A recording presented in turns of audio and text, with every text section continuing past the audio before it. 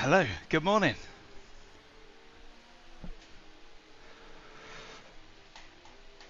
How are you all doing? Hope you're all good. And let's hope for a nice fun day.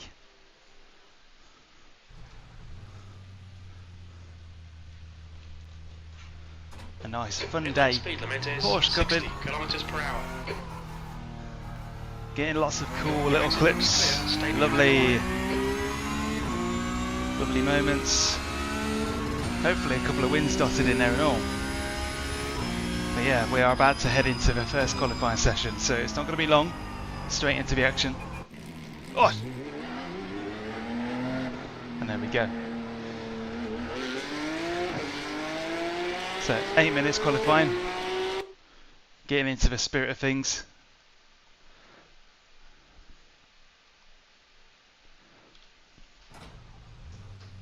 Quick check that my standing start procedure still works, because you know, you never know what gremlins could have been at play. Yeah, fair enough. So morning to you all, Patty B, Happy Troops, Bobby, Mr. Bro.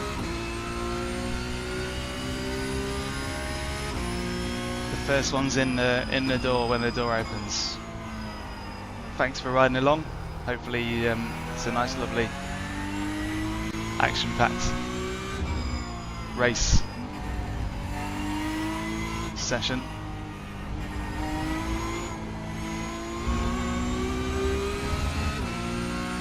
Track feels warm.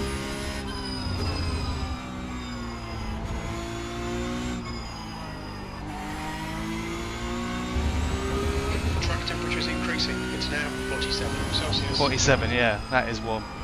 Very, very hot track at Mugello. The most Italian of circuits. I know Monza is Italian, but Mugello feels even more Italian than that. Look at the curving.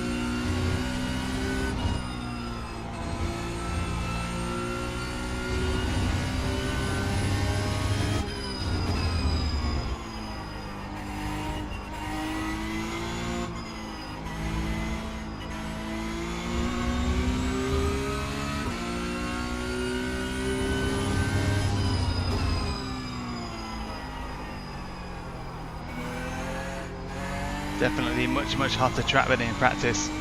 You can just tell. Cars all over the shop.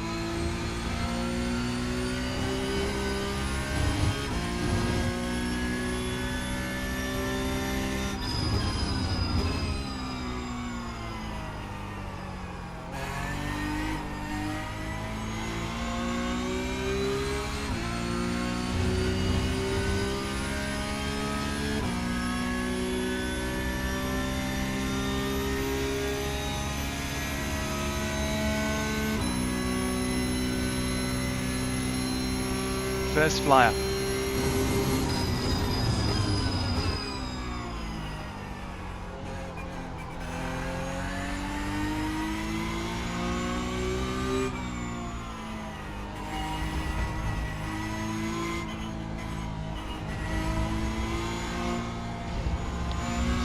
Oh, just about. That was nearly invalid.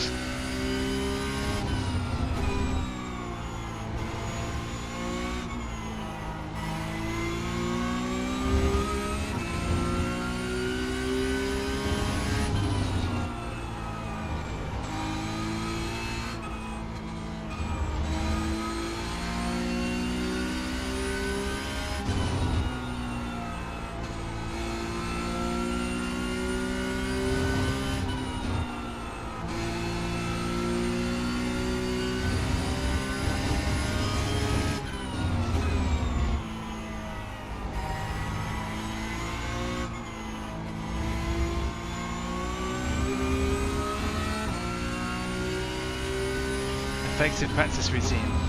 I'll let you know after quali's wrapped up.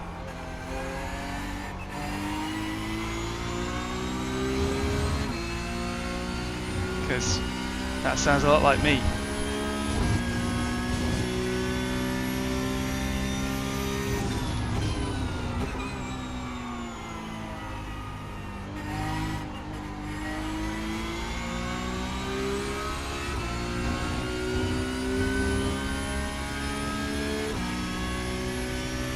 Morning.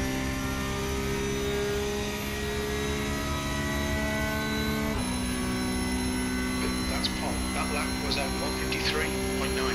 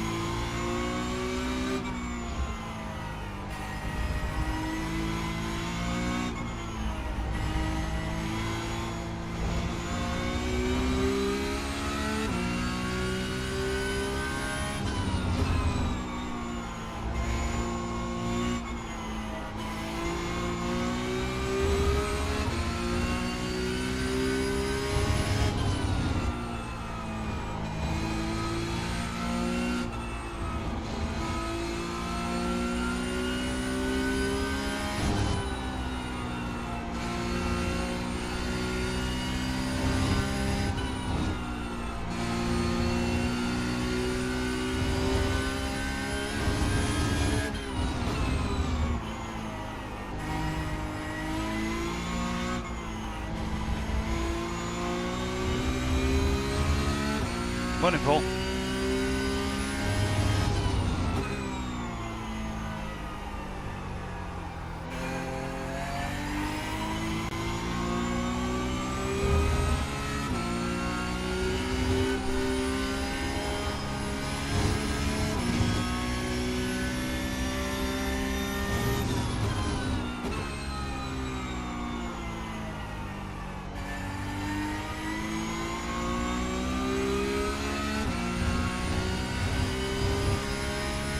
It's a big improvement, but it's far from pole.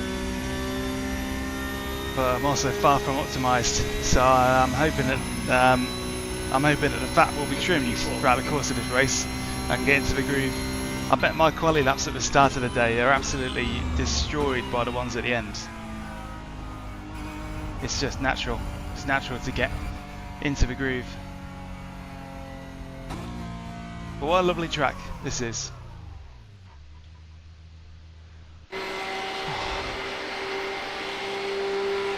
So,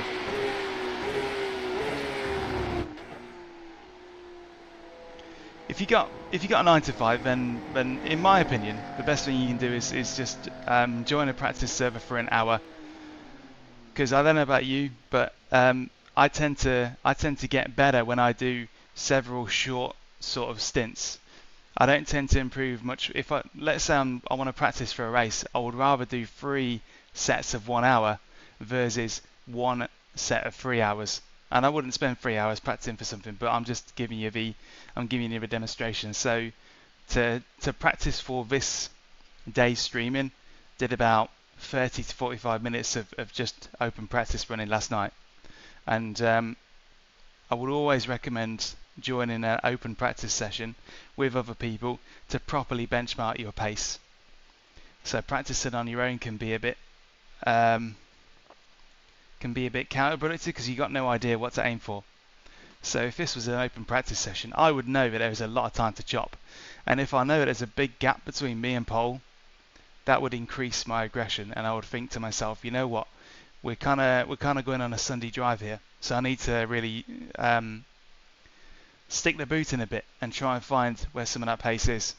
Whereas if I was practicing on my own, I've got no idea. I might think that 153.1 was a good lap. Of the session, 7th position. But there's a lot of room for improvement there. An element of it is just going to be getting into it, because Mugello's got a lot of mid-speed corners that can be quite tricky. Mid-speed long corners.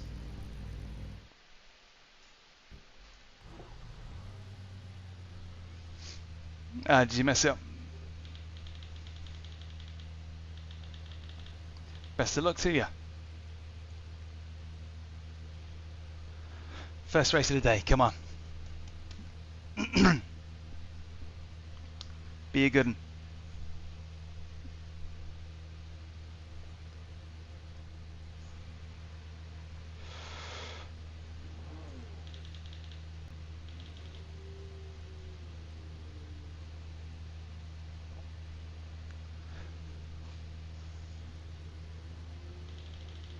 Well, good luck, Hayden. Good luck with your endeavours. Yeah, I'm a big believer in sleeping on it. I believe that sleep, when you sleep on something, you will come back to it the next day better on the whole. So if I was practicing for a big old race, I'd probably do one short practice session every day for it. I wouldn't leave it till the end. But if the only practice I had was the day before, it would be way worse than if I had 3 days worth, even if it's just small little bits, bite-sized bits. The power of a brain to kind of lay down and glue down the foundations of muscle memory is impressive. Here we go. Celsius. Right then. 7. All right, Daniel, get ready. Green, green, green. Right. Bit of shimmy in there. Oh, free wide. Don't want to do that. I do not want to end my race early. Clear all round. Clear right. On your right. Still. Come on. Hold your line. Hold your line. Right side's clear.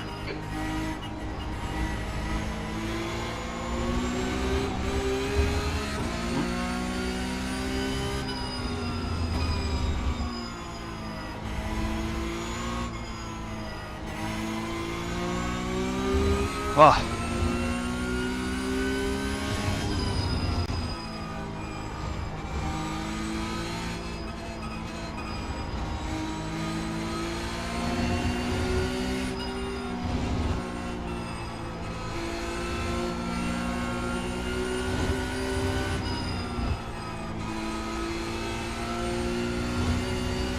Settle in. Just got to settle in. Hey, Hawking.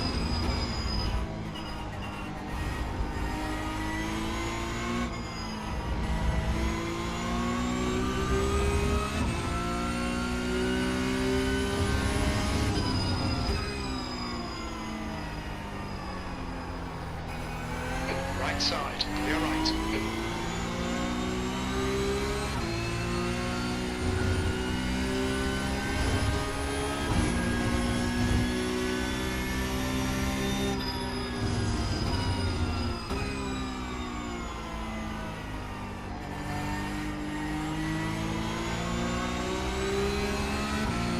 There's a chance for 2 here.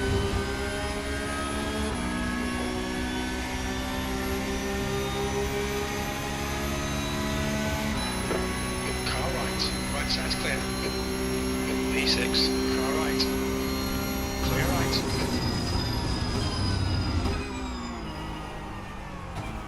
Well, they both kind of took each other out there. Whoa.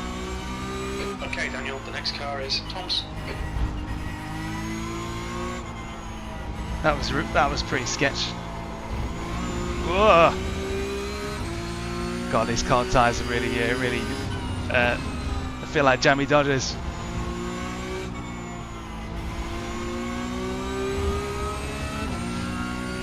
Come on, give me Delta up.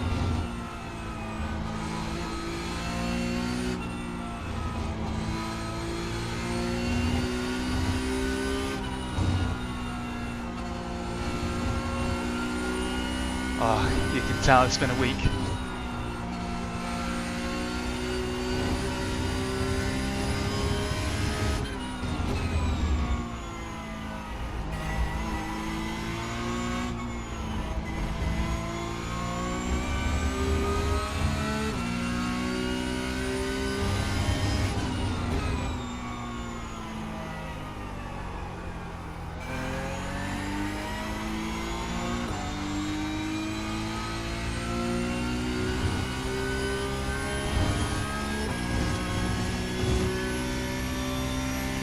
Jammy Dodgers, the problem with them is that they come in a pack that's of a quantity sufficient enough to have in one go.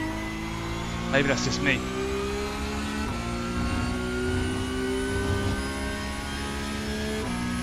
And they're often on offer.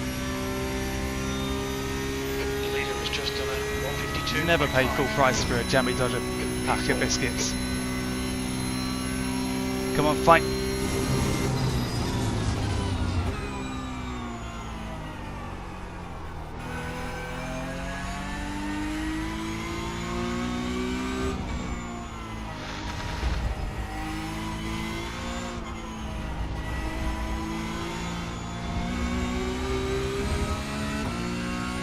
Hey from New Zealand.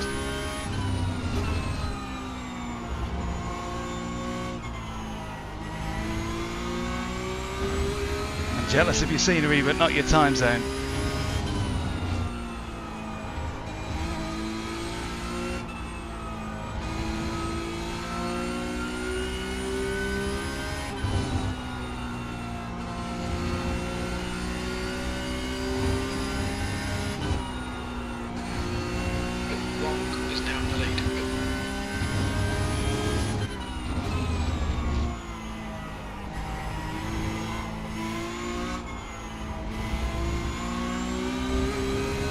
Okay, starting to find a groove. Still picking up little off tracks here and there, but it seemed unnecessary.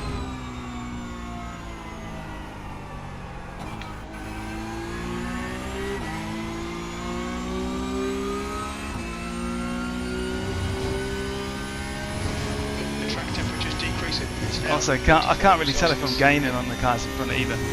I don't think I am.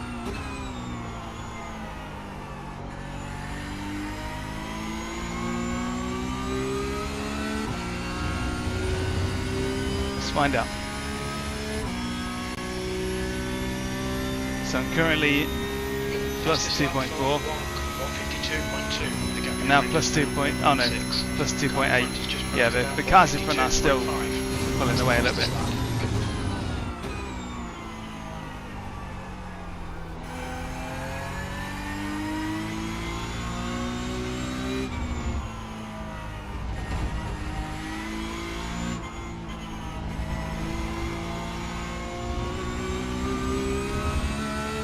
Unnecessary off track.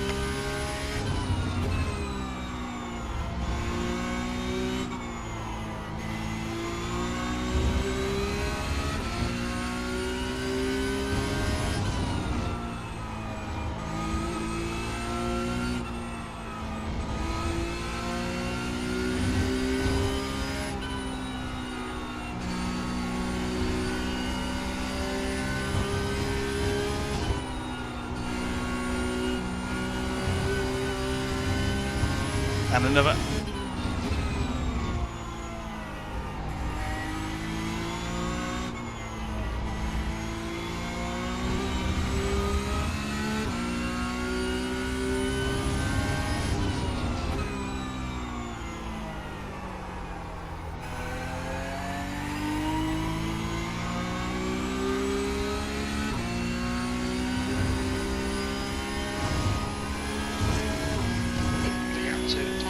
Ahead is now 2.5 seconds.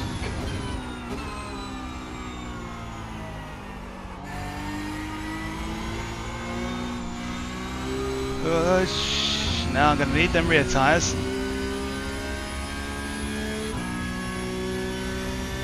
Who's my favourite F1 driver? I'd probably say it's going to be Hamilton, Verstappen and potentially Piastri in that order.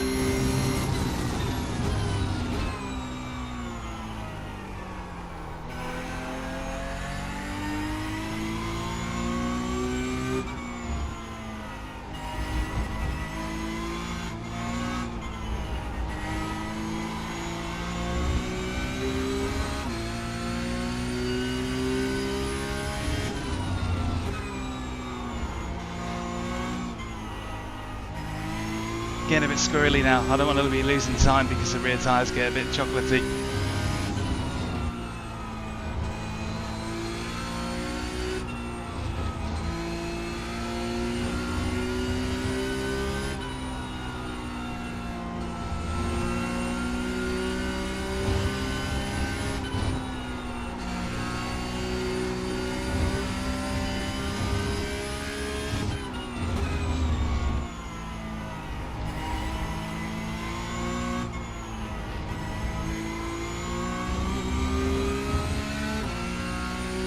Hey Mark Gaiman, thanks for joining us.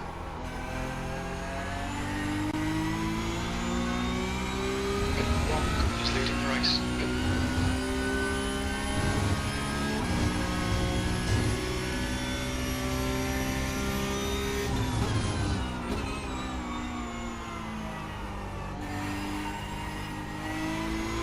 I actually think that I can probably lean on the front tyres a bit more. I don't think I'm utilising them enough, really.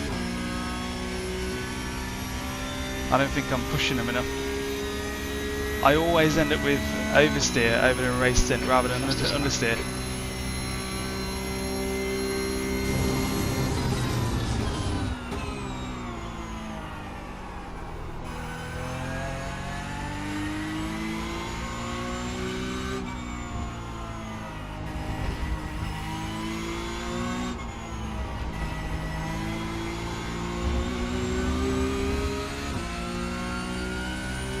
My wheel's set to 1080.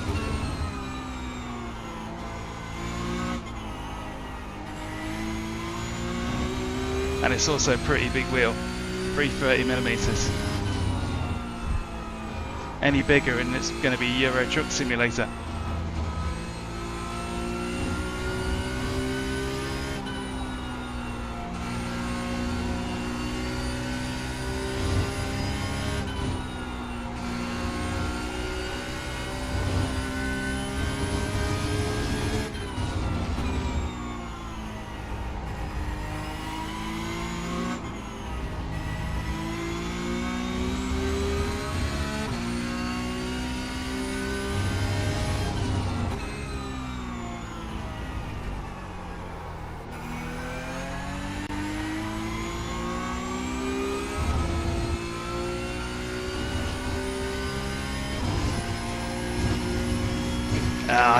I can eat that off track.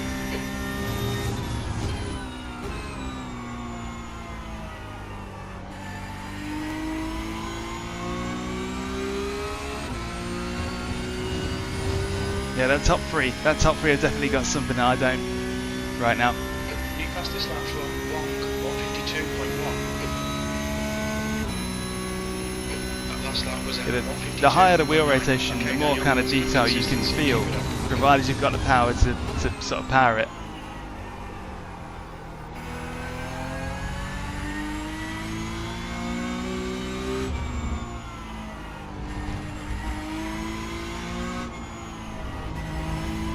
Plus, with it being basically just sports car stuff I'm doing, there's no real need for me to ever steer.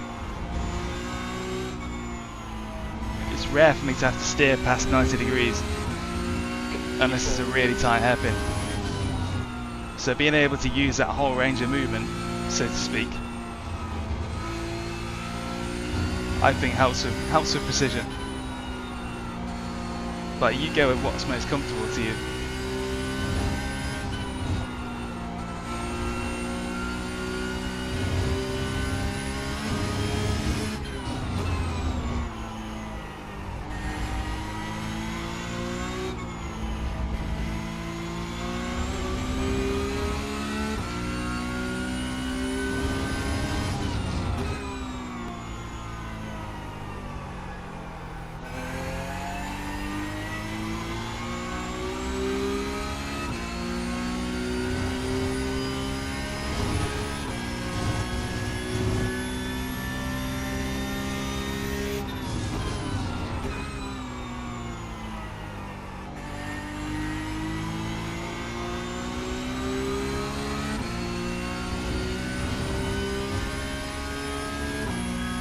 Let's try and find some time. I've got session optimal sector delta on. So I'm trying to figure out if I can change my lines up a little bit and just experiment.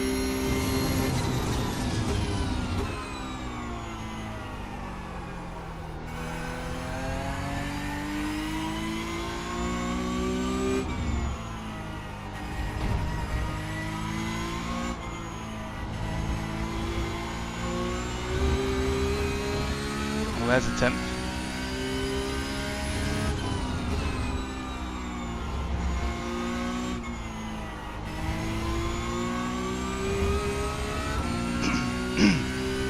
Right, so there's a 10th through that first sector. I think I'm trying to just be more aggressive, chop more curves, see what I can get away with.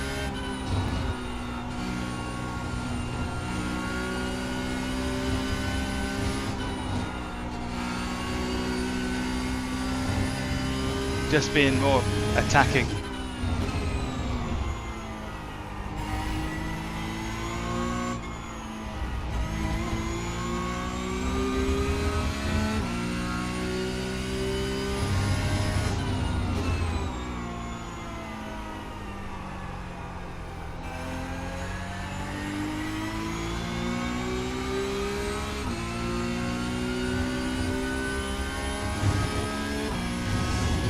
couple of attempts found.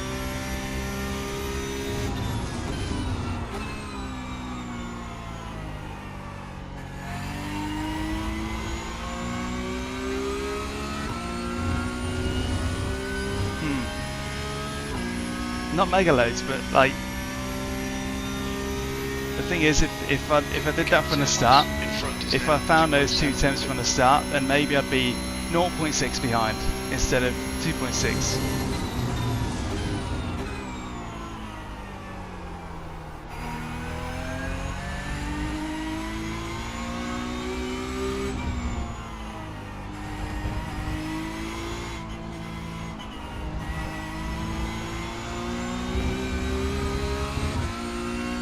It's almost like you need something to chase to really get the best out of you.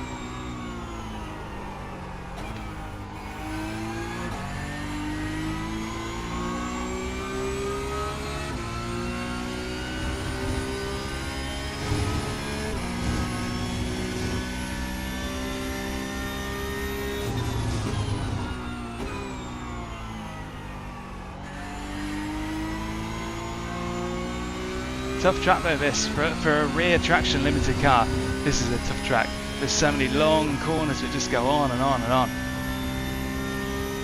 Right, session last lap. I want to basically know if I'm improving or getting worse.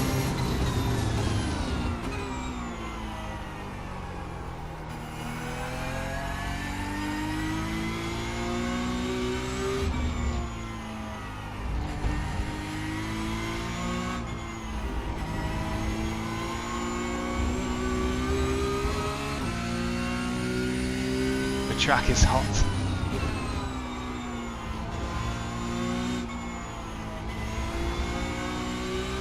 And the top three have done everything they needed. This race turned into a sit down exam and they've absolutely aced it.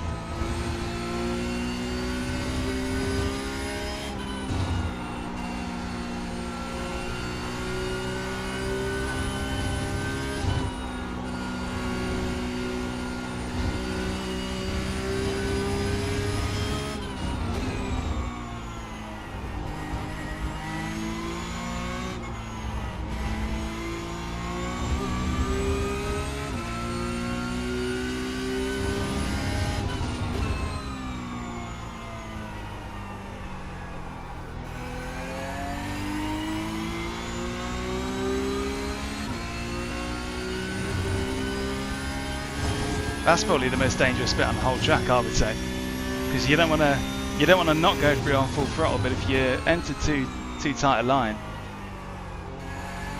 then you could get some pretty bad snap oversteer under power.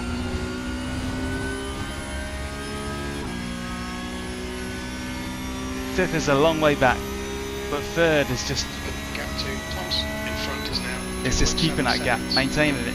Your last lap time was 1:52. How was the stag do? Oh, it's lovely, brilliant. Oh, gone deep, gone wide. Here we go. Some cracks showing.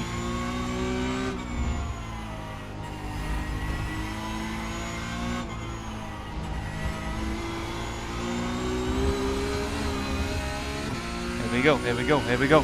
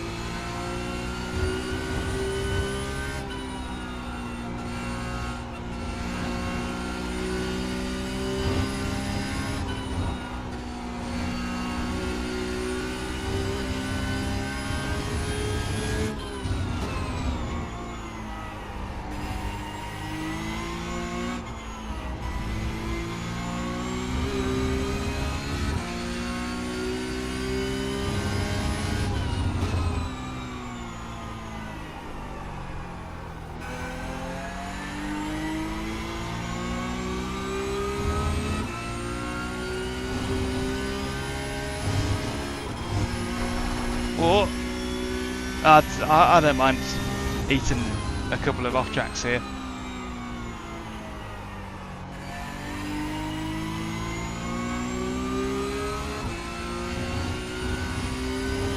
So if you follow me on Instagram, you would know that at the weekend I was at a mate of mine stag do in Tallinn in Estonia. It was brilliant. Such a lovely city, so pretty.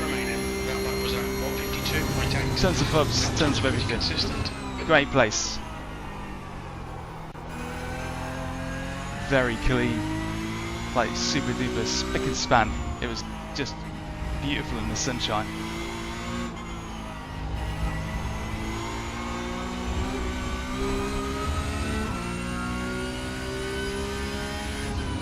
I would definitely go back.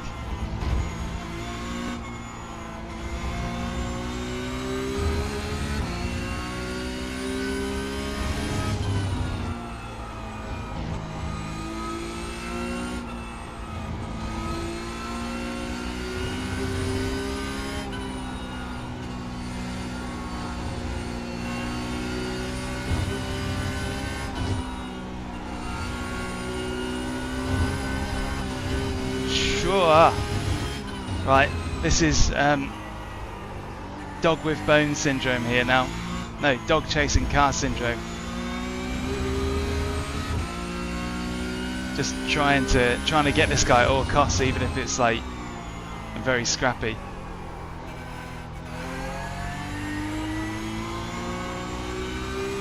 He only needs to mess up once and I'm on it.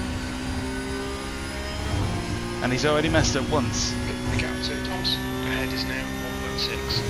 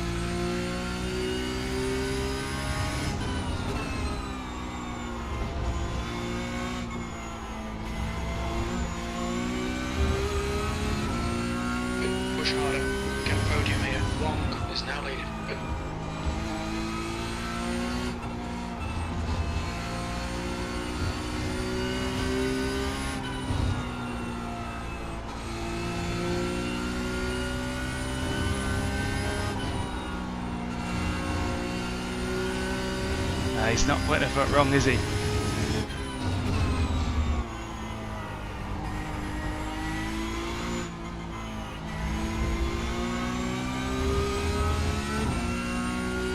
Do a drift. Yeah. That's actually a good trick.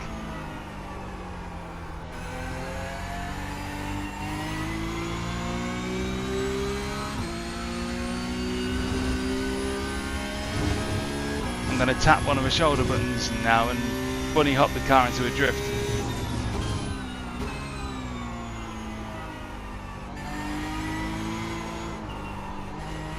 There you go, there's your drift.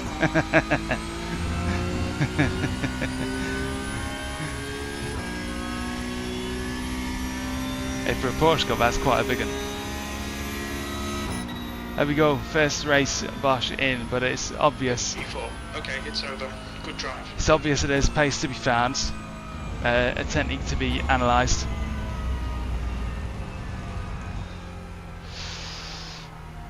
Yeah, there's some time to be found.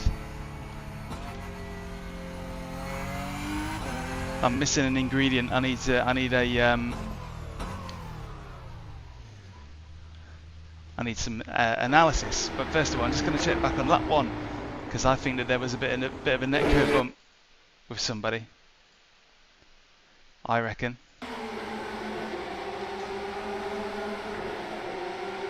Yeah, a good solid race. Oh yeah, bit of door banging there.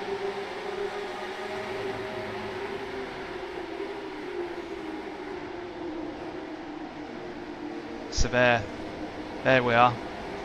If you don't already know. Oh no, he just sent it to he just went too deep. Nothing to do with me.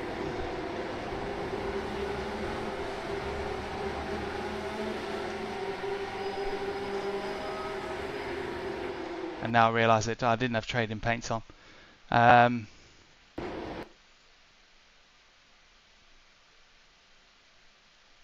And what happened lap 2? Because I was alongside with this white, pink and blue car and the grey car. I think they had a bit of fisticuffs.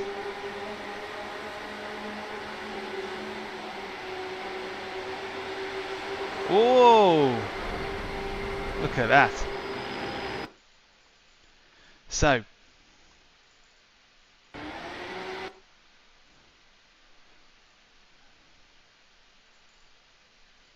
yeah, you can't pass on the pit lane.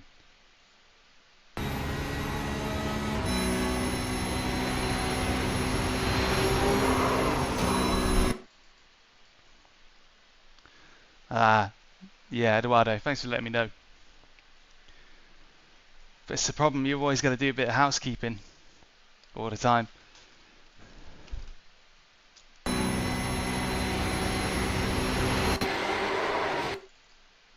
Yeah, you can't do what this fella does.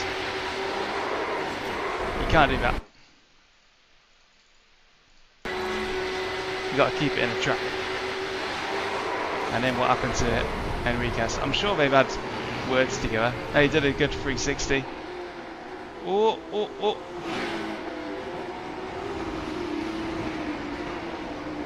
And he kept it going.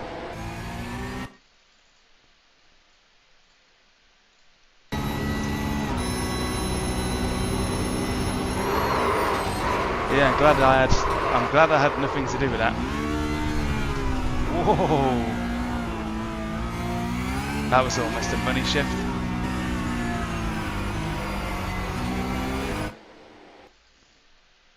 Kept it going pretty well though, to be fair.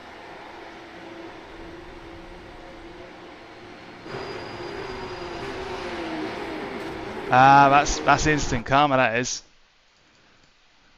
Yeah, Eden, you're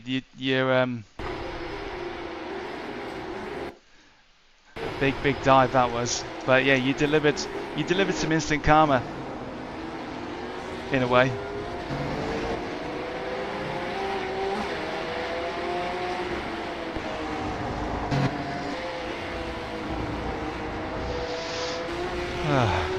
Yeah, I'm sure he would have had an off track for it. But if he didn't, yeah, you can't be overtaken over the pit. Sort of a chevrons. I don't think so anyway. Maybe I'm wrong. I'm open to being wrong. So you had a banger lap 1. I mean, to come from 14th on the grid to wherever you ended up. Sounds like it.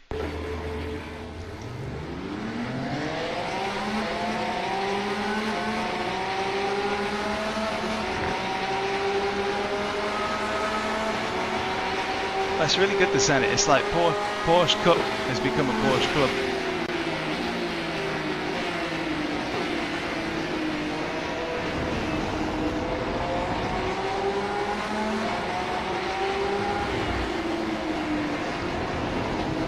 Opportunistic, but solid.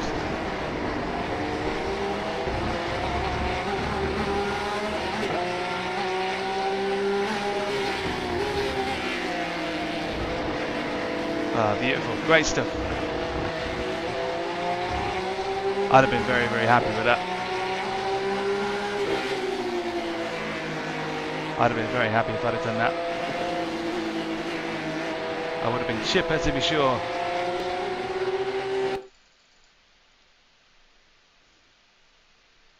And then like an angel of death.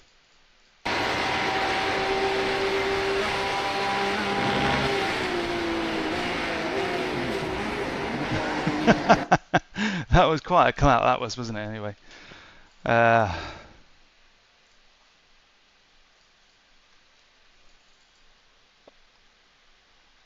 Yeah, it was a good race.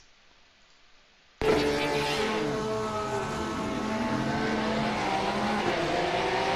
start from you and all. There's Shahar.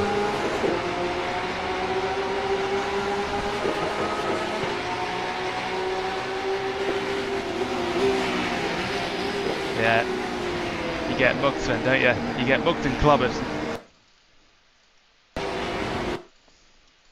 Mugged and clobbered. But that was good. That was good. Was there anything save worthy in there?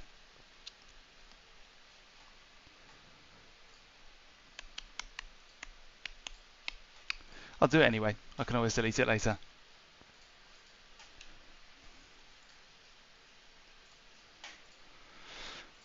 Okay, so what I'm going to do now is put us in the swanky little between races screen, because I'm sick of leaving you guys on a blank screen while I sort all this out.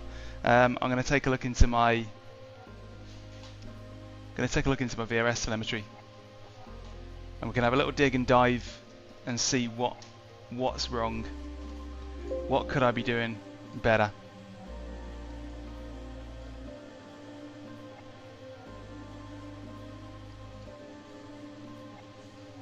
So bear with me one moment.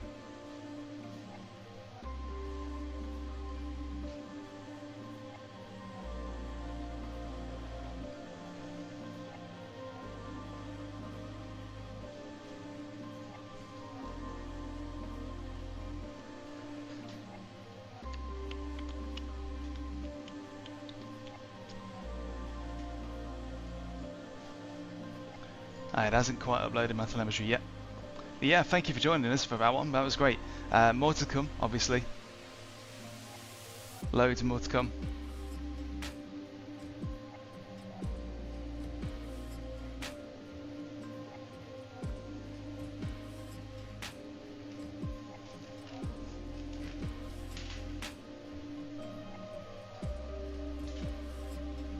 Just gonna pop open that door.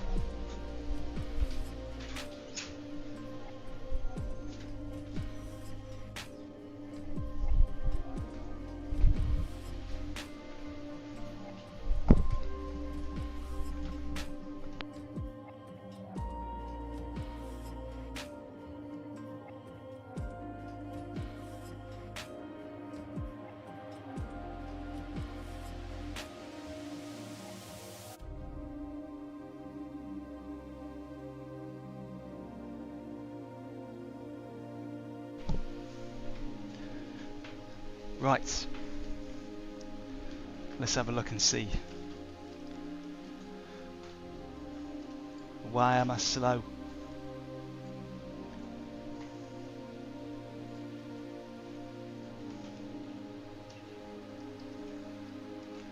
It's a question we must ask ourselves at all times.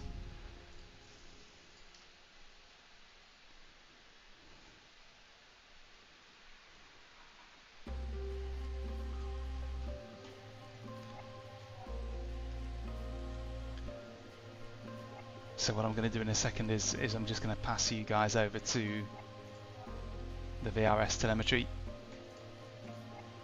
once it's up and running.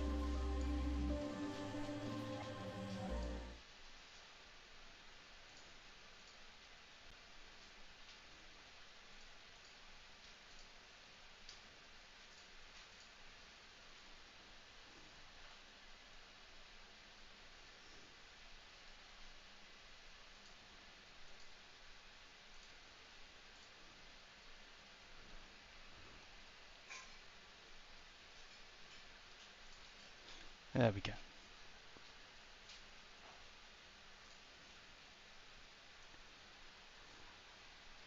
Oh, bear with me.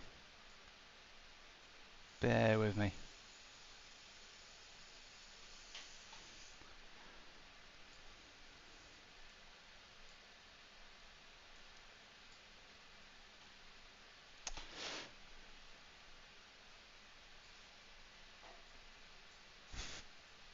Okay, kinda.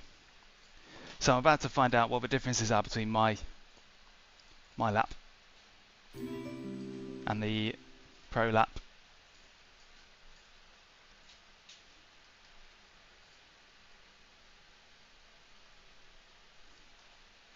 So what you're seeing now is VRS, Virtual Racing School, and I've used this for years. You'll see a lot more of this in the near future, including a little video explaining what I use it for and how I use it and how to use it yourself, because it's a perfect self-coaching tool for sure.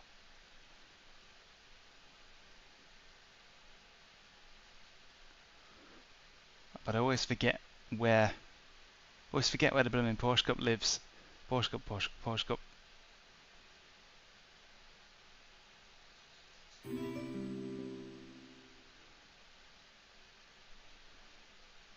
There we go. iRacing Porsche Cup by Coach Dave Delta. And then, wow, okay. So there is a gigantic, I mean, I know that the track is warmer in my lap, but it's not that much warmer. Track is 4 degrees warmer on my session, but there is a massive 2-second gap. So it's 10 minutes till my next race session, so we've got a little bit of time just to have a look and chew on this. So my fuel level is lower. So my fuel level is actually lower than the VRS coach is. So really speaking, it is like for like, basically. It is like for like. So where's the difference? 3/10 to be found in turns 4 and 5. So that's the second S-bend section. The coach is chopping it a lot more, or the coach is chopping the first part of that corner a lot more. The coach is also so I am the blue line, and the pro or the coach is the red dotted line. So to go through that sector 3/10 quicker than me, he is, first of all, he's entering it. He's coming off the throttle and onto the brakes slightly quicker. We're only talking about 5 meters, but he's going into it gentler. He's going into it gentler, and he's about a meter to the left that I am.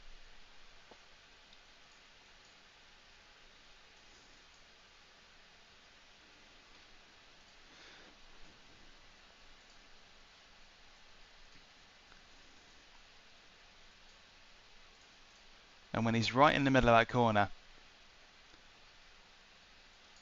he is basically almost he's almost a whole car width. No, about half a car width to the left of me. No, he is about a full car width to the left of me.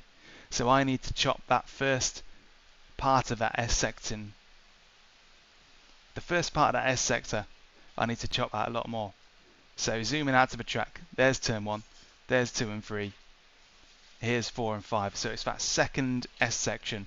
I need to really eat that curb.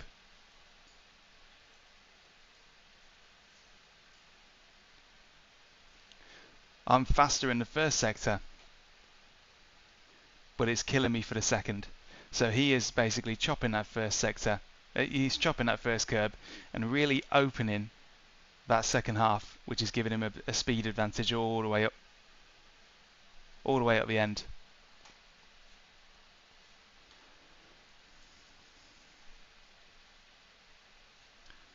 So that's one thing for me to know. Chop that curb more.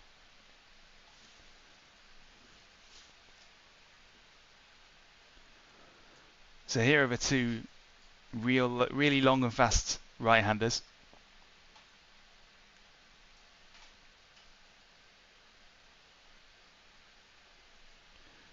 The two really long and fast right-handers. His throttle.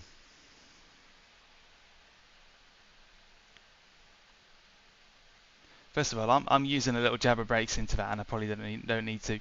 My line is also wrong. So let's have a look and see where his line is. Yeah, I need to be a lot more to the left.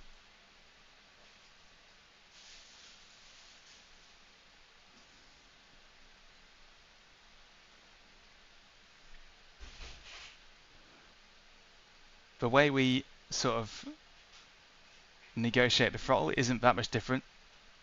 But if I go to the next couple of corners, you can see that I'm doing that thing I tend to do, which is in the mid corner, I'll bring it onto half throttle a little bit to engage the rear, and then I'll build it to full throttle, whereas he is just waiting. It's almost like a switch.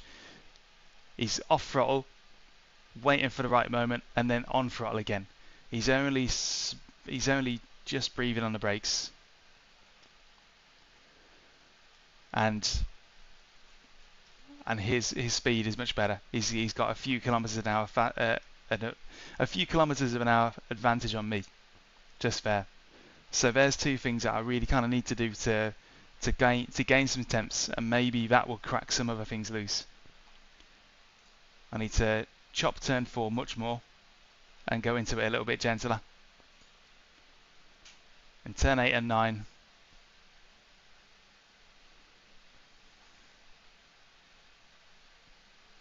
our steering angles are quite similar, so it's not as though I'm attacking it that much harder, but my line was off.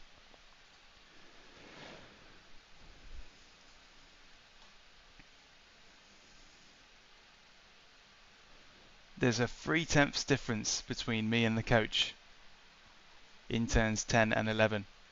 That's after you've gone up that really fast right-hander over the hill. And the throttle trace is almost identical. So we're doing the same thing on the throttle, and we're basically doing the same thing on the brakes. But what's really different is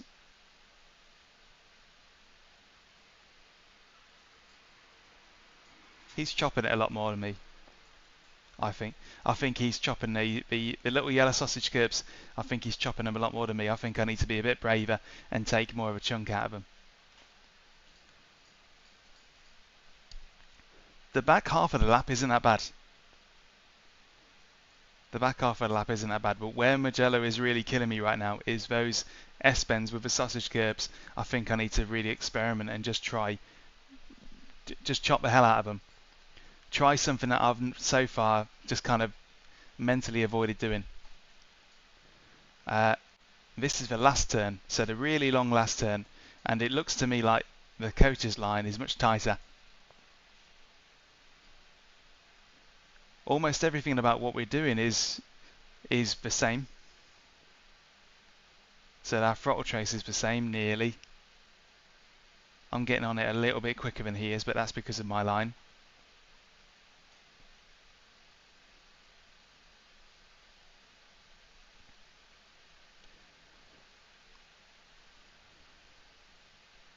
And our steering is almost the same in terms of behaviour.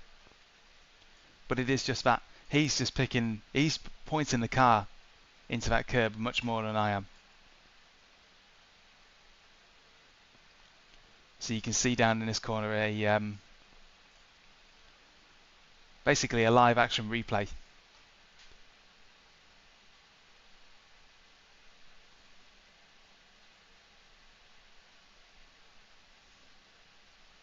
Much tighter line.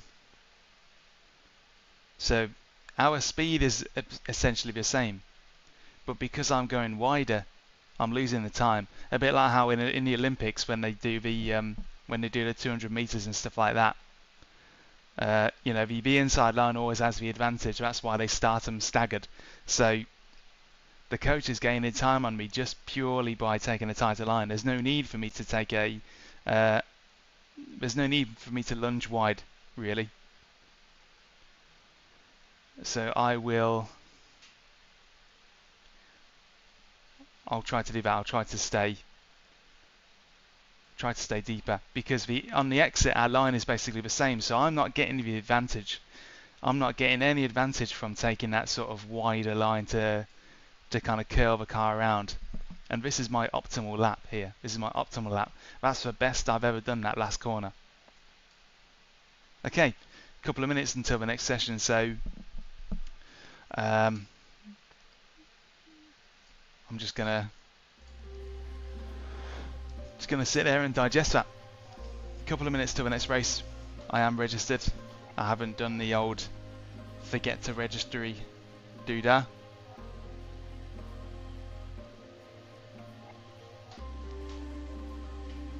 and it's the open setup, but I will just be using the fixed setup as per normal, because I tend to just prefer it.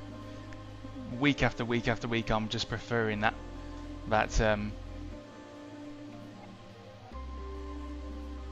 yeah, I'm just preferring that fixed setup. So I hope you're doing good. Thanks for joining us.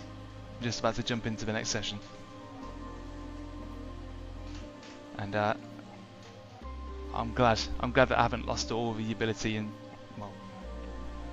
to drive a Porsche Cup after a week's gap driving it and a stag do in between.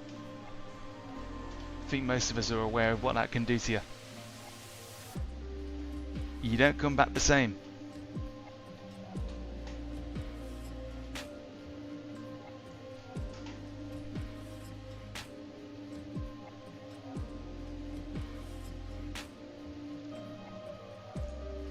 Join.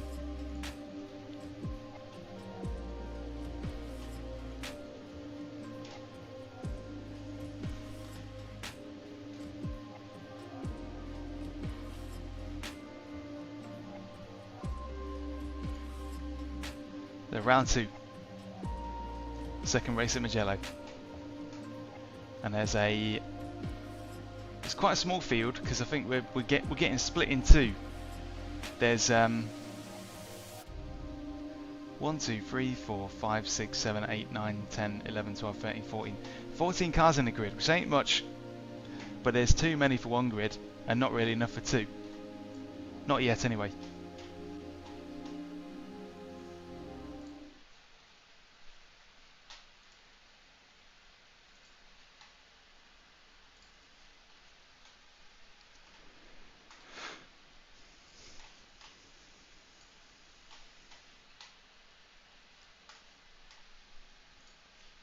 Yeah, the next fixed race will probably be much busier.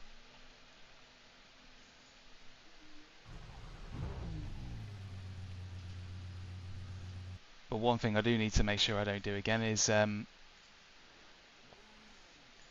last time I did qualifying on the race setup with full fuel.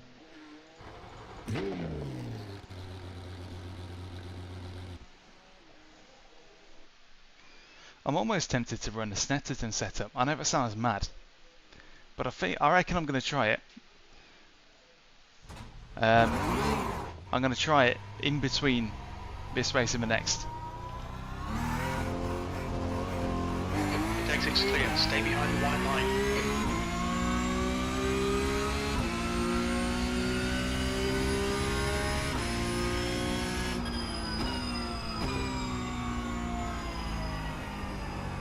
So nothing majorly wrong with this bit. I'm doing this bit okay, and I'm even doing this bit okay.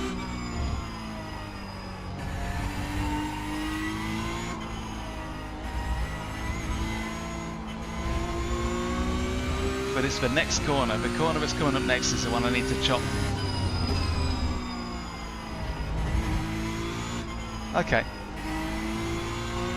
Yeah, I get it. Same thing here. Compromise this corner. Not quite that much.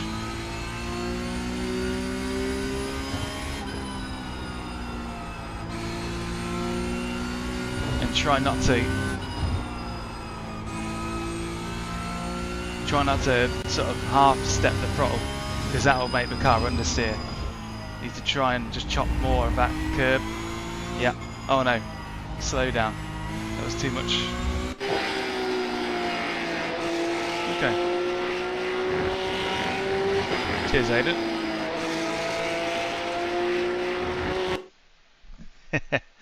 Mugello is the Mugello. No, Snetterton is still water. Mugello is sparkling water.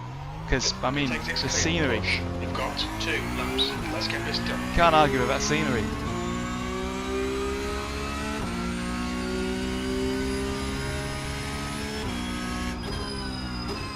But it is tempting, because Snetterton went well for me.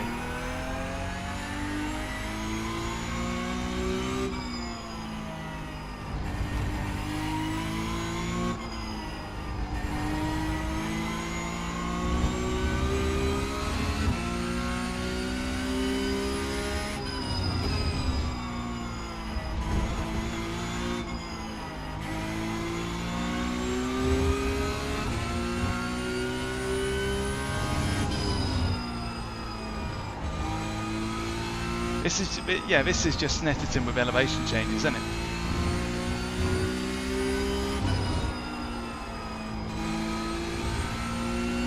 The track temps increasing. It's now 49 Celsius.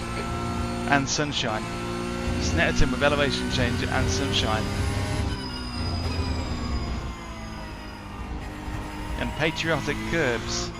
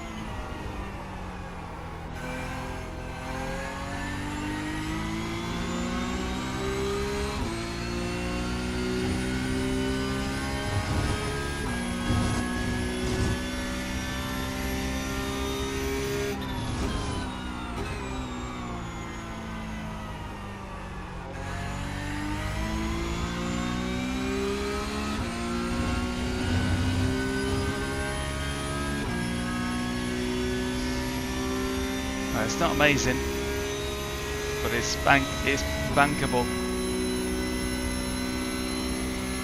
You're in pole.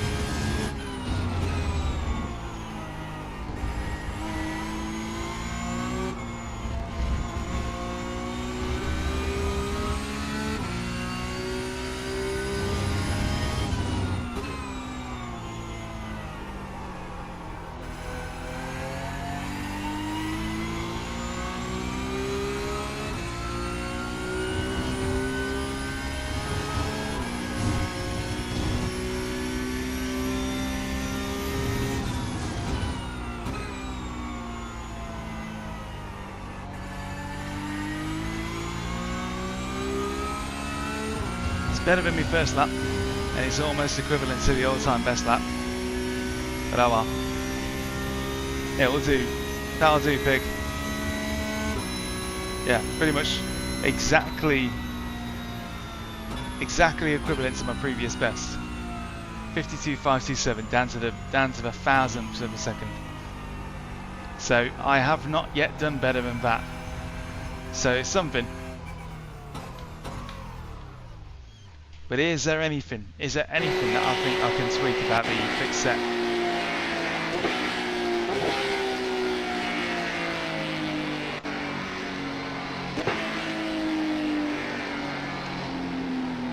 I don't know what I'm doing anyway.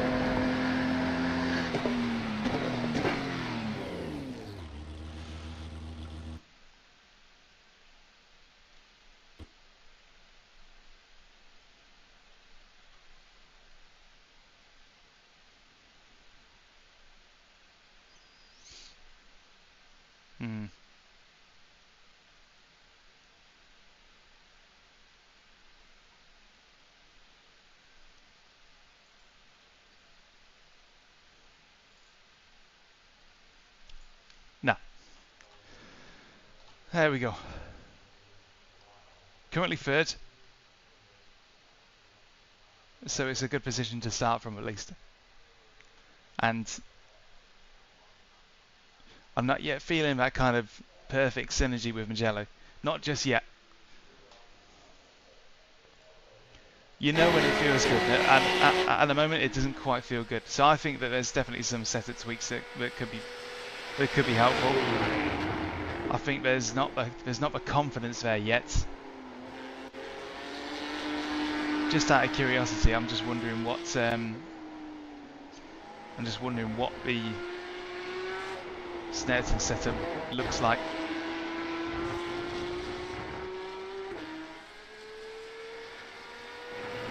Oh, bon voyage, Eduardo. Hope it's a good one. End of the session, P3.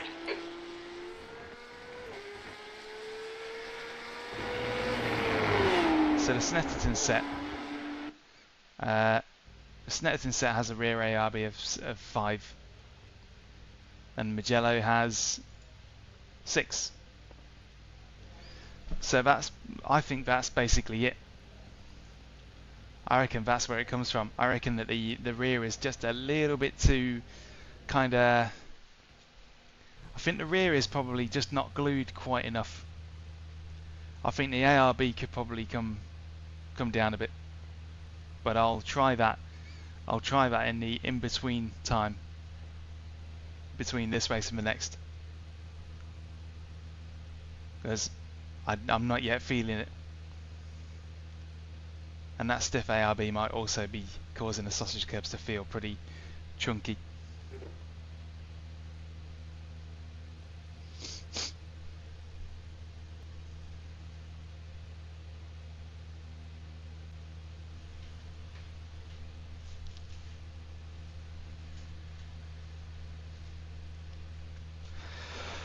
Right, race 2 of however many.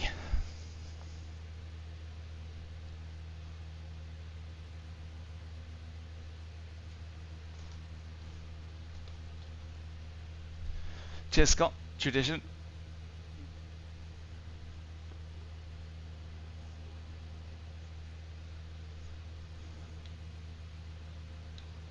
Have a lovely time.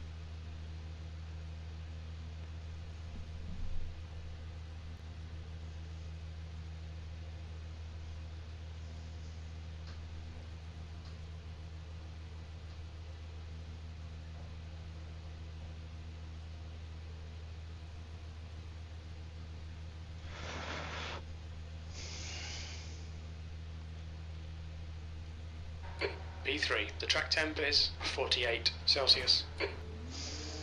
Okay mate, get ready, relax. Green, let's go. Good launch. Fair launch. Luke is still there on the outside. Car left. Hold your line. He's still there. Clear left.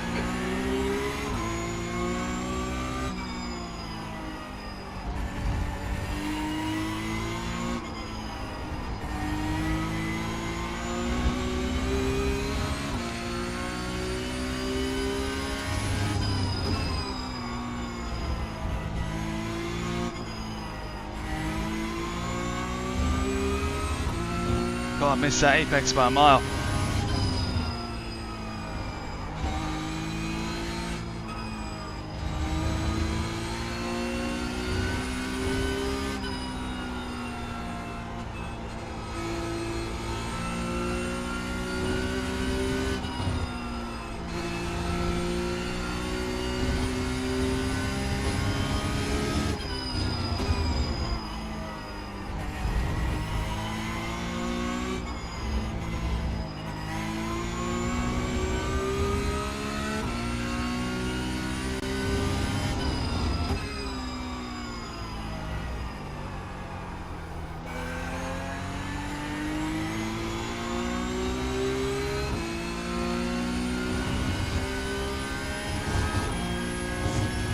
Right, second is basically what I'm aiming for in this race.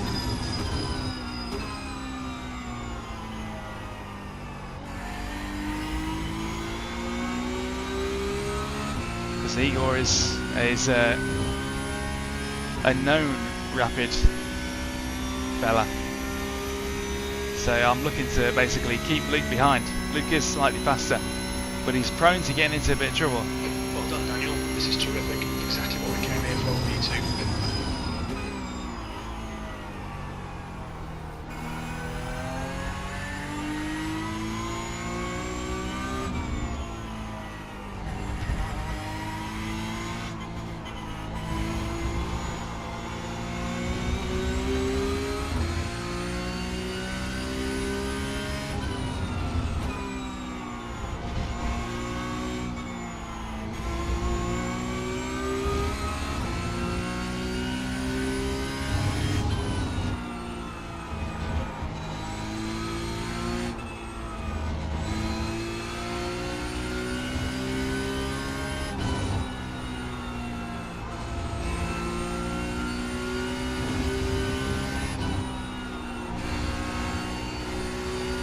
Yeah, the battle here is really behind, not in front.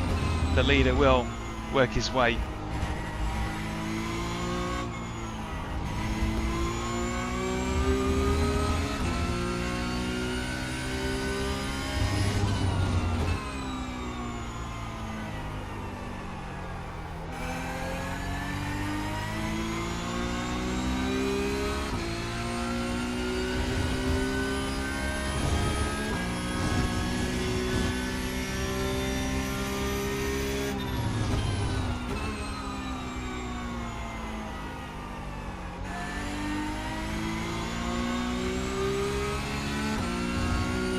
All I'm really concerned about right now is keeping Luke at bay.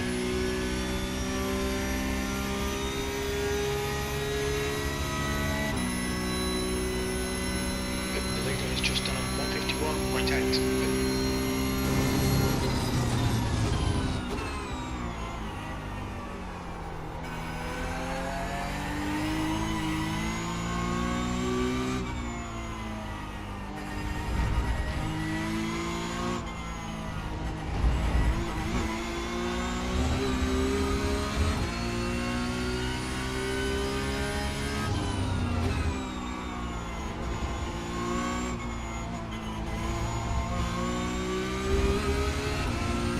V2.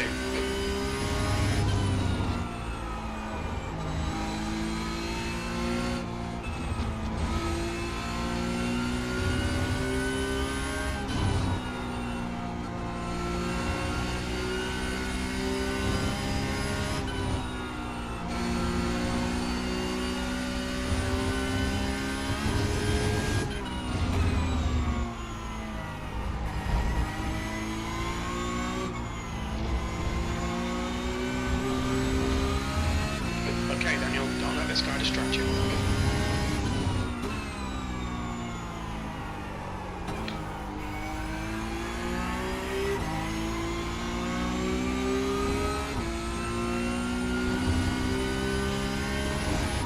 Feels like I'm nailing all my marks, but feels like very clean at the minute because I know I've got to be perfect to keep third behind.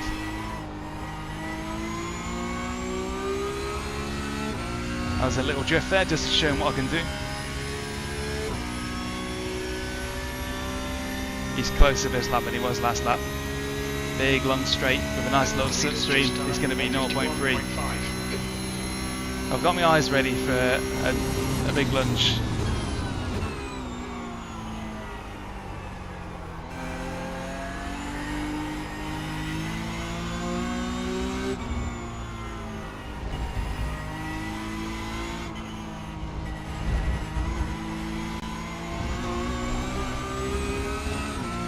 Really close now.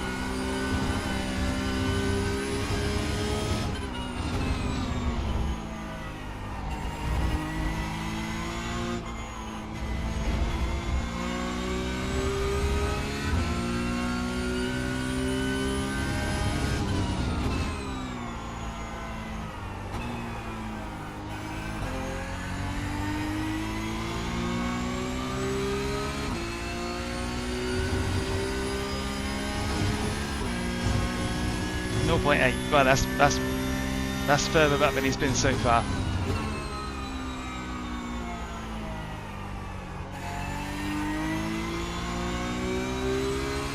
That's good. Okay, 0.9. Yeah, he's half a second further back than he was last lap. So it's not all going his way. The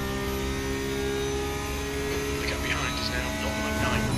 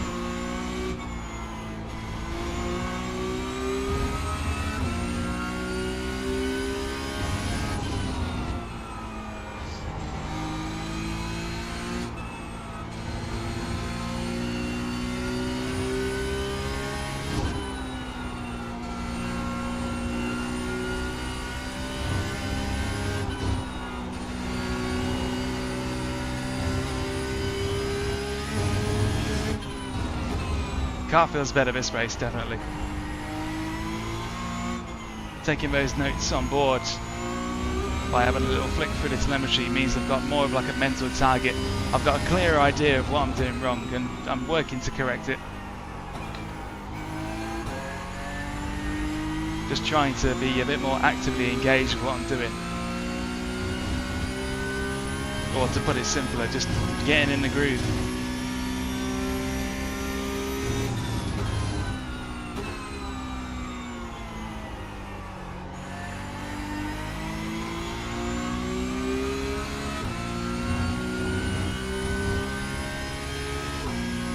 Hey, Forza. Yeah, I love that.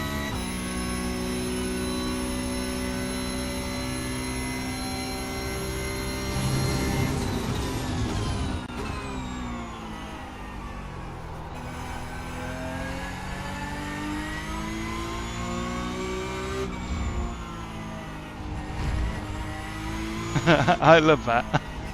I love it when stuff is described like that. It cracks me up every time.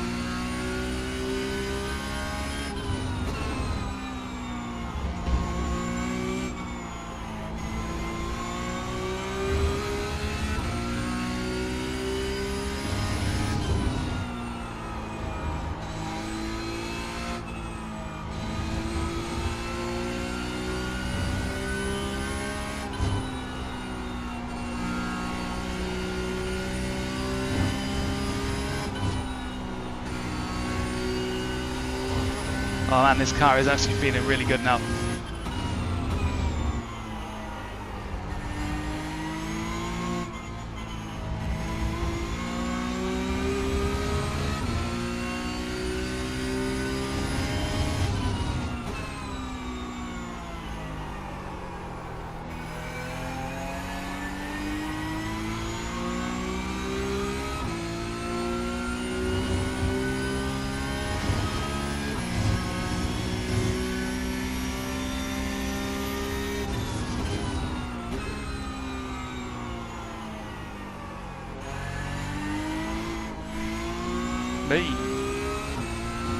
I love it when stuff is described like that, like if butter had a tagline like butter spread makes your bread moist so you don't choke on it. Sector 1 is Stuff like that. 0.5 Love off it. the pace. Sector 2 is 0.3 off the pace. Sector 3 is 0.7 off the pace. Okay, Daniel, lap times are pretty consistent.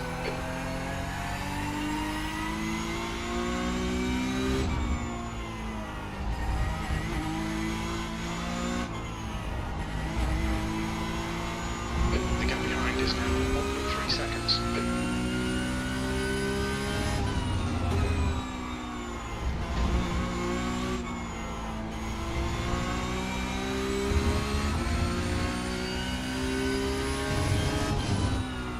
Right, Igor's gone. Jarvis is the second behind and maintaining that gap. He's sort of going up and down a temp or two. I think judging from my observations in the last races that he's been in quite a few. But we never seem to share a track. But I do take note of how their races usually go, and he tends to be quite aggressive early on. So maybe he spent his tyres early. Could be wrong.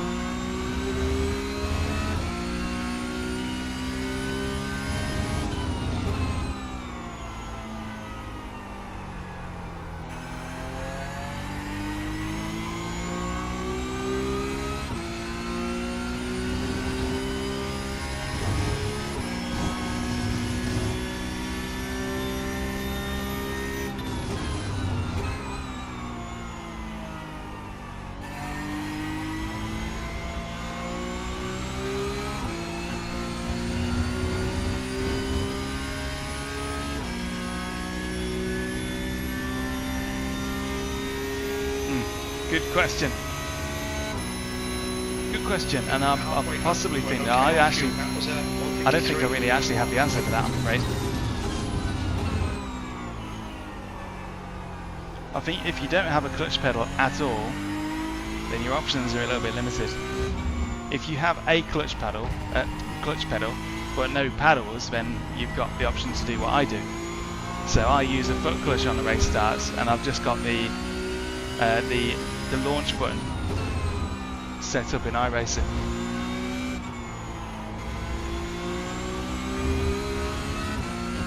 Right, third has made 5/10 of an impact. To make sure I don't let this slip now.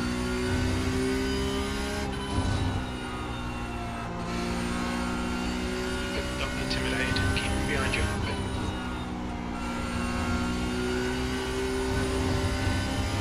Hello, Smite.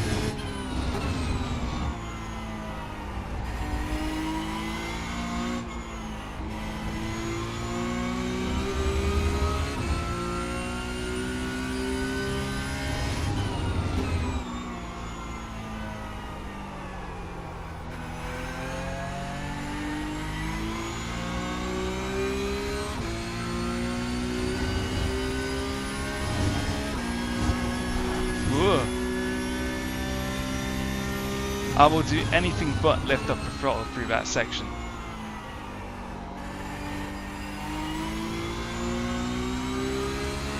Lifting off is not an option.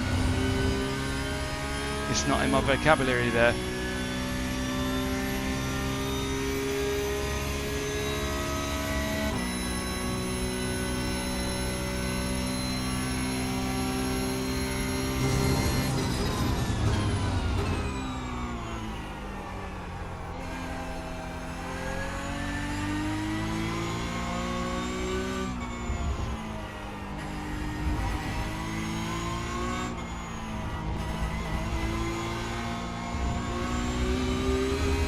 Whoa, that was good.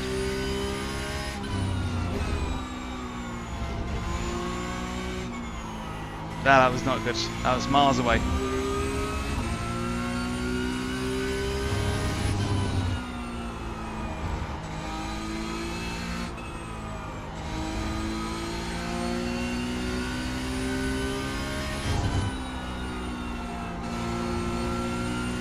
You're pulling away from the guy behind. The gap's now 1.3.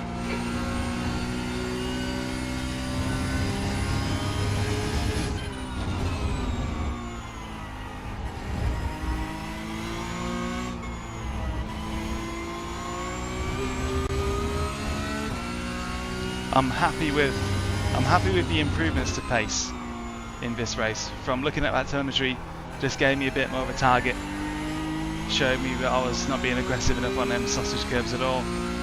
Mistake from Jarvis, he's now 1.7 behind, so definitely he's lost some time. And I'm going off to play in the sandbox again.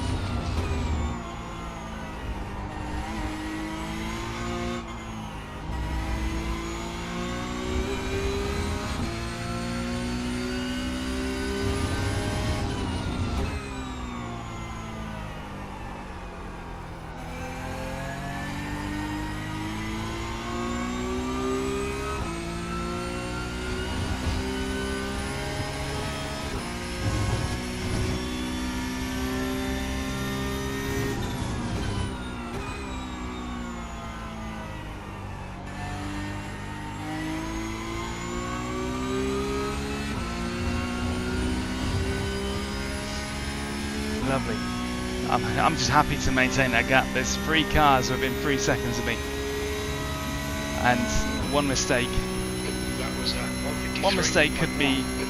could send me all the way back to 6. Even just a little one like braking, locking up or something. So I'm happy that I'm in the groove, maintaining pace, earning a good solid second. Obviously not yet finished, so I'm not going to speak too soon.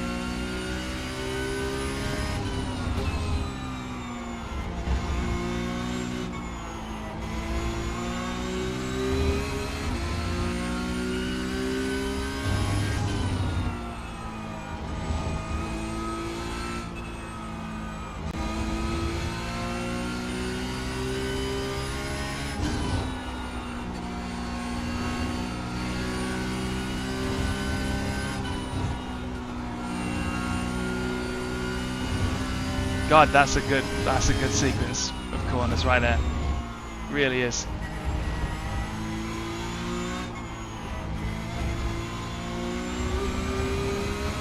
The gap behind is now 1.3.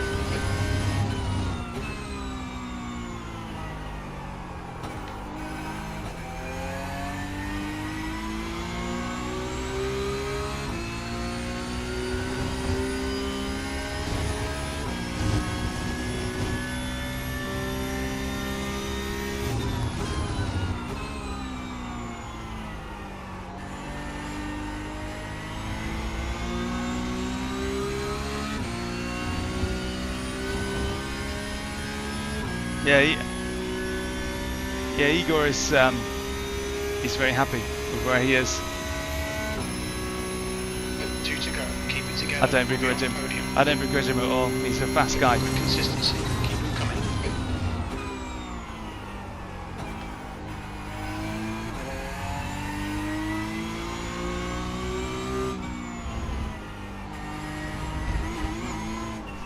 Whoa. Don't want to be doing that. Not this late in the game. Still got another lap to go after this one. Don't want to give Luke any excuse to think that he is going to catch up. Got to be careful now. I've lost 5 turns through that sector.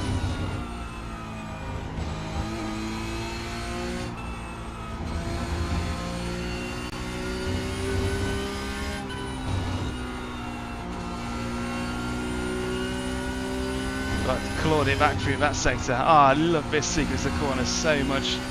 They're so good.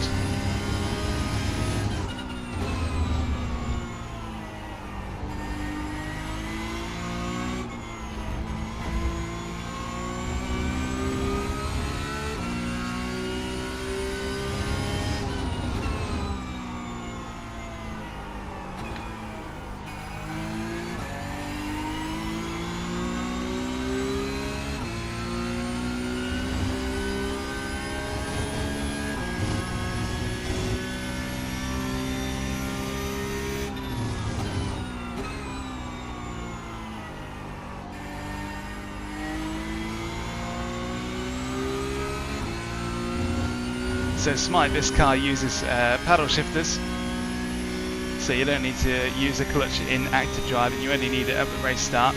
Alright Daniel, Luke is 3 tenths behind.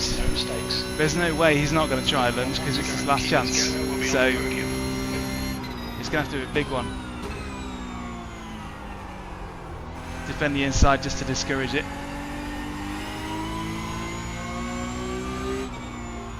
And I've just got to be annoying now.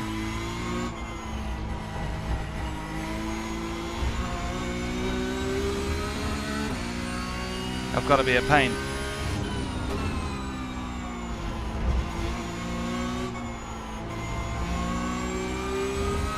I've got to pull a gap through this sector.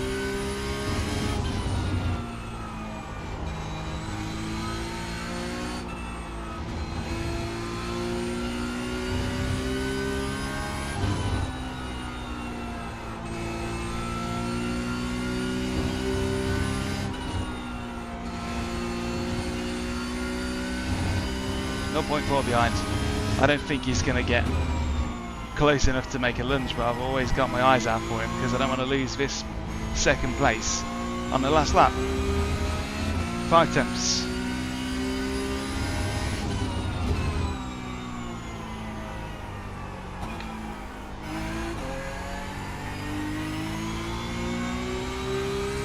Five tenths still.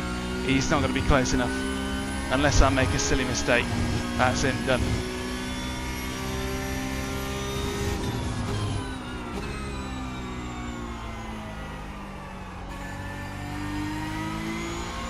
So, just got to make sure I don't do a silly mistake. Good.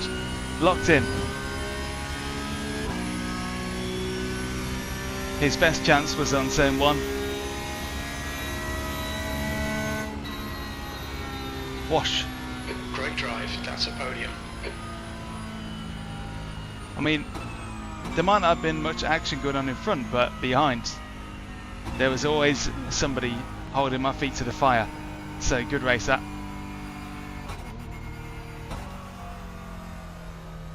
Solid result. A solid result that wouldn't have been earned if I'd have driven any sloppier than I did.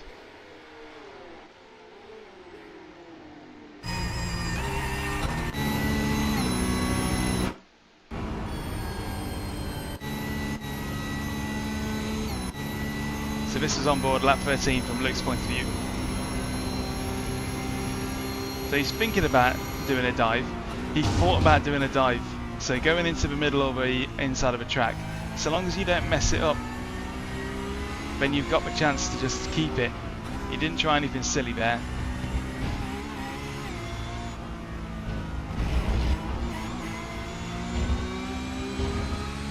Well, that was quite a tempting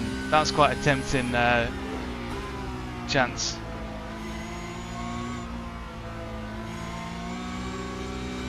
And in reality it's the back half of the lap.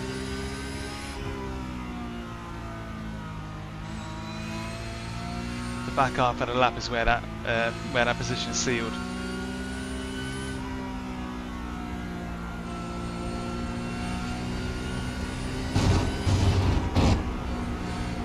Good stuff.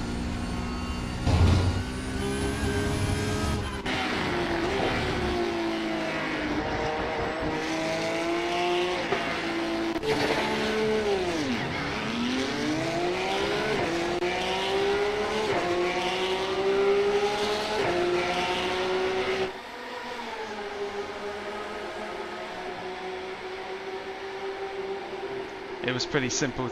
Taking second place was pretty simple. There's always a chance that if Luke had held on to second there, I'm not sure I would have been able to overtake him.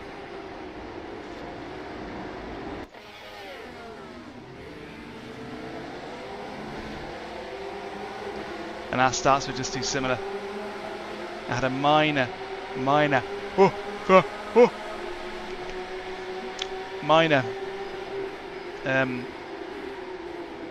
minor advantage off the start, and that did it. If it weren't for that, I reckon it would have been a protracted battle for second place, and Doran and Aiden were only just there. They weren't that far behind.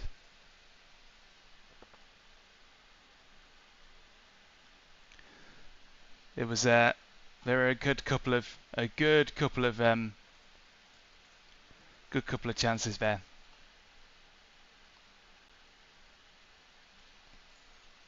So you bottled it on lap 11. Let's have a look and see.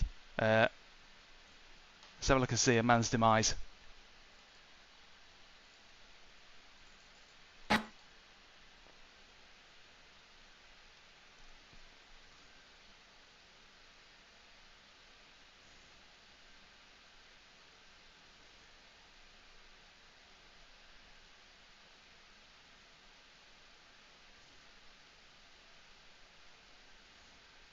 Ooh.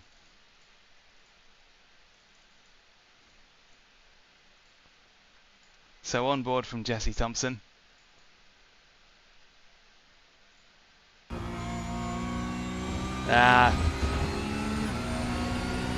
Making sandcastles.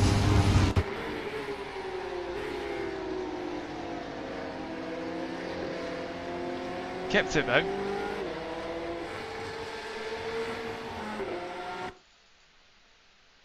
Oh, there we go. Oh dear. Dear me.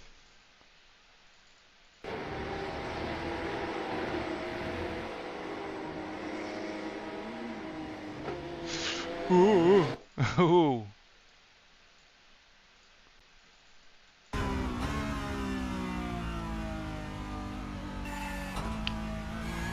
Yeah, I can only imagine the pure clenching. Am I going to join a P-Cup league? It is tempting, but it's just I guess I'm in my work solidly in the evenings phase, so it doesn't quite slot in, especially with a toddler. Toddlers are run around after, but we'll see what happens. Would be nice.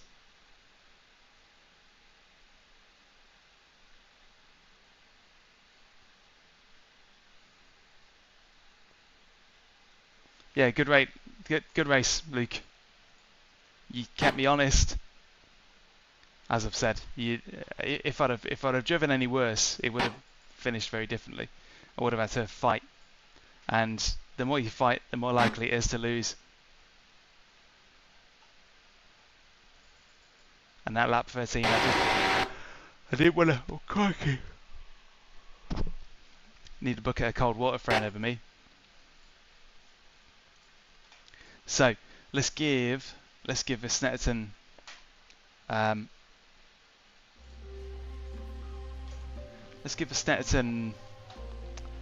God, it would help if I could string a sentence together today.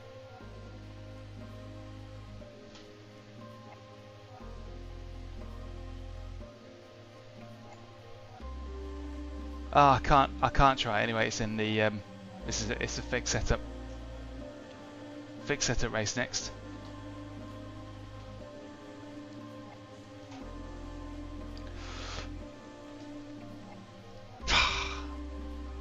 But if you're here, thank you very much for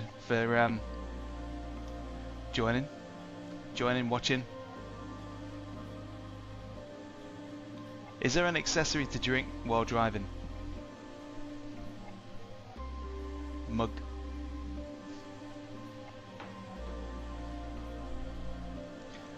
Yeah, what you're thinking of is probably a camelback. The mountain bikers use them, but it would have to be a camel front because obviously you're sat on your seat. Camel belly.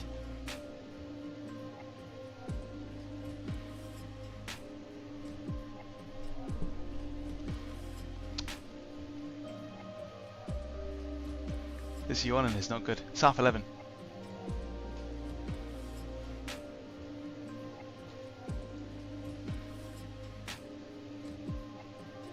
So thanks to channel members, little shout out there in the bottom left hand corner. Much appreciated. But everyone that's watching and subscribing and following, it makes a big difference.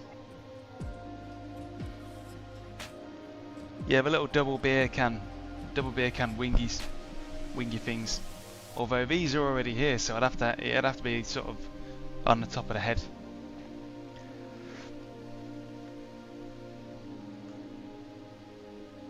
Or if you had a shirt pocket, you could have a can of something in your shirt pocket and a straw, a twirly straw going in.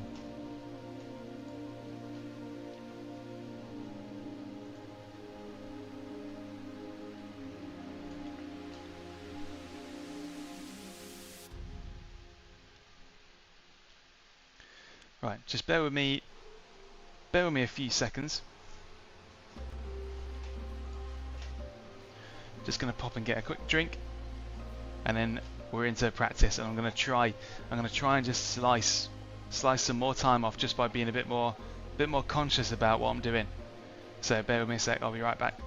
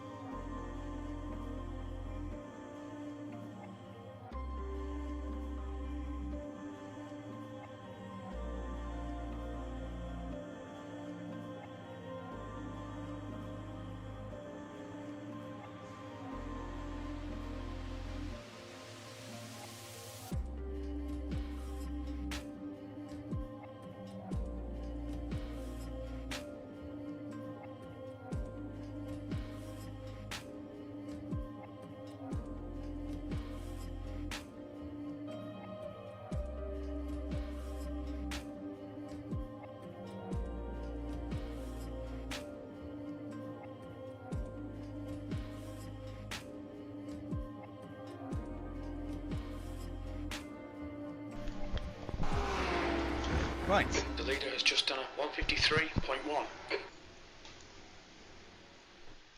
Here we go.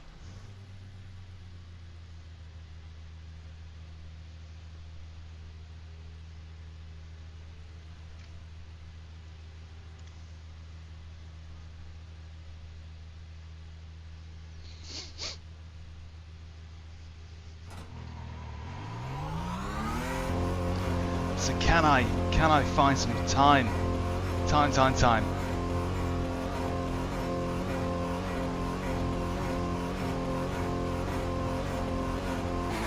It exit looks clear.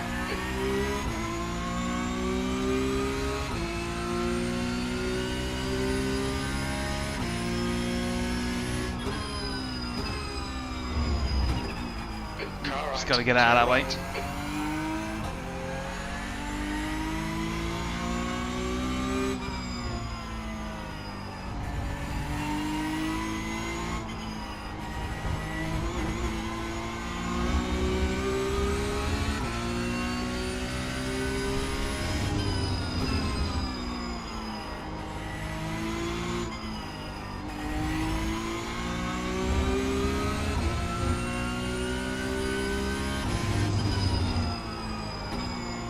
Is there a sound delay? No, these headphones are perfect. Whoa! Didn't react to that quick enough. So these headphones are the SteelSeries Arctis Nova Pro wireless. That's quite a mouthful. I should probably put a link to them in the description, really. Fastest lap for Vargas, 151.1. But they're perfect. Perfect. They're not Bluetooth. They're actually normal wireless band. So there's no delay. Because Bluetooth, you do get mild delay with Bluetooth, don't you? Very mild delay, but it's noticeable enough to kind of be distracting. These are perfect. Best headphones that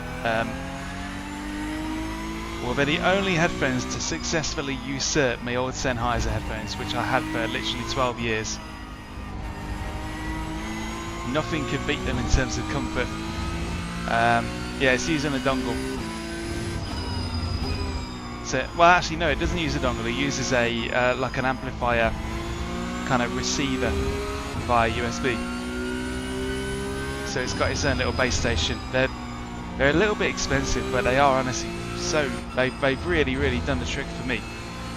Because I was sick of moving. Whenever I moved from the desk to the rig, the wires would be everywhere.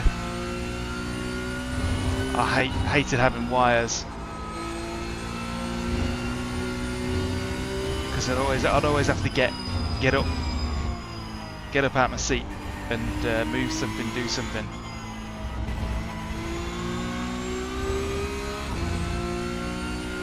So these headphones solved a multitude of problems for me.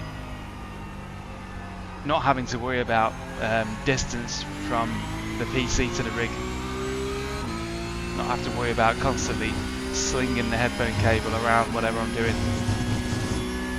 And also tripping over it. That was always really annoying, tripping over the headphone wire and sending the headphones like flying.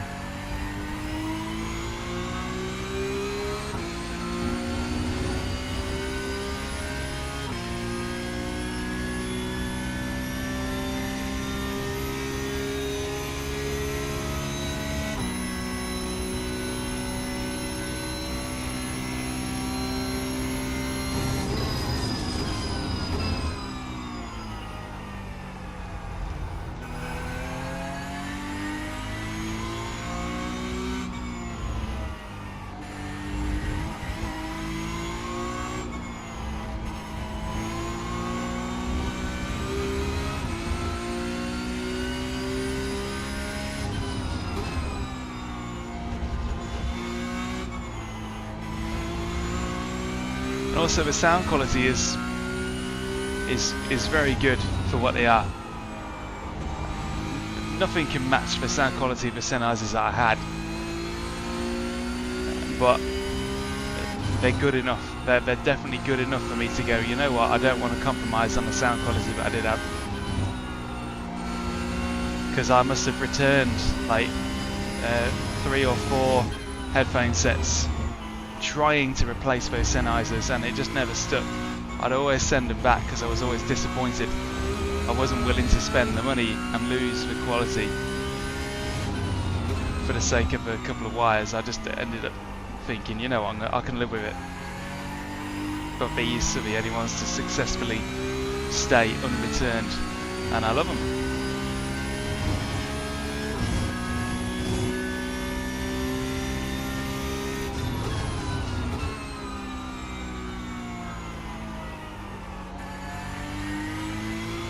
Morning, Dusty.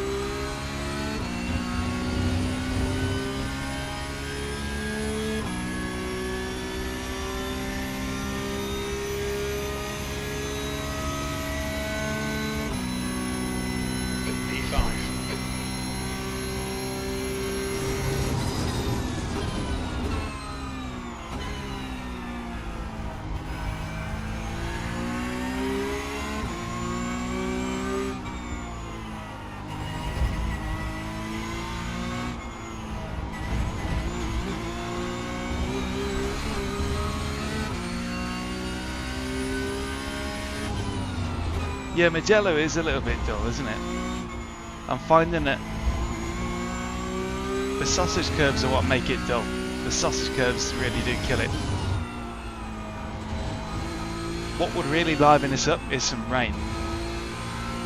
We're not going to get that.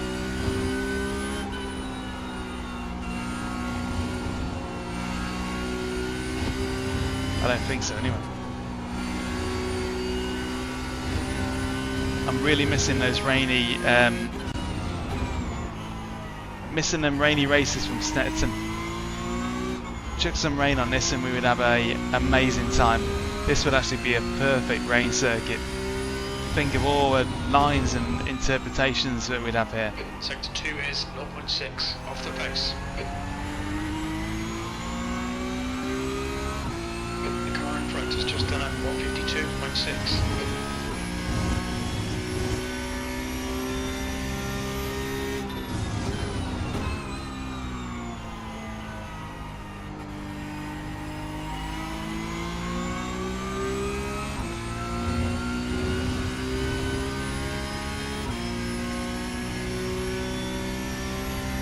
Yeah, Mugello is semi-fun to drive. I wish the sausage gears weren't there. That puts you 1.5 seconds off the pace. That lap time was 152.7. But they are.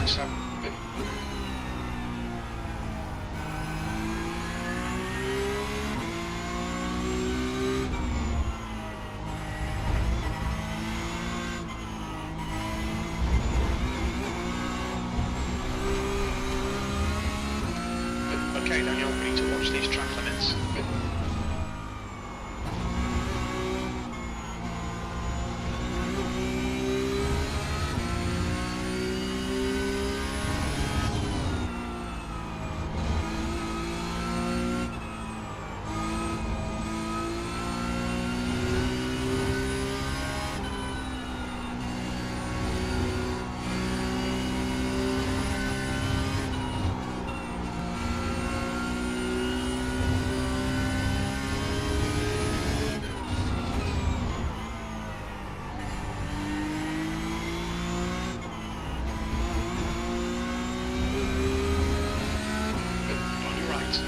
Right side's clear.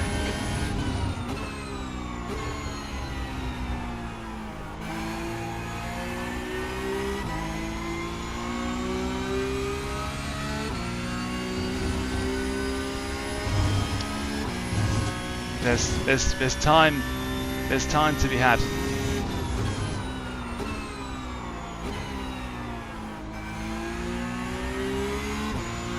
There's definitely time to be gained. The optimal's a 151.7. That's still not incredible, but it's something.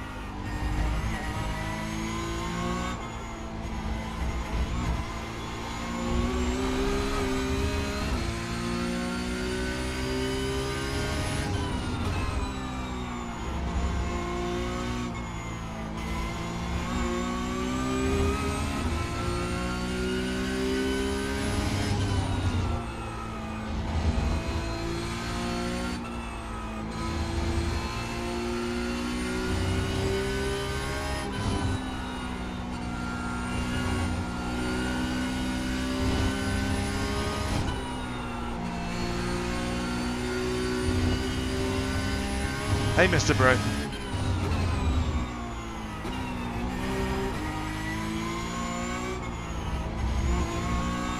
Ah, there we go. That's definitely a corner that I can do better every time.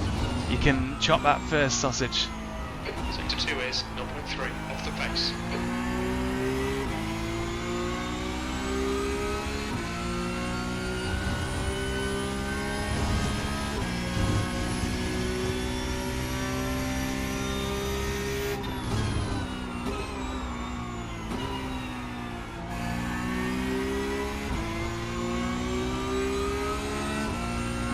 Right, some progress is being made, and I only need to make a little bit of progress, multiply it by 13,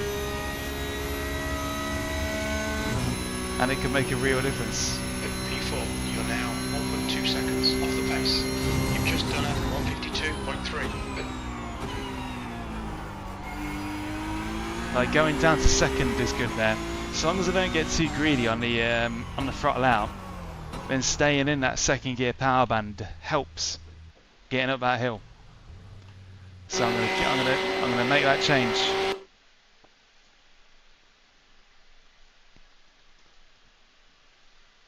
I'm gonna make that change and stick to it. Yeah, thanks everybody for if you're with us. Cheers for joining us. This is race number 3. So if you're not familiar with iRacing's format, there'll be 3 minutes of initial warm-up to let everybody get into the session, and then 8 minutes qualifying. That gives me time to do 1 out lap and 2 flying laps, and then usually about a minute left in the cool down from that before the race actually begins. So it's quite a blooming procedure.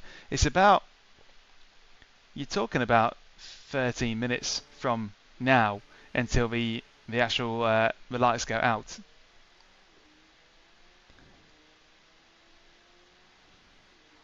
But yeah, thank you for joining us if you're here. Hopefully it's entertaining. First 2 races have been a little bit beige. It looks clear. Good results and everything, but you know, not exactly thrillers.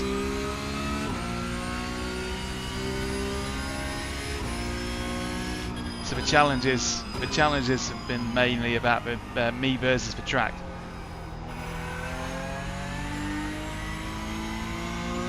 And I am currently seeded number 1. So really speaking, iRacing thinks I should win this race, but I maybe if I can convert some of that telemetry analysis into an actual good lap and a good flow, then maybe so. There's definitely more time for me to gain. 43 Celsius.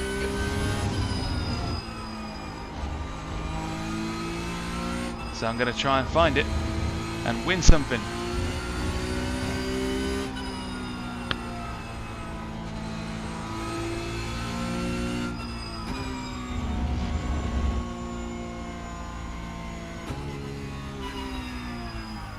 Is it thundering?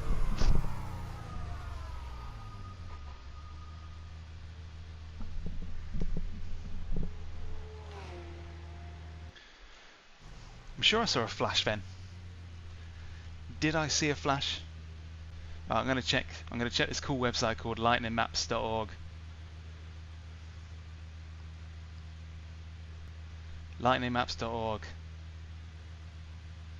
And no, there's no lightning, so it's all in my imagination.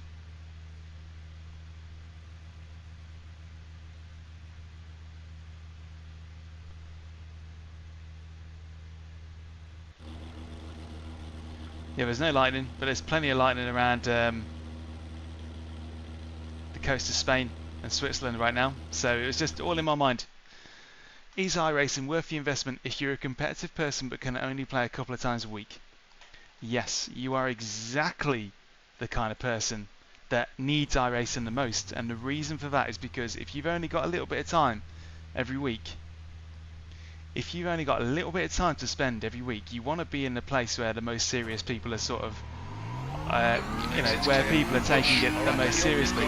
Because nobody wants to turn up and have a race through and then have to wait for the next one. So people do genuinely take things a little bit easier. So in my mind, I think you would be the best type of person to stick with iRacing.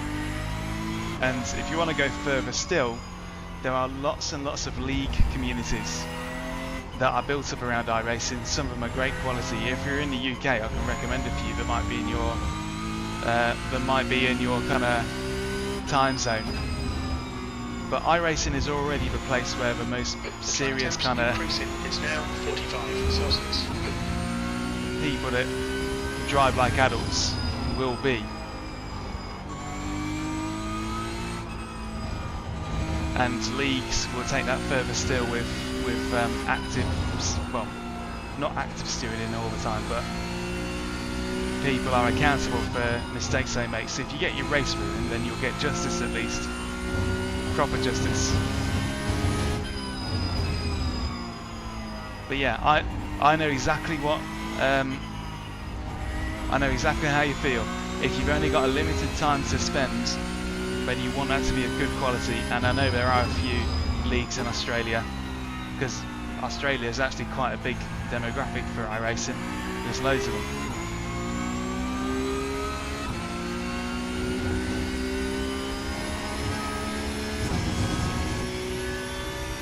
Leagues tend to be all levels, but they'll categorize you. So you will have, if you've got a grid of 60 cars or something, you might have 20 cars in elite class, 20 cars in pro class, and 20 cars in amateur class, or something like that. So you're actually more likely to mingle with a wider spread of talent in leagues than you are in iRacing itself. No, cheers, Brent. I hope you find what you're looking for, but I think that iRacing will be the best place for you to be.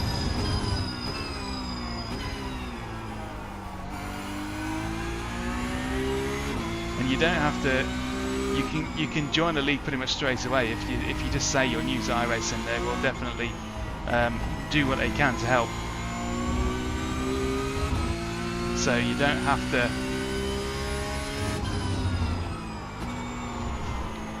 You don't have to have like done loads of iRacing before you're eligible for a league. You can go straight in.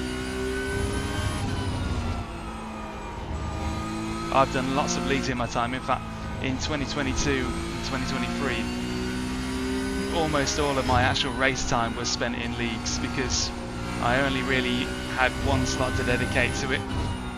So I wanted it to be of the highest possible quality.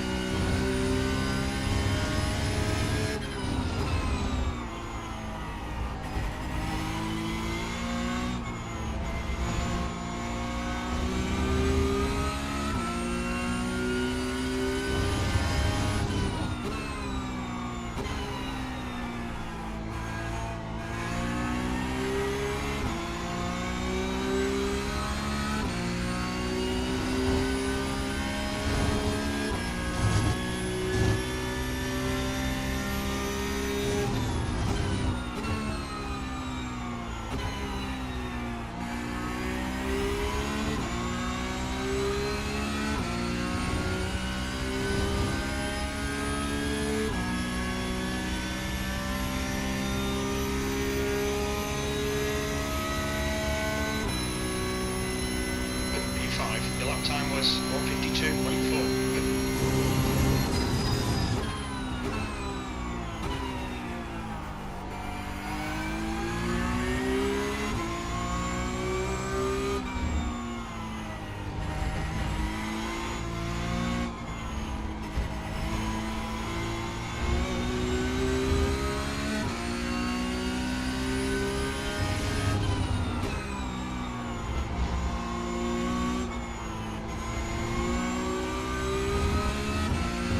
A better lap.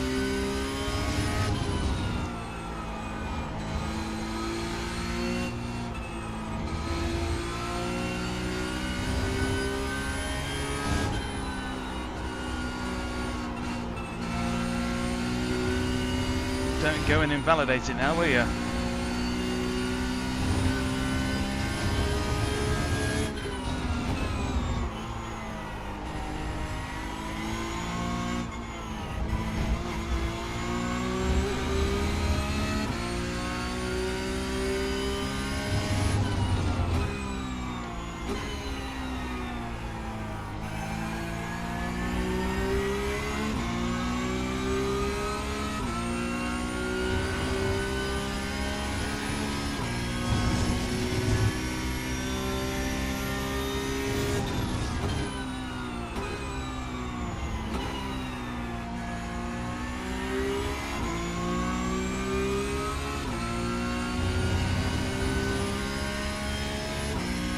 Some people are going to be improving. So this won't be poles, 1:51.7. but it could have been worse. Last lap time is at 1:52.3.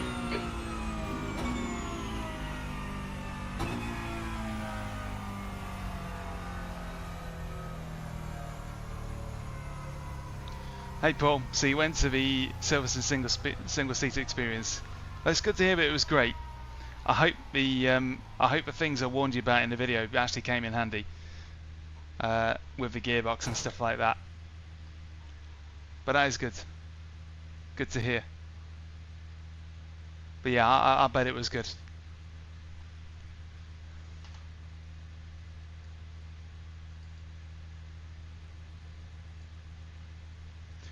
Somebody asked whether there's still a place to get 3 months of iRacing for $1 or something like that. I can't remember. I can't remember whether there is. To be honest with you, I'd probably say you're best off just, as somebody says, if you want to try out iRacing, you're probably best off just subscribing for 1 month on an alternative email, and if you like it, the cheapest way to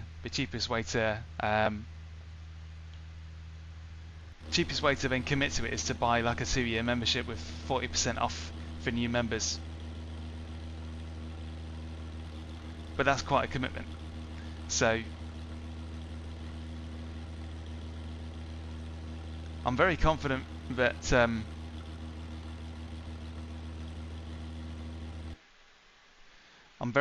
you'll enjoy it though. Yeah, shifting with the gear lever on the right was fine. I just struggled to get the car in gear.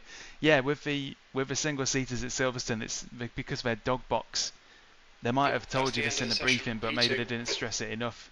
Because of their dog box, on a normal car, when you shift it, you take it pretty easy. But in those cars, they tell you to basically just like ram it in.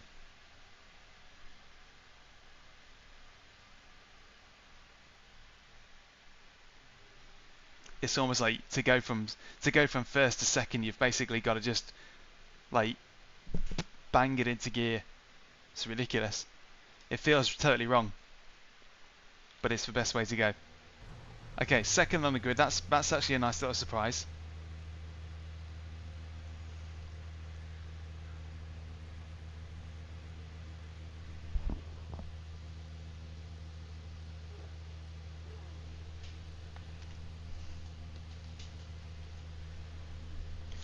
Ah, commiserations, Aiden. Gutting. I was really hoping I wouldn't invalidate that second lap because it was a big improvement. So this might be an interesting race. Pace is really close here. So this could be a good one. If my launch is good, there could be a really good chance if I can stick it on the outside.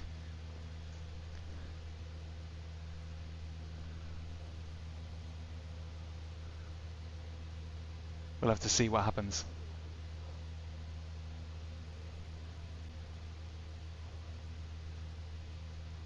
"13 laps. The air Here we temp go. is 27 Celsius. Okay, Daniel, get ready. Go. Well, bit of a rough start. Slight pace. Car right.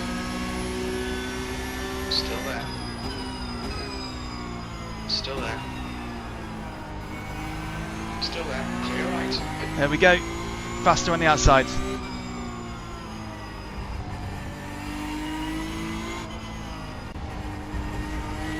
Took the lead early. Good start. I've got to actually hang on to it.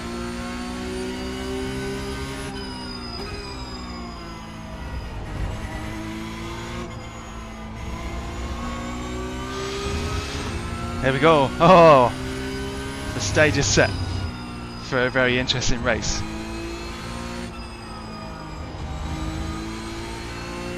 Now I usually have a good advantage on cold tyres, so I want to get that gap now.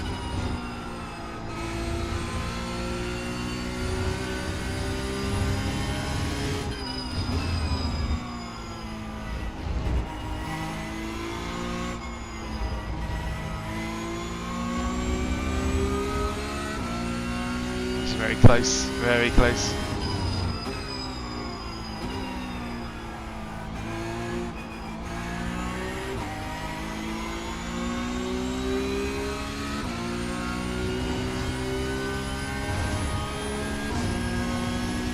Really close. Oh my god, there we go. Car right.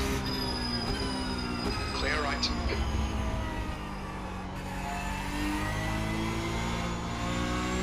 I've got to kill his momentum, but he's got a good run. This will be a good run. Left side. I reckon he's got this one back. He's still there. Still there.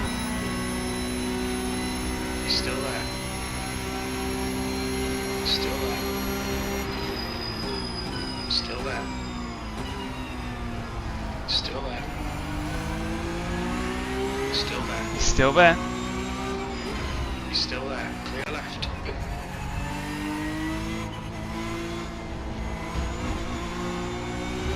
Oh, he's got it.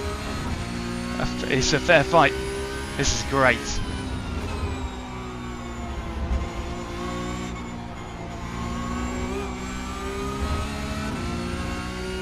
Whoa.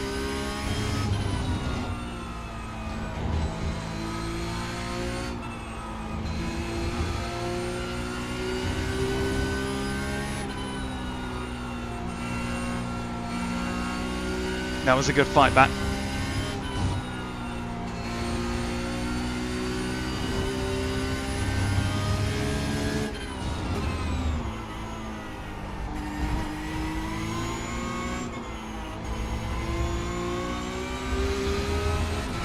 Now we settle in for the long haul.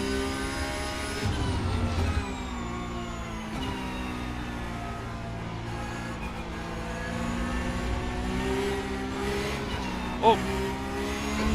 Uh-oh! Uh-oh! I just murdered somebody. Still there. Ah! Still there. Clear right. You're kidding. Car left. Clear left. Car left. Still there. Still there. Clear left.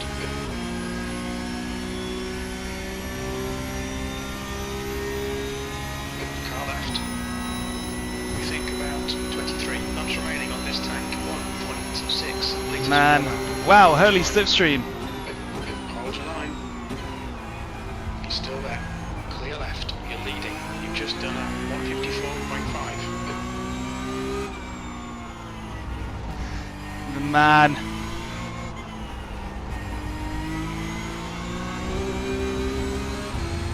The track temperature's rising. It's now 44 Celsius.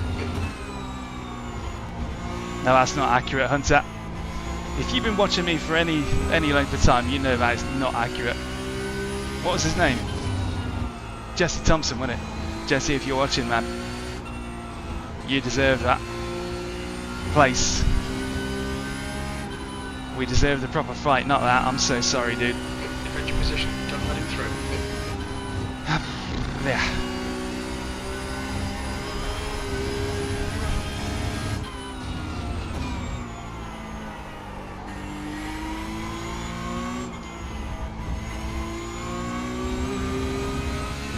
The gap behind's increased to 0.8. Yeah. Pray for Jesse.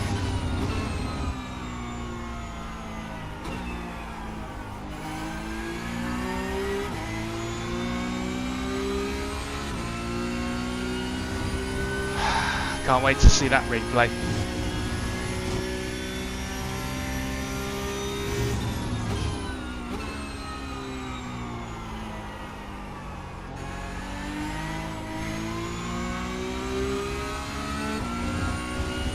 There's still plenty of time for Karma to... Still plenty of time for Karma to act. That's the fastest lap of the race. Well, that was a 152. That's right, Wilson. I was waiting for the perfect time to cash in on that goodwill. This specific race right here, I wanted to do everything I could to win at all costs. This one race, there's 4 years of building up a very clean image, have all been to win this specific race. It's the tiniest tap, but it depends on how the replay will tell us all.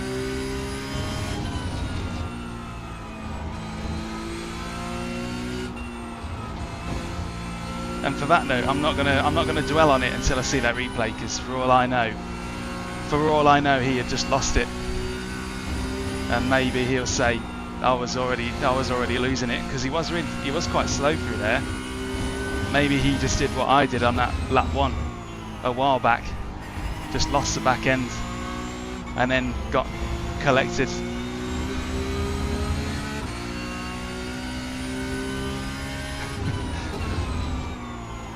We'll see. The replay will show us what happened.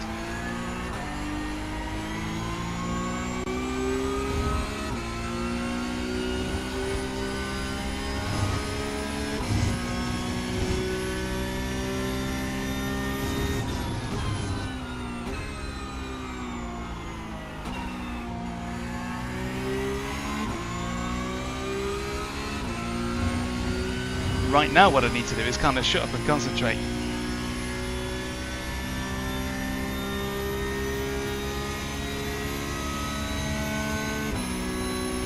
You're a tenth off the pace in sector 1. You need to find a tenth in sector 2. Sector 3 is left side.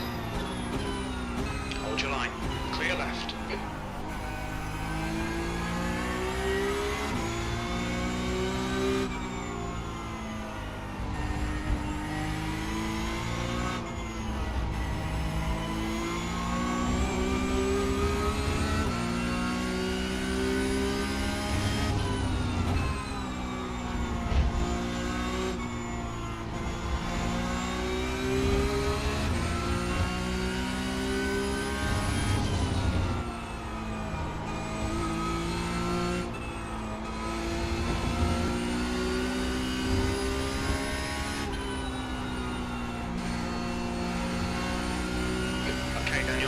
This guy distract you.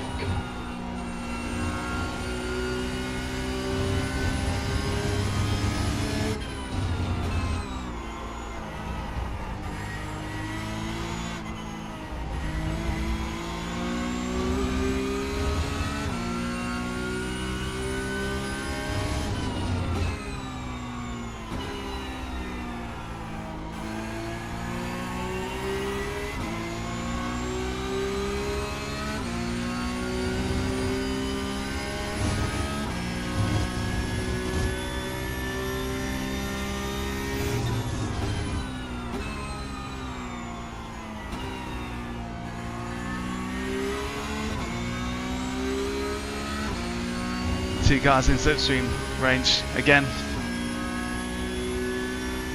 Just got to keep doing the same thing over and over again and hope that he's more worried about Daniel behind him than the Daniel in front of him. You're a tenth off in sector 1. Sector 2 time is okay. Sector 3 is 2/10 off the pace. Fastest lap for clear right.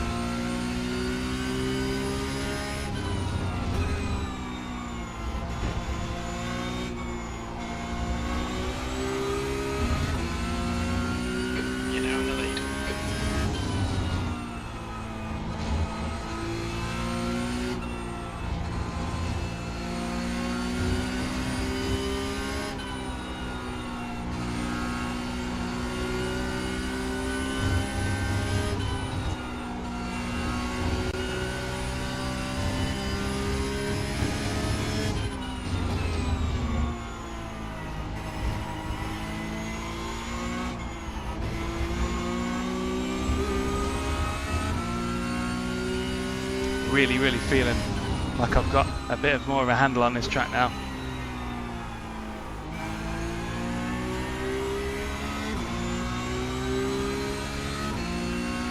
And the car getting a bit more, feeling a bit more connected.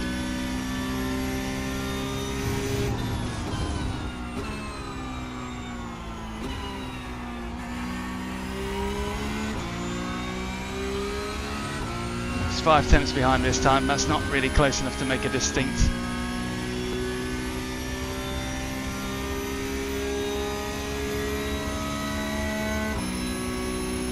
The lap time was at 1:52. Yeah, he's not going to attack this time.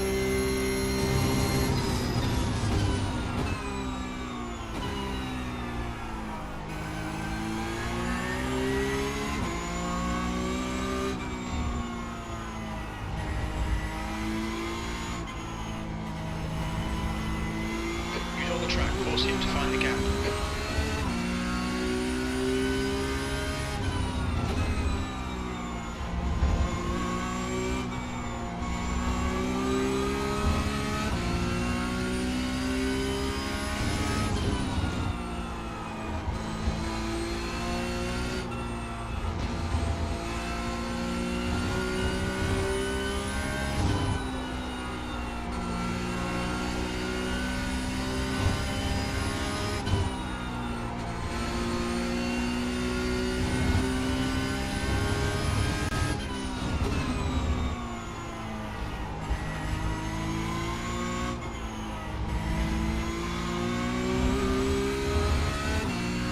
Still eating a little bit of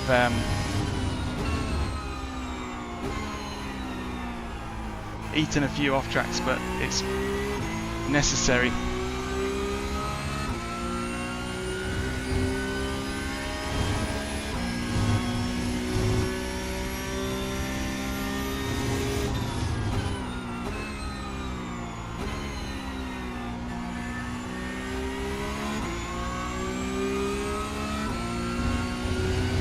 .8 behind this time. He might be You're pulling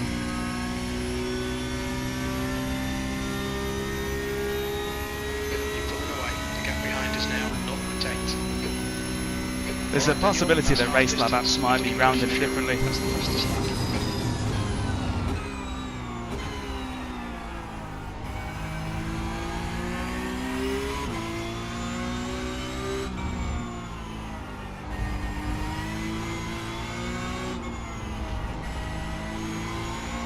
Yeah, Mugello is actually turning into quite a fun track now that I've kind of got a hang of it. I know which curves to strike, which curves to avoid. I'm actually enjoying it now.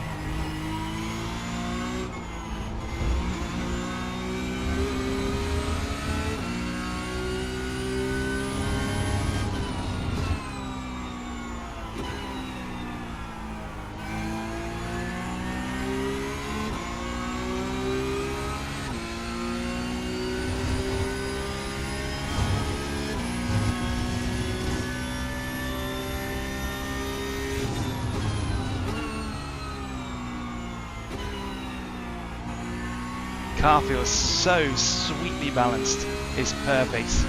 Loving it.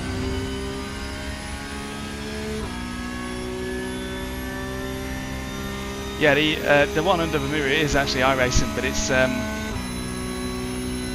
but that's the all-time best lap delta. So that's how fast or slow I am compared to my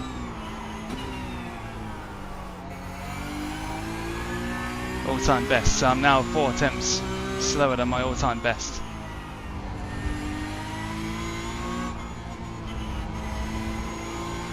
Yeah, probably need to wait until the straights to talk.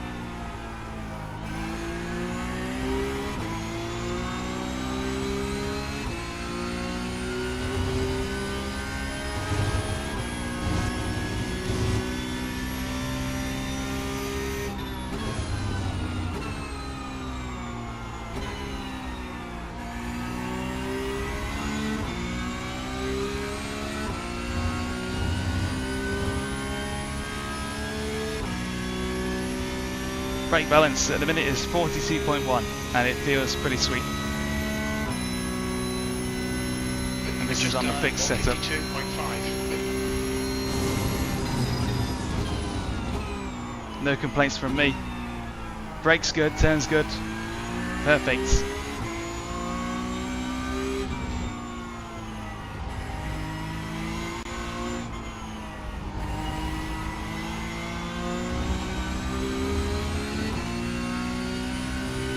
So we're in the lead at the minute, but not the way I wanted to. there was some contact on lap 2, or it looked like it. It looks like there's contact. Gotta wait for the replay because maybe he was already losing it, but behind us now, 1.1. he was really slow coming out of one of the turns, and iRacing has registered an Vortex contact and he went around, but the replay will reveal what really happened. Either way, regardless, I'm just disappointed and sorry for Jesse because he qualified on pole. He fought for the position back, so I took it on lap 1 and he took it back on at the start of lap 2 or something. So I was looking forward to a proper race, and sadly we'll find out exactly how he turned around.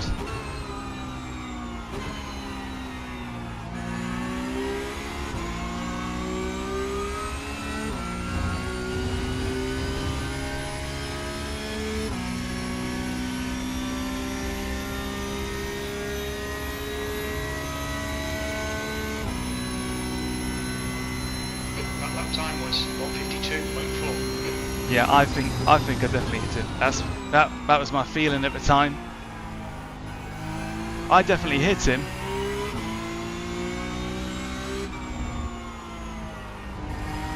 And I'd be happy to leave it at that and accept blame.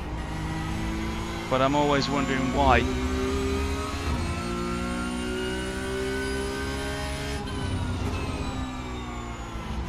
Did he do what I did at Silverstone a couple of weeks back and just get really scrappily loose on the exit and get collected by somebody behind that just wasn't expecting a checkup?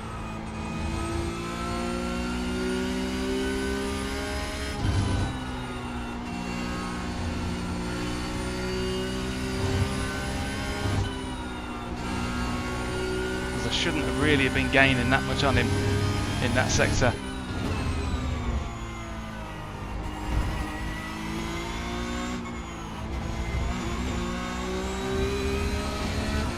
If he was in second place right now, I'd give it back to him, but he ain't.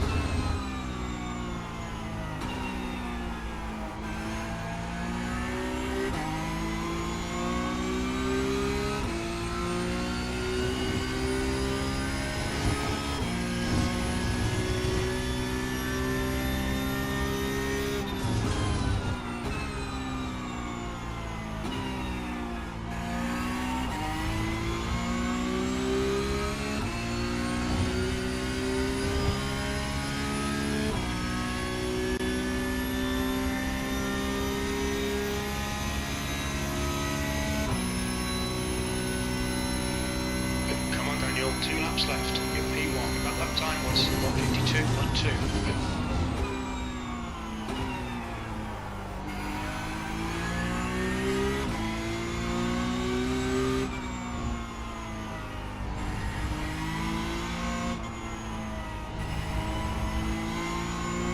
In fact, you know what? Points are temporary, honour is permanent. I'm going to let him by. At the next straight, I'm just going to slot in behind him.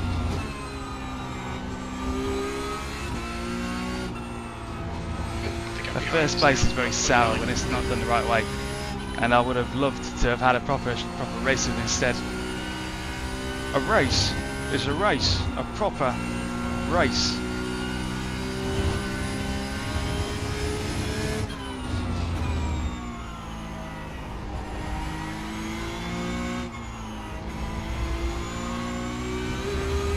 I've made my point, and I'm happy with the added pace that I seem to have found,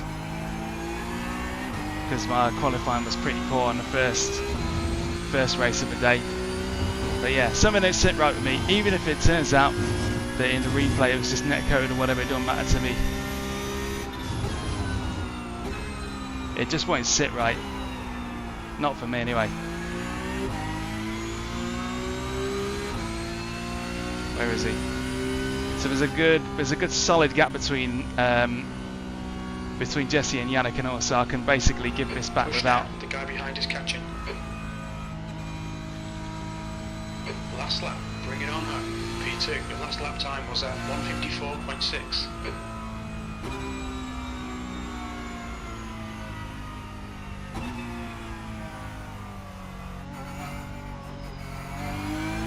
There we go.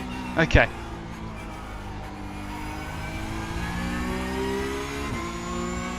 Karma has slowly lowered her knife to the ground and is no longer giving me evils.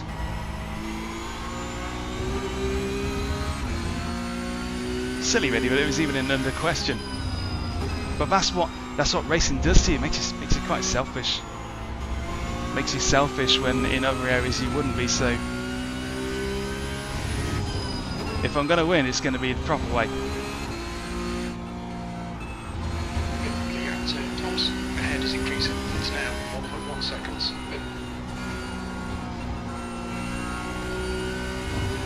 Well, I've demonstrated pace-wise that I could have done, and hopefully in the next race we'll have a chance to actually do that, or one of the races that remain in the day. But this ain't it. Wouldn't it be funny now if I absolutely stacked it and came like 15th?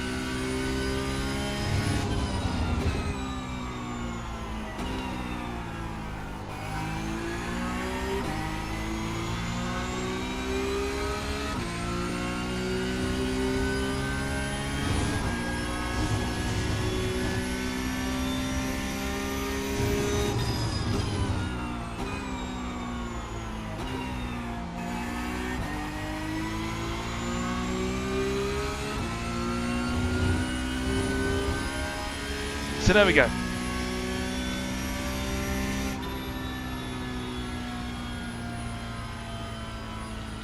I couldn't give him his first place back, but I could at least stop him from being one pace lower than he should have been.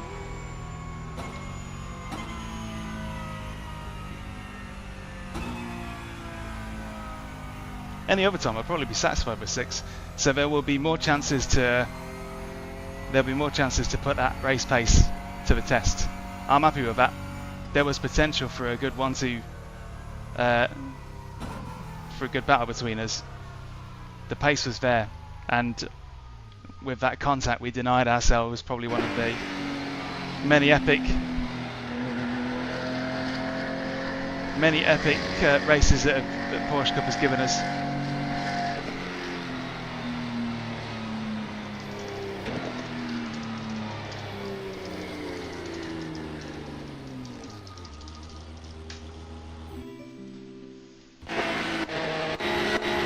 So,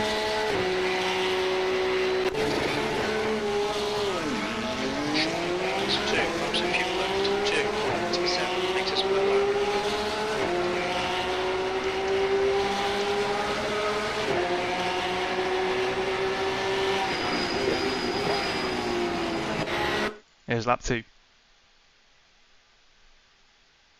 Lap 2. This corner right here. So what happened?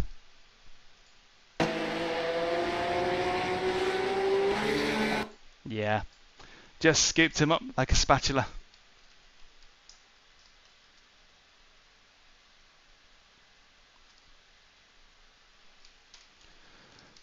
Just scooped him up with a spatula.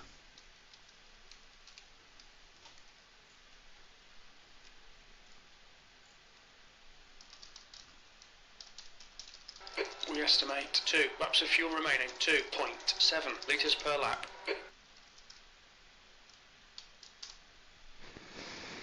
Yeah.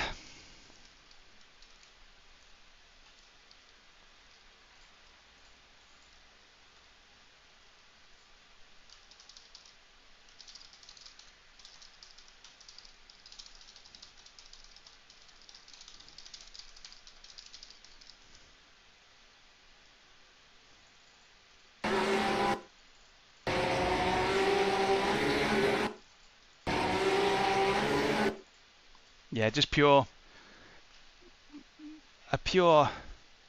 He's on Australia NZ as well, so my contact. Netcode factored in, but ultimately the ingredients were always there. So at that point,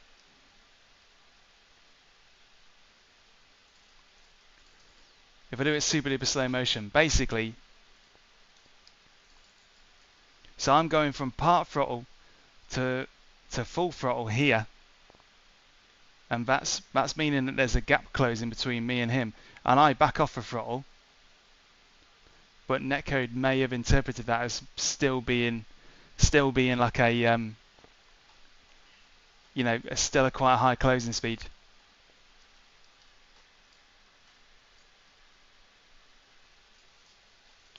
Touch fast, touch slow, but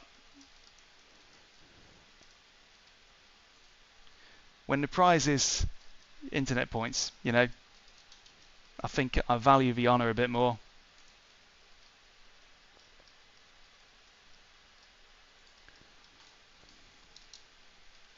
I value the honour and a clean conscience a bit more. I think I would have felt a bit grimy taking the win under those circumstances. Like I say, if there was nobody behind us, let's say this was like on lap 10 or something. If it was on lap 10 and we were like 8 seconds ahead of the first lot, and there was a chance to give him the lead back, I would have done it straight away. But as he was like 6 or something, it took a little while longer for the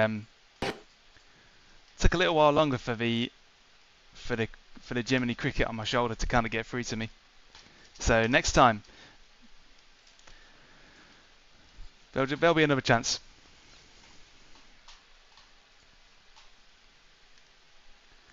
There will be another chance. So, I'll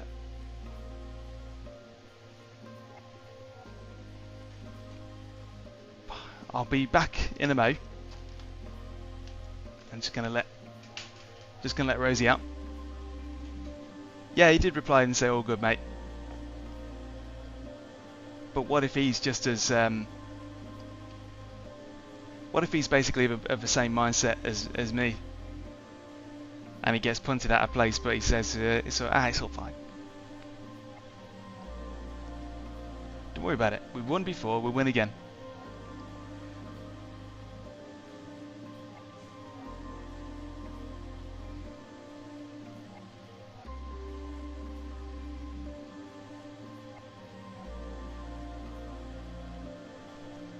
Won before, win again, with honour and a clean conscience.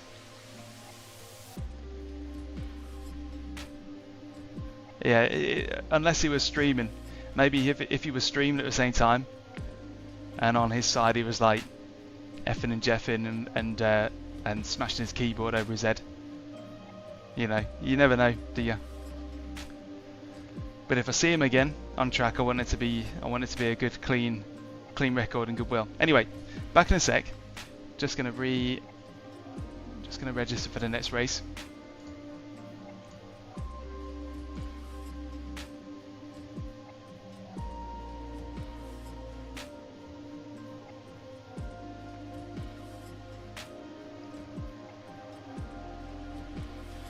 But yeah, I hope you're all good. If you're watching, if you saw that.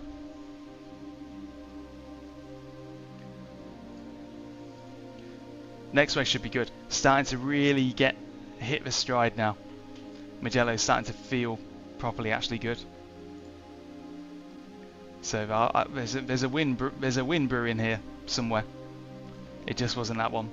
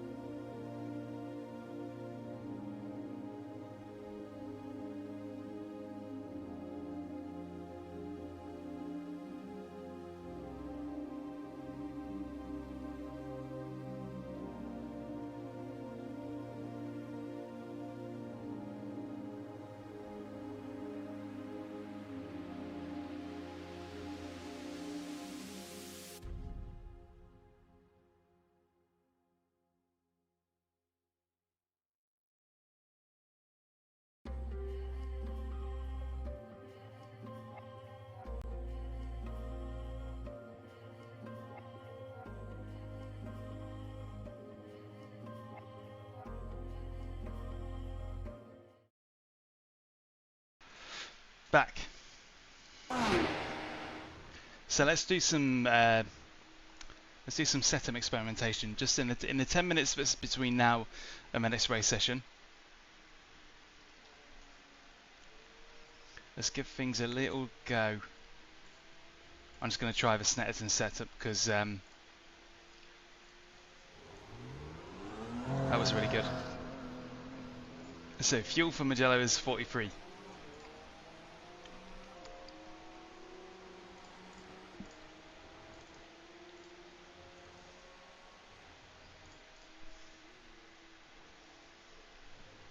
The seat that I'm on right now is the Inertia. It's the Inertia seat. So the chase seat is the sort of more kind of chilled out rally style seat. But the Inertia seat's great. It's just right. So I'm a 36-inch waist. If I was any portlier, then this would be not quite so comfy. But this is really good. Very good value bucket seat with slider and brackets included.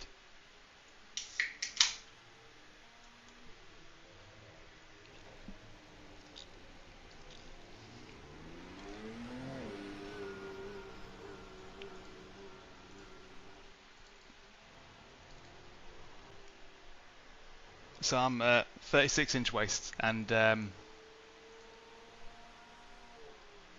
t-shirt size large. So if you're a large or below, you'll be fine. If you're an XL, things might start getting a bit tight around the rib and shoulder area. But that's what I would go by. If you're a 36-inch waist or lower, you'll be fine.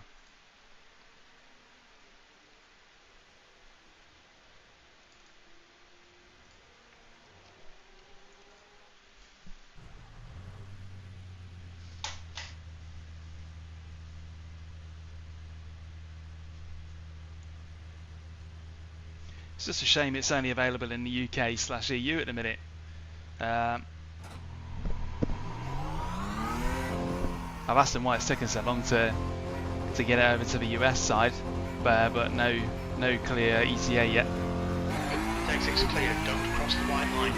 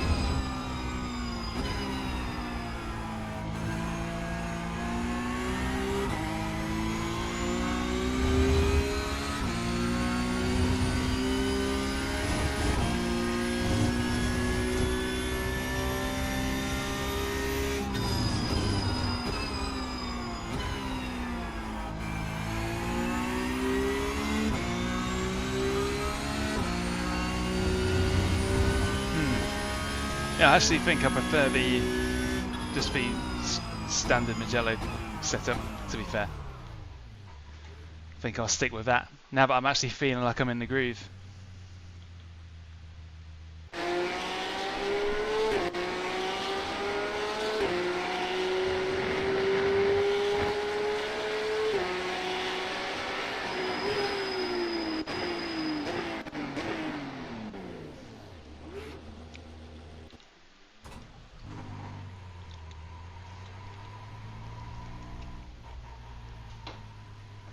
looks like we're going to end up with another. Looks like we're going to do another small grid split. Pit exit's clear. Not much participation right now. I think that maybe Mugello just isn't that popular. Plus it's probably warm out. Is for daytime.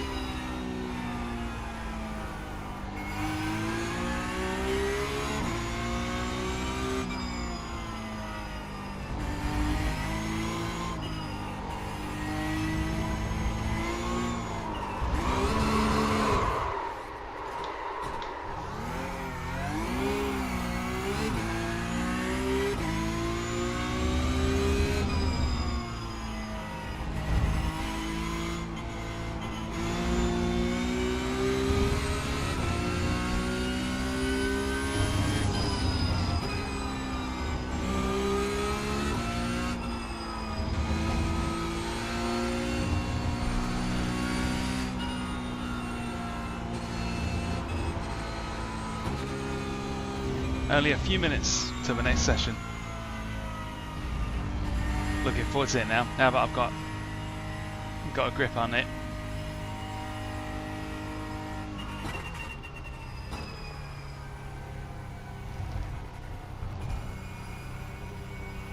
Just go for a nice leisurely drive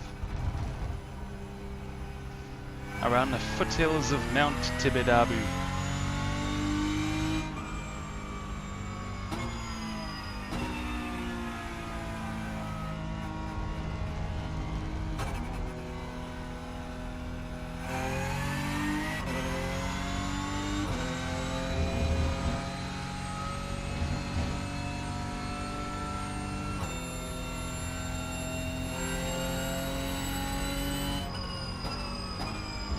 Left side, clear left.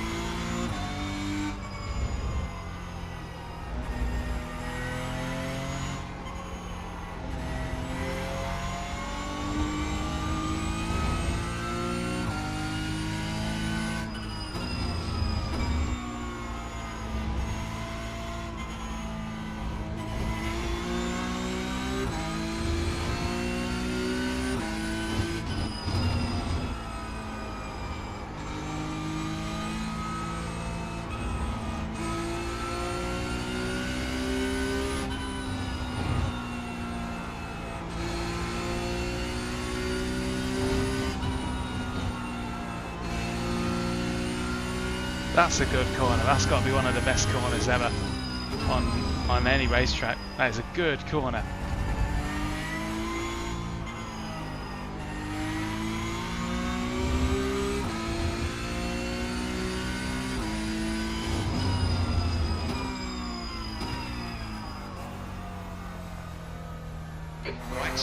Right side's clear.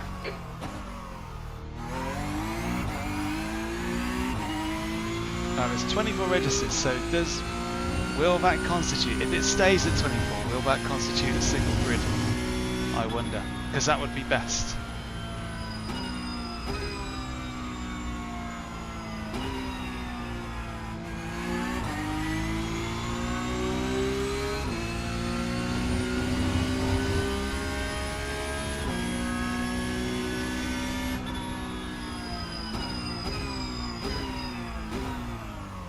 About to be called in.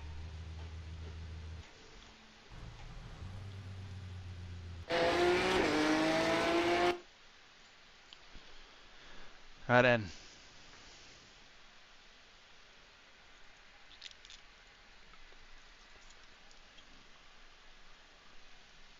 So let's try that whole winning thing again, but this time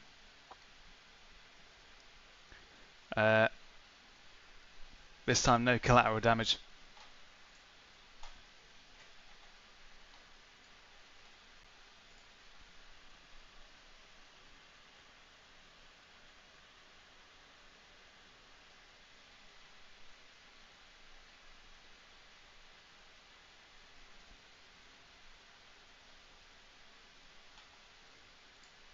Oh, lovely, nice proper grid. 24 cars.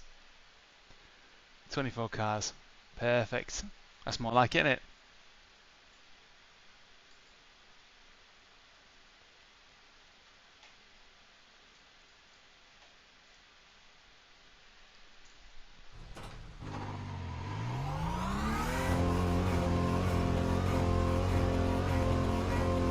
Exit's clear.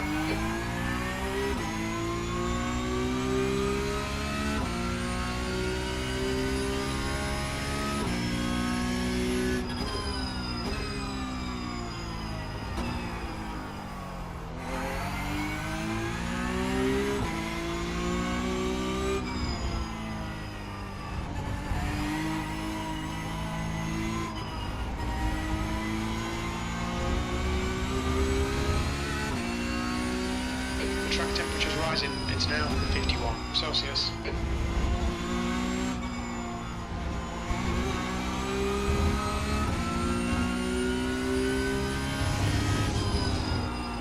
.51 Celsius. That's a hot track. Cheers, Rich. Much appreciated. Any other questions, do fire away. Anything at all.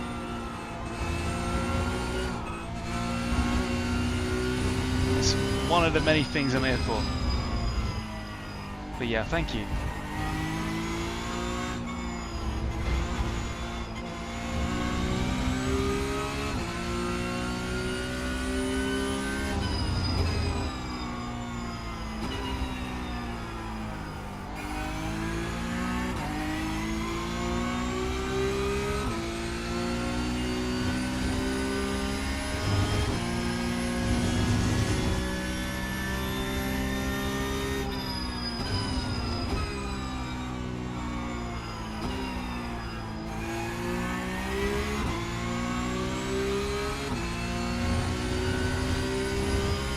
This is iRacing.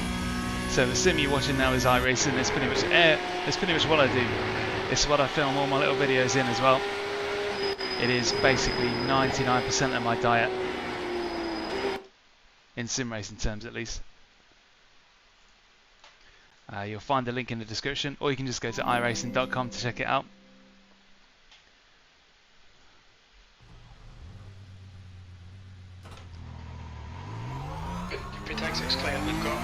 I've been a member since 2010.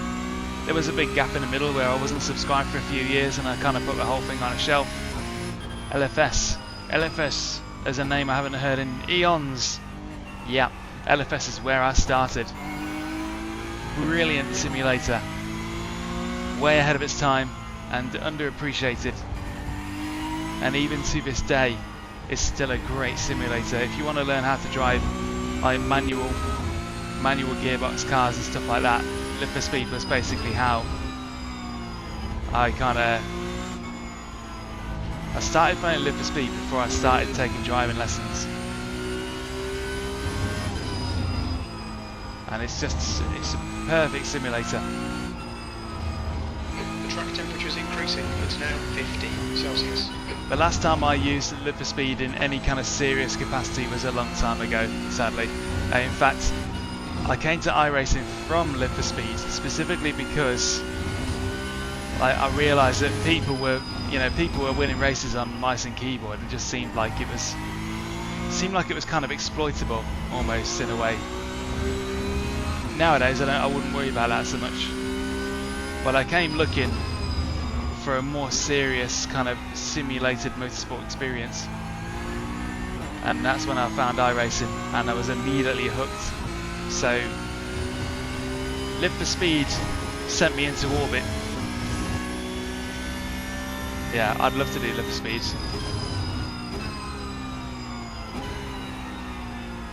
It deserves recognition.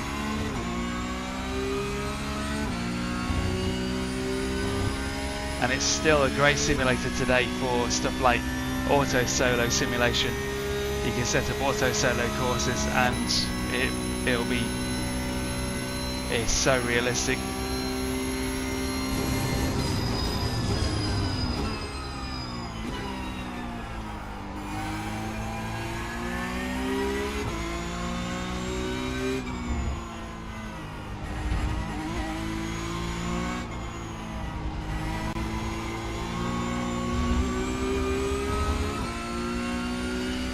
Why am I doing this on race fuel?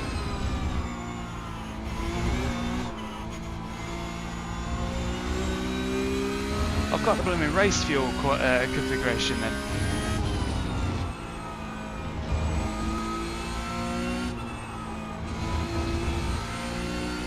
Oh well, never mind.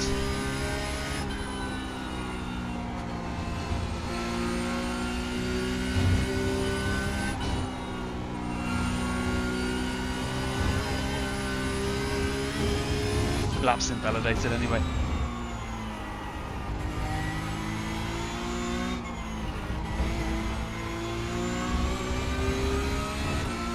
Hi Ed, morning.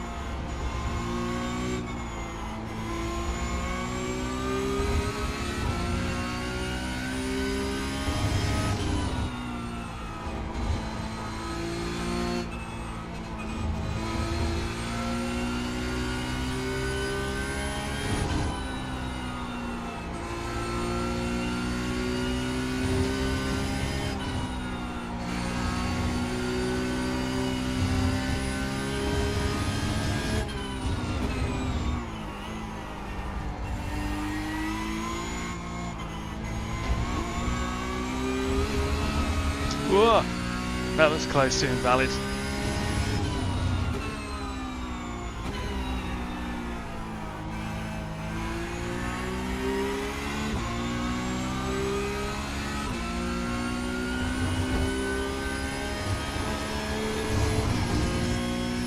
And that was close to blooming.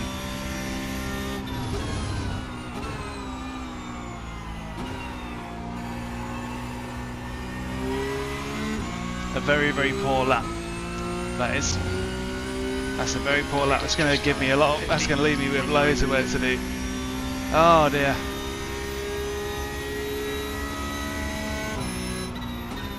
P5. It says 5th in a minute, but there's still plenty of time to get knocked down the order. Yeah, doing a quali lap on full fuel. It's never going to yield the best results, is it?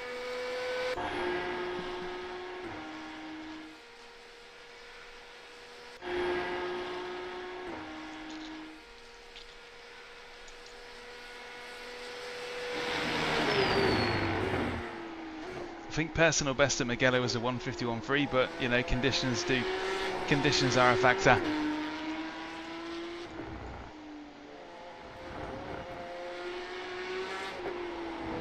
Could be completely misremembering that and all. 51.5, something like that, whatever. Right, it's putting me 7th. I hope it doesn't get any worse. I'm right in the middle of the destruction sandwich there, aren't I?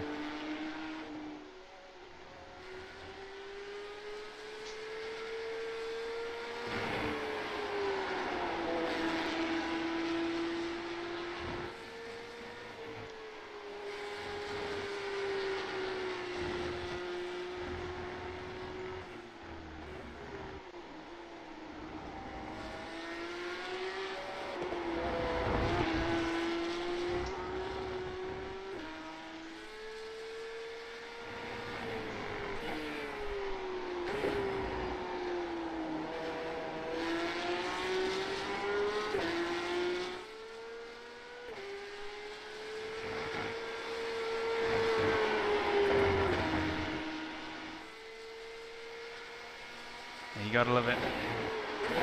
That's the end of the session, P7.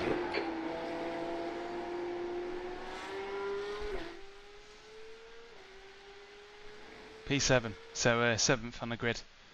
And I don't need to change my setup for the race because I was qualifying on race fuel. So that served me right for not paying attention.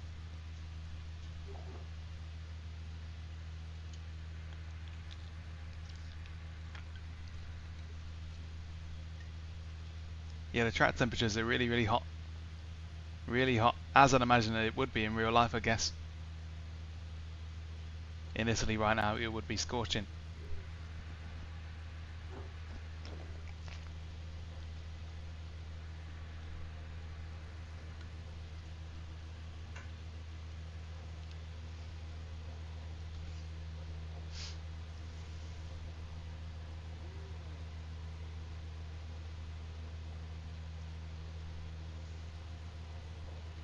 So here we go then. So Jesse Thompson's in 4th. And in the last race, in case you just joined us, I gave Jesse a tiny nudge on the rear of his car, and it's basically took him out of the lead. He wound himself, he wound up down in 6th, and I gave him place back, so I slid myself down to 6th, so he would at least get 1 place back that he was entitled to. And now he's in front of us. So that goodwill that I was talking about, if you gotta hold on to that goodwill like it's worth its weight in gold. Because now, if I end up behind Jesse or a side by side, he knows that he knows it's supposed to be a clean race, and that the last race was genuinely a mistake. 50 Celsius. 30 Morning from the US. Here we go. Floor it. Green, green, green.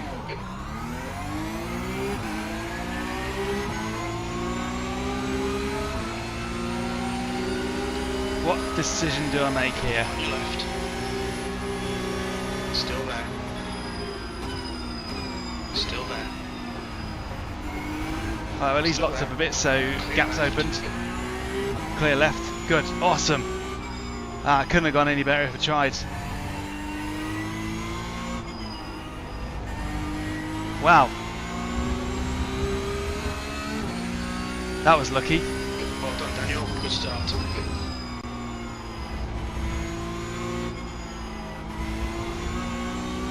So, I did qualify slightly out of position.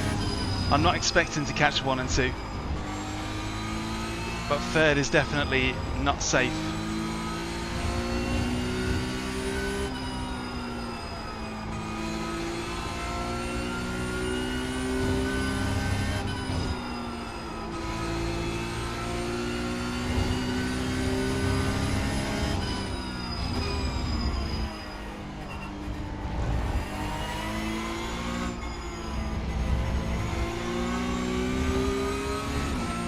That was an amazing start.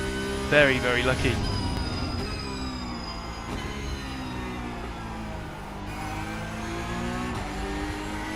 Am I going to take somebody out again?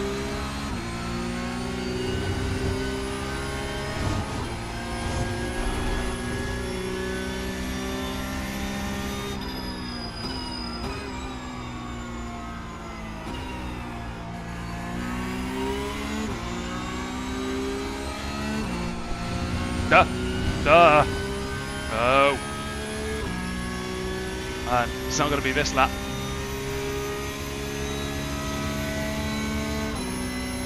P4.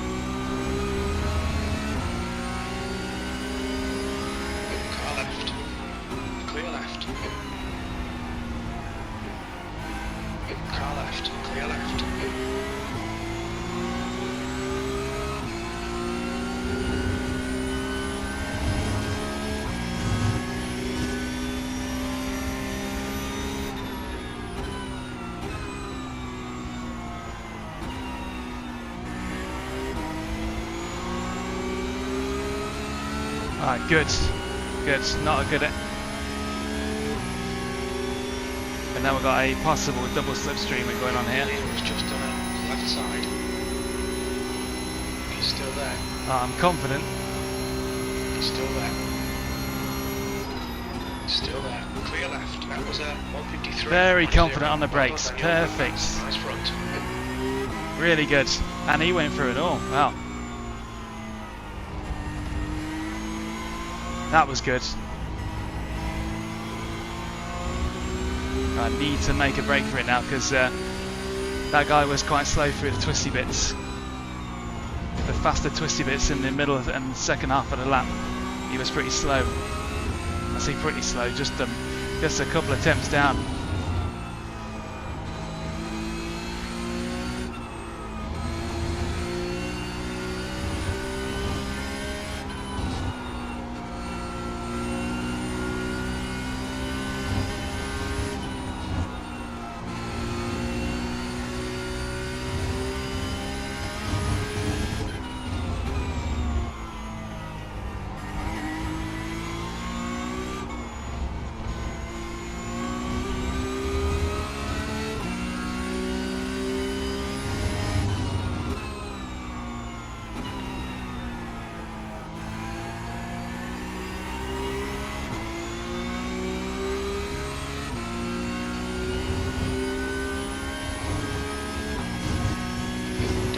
Intimidate you.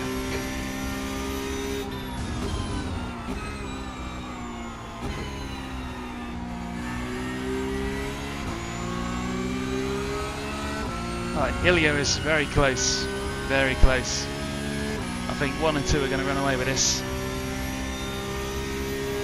The guy ahead has just posted a 151.5. This is great. Come on, keep nailing those exits. P3. Car right. Right side's clear.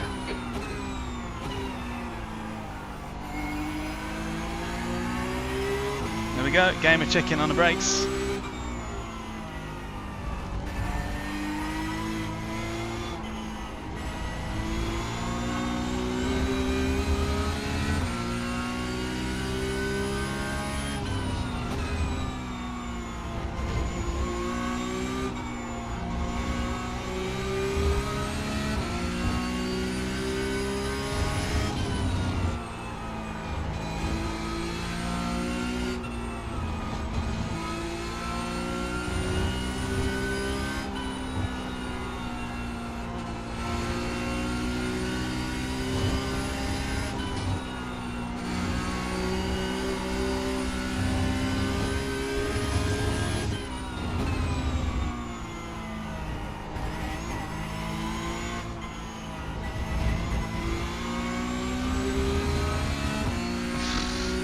This is going to be intense.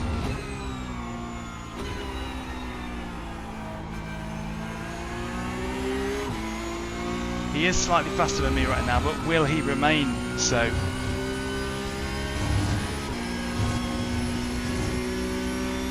I'm just keeping him at bay now, and letting tyre wear and tyre heat sort of take over at the end.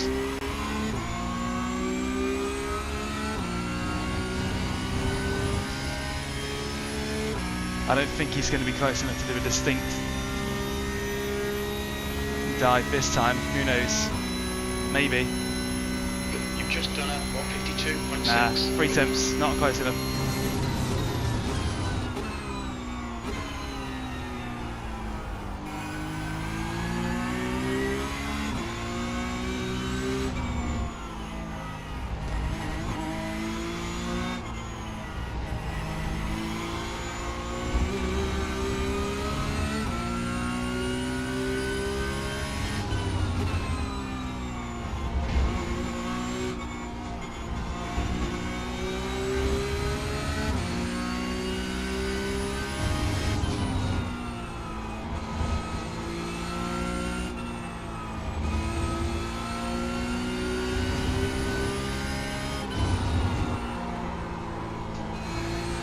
Wait.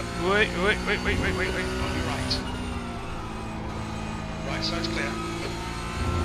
Okay, Daniel, you're in the sky. The gap's now 0.2. Come on, don't let him go. Never got loose air before, but saved it. We live to fight.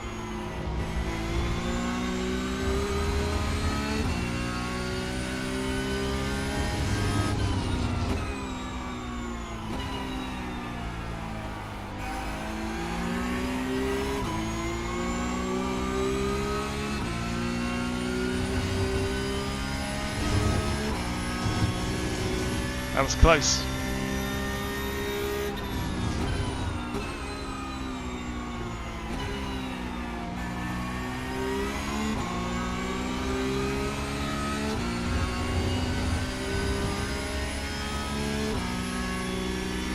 Brake bias at the minute is 42.1.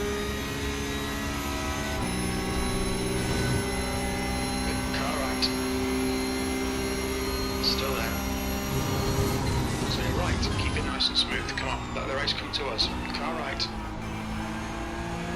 Hold your line. Still there. Hold your line. Clear right.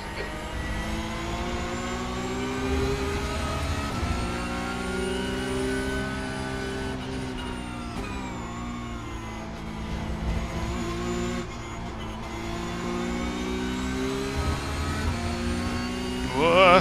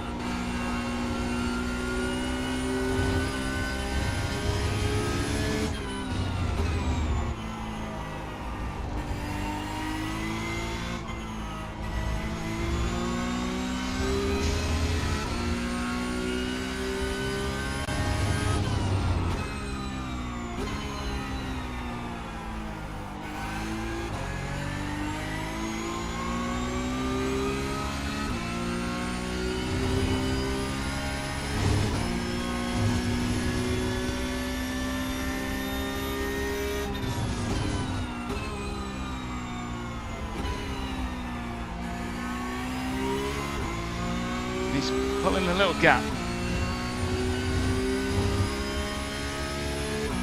There's every chance he might break away here.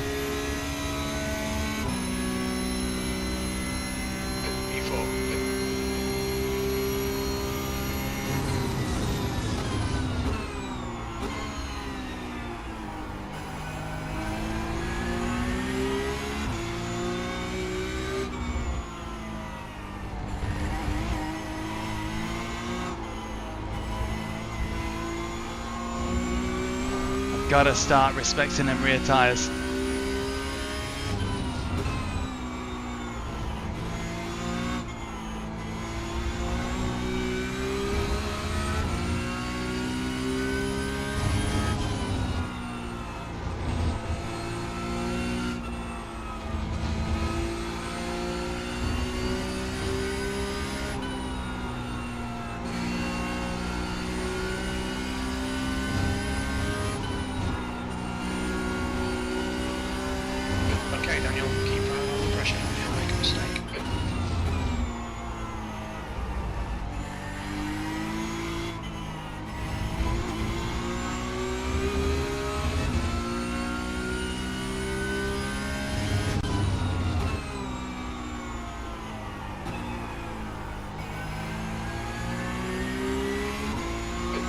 front is now 1.0. Car feels lively.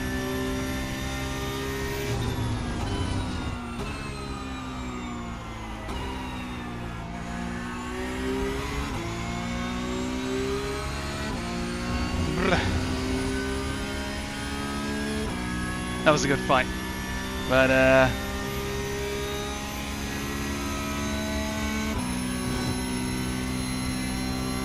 half distance. Fuel levels are fine. Sector 1 is 0.5 off the pace.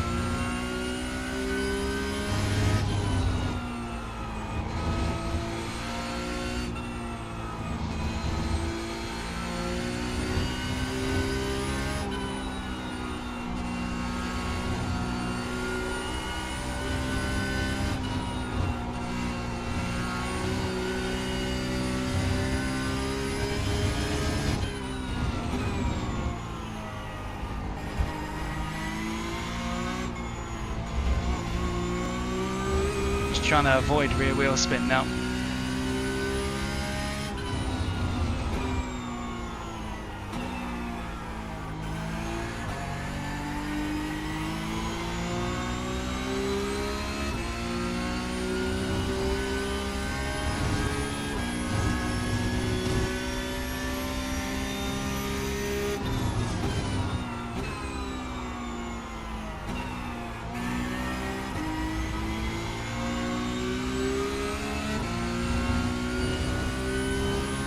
Still time to get it back, but it's not looking likely.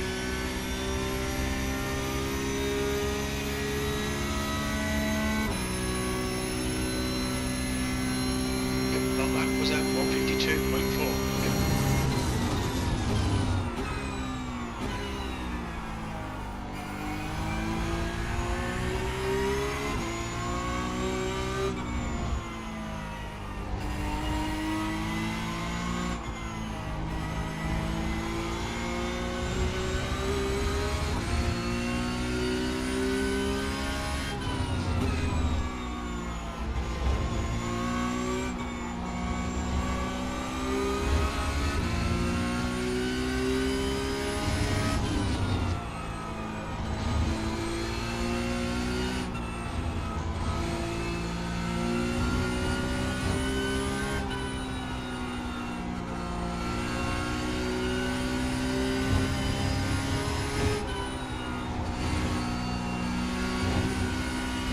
Ah, that's such a good sequence of corners. Blimey heck.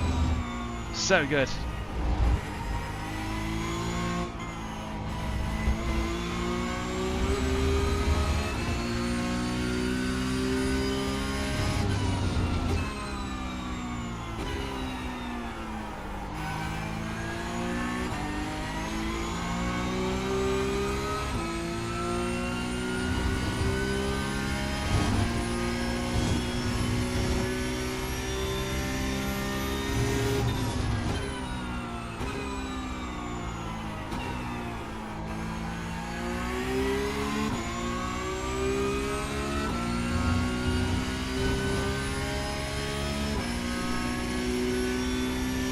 Lap 9.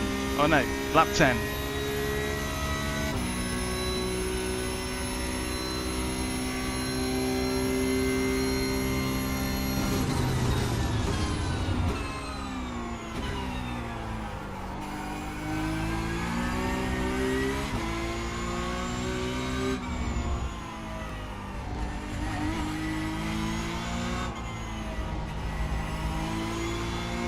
The gap ahead is now 1.9 seconds. Right, let's turn up the heat.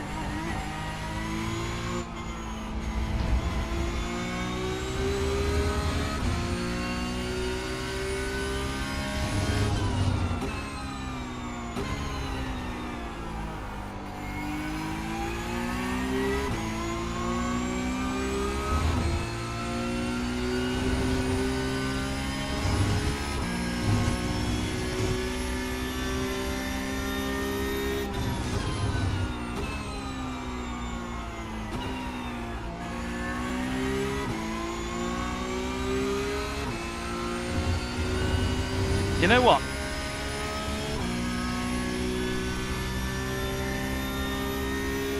This large jet is really well behaved.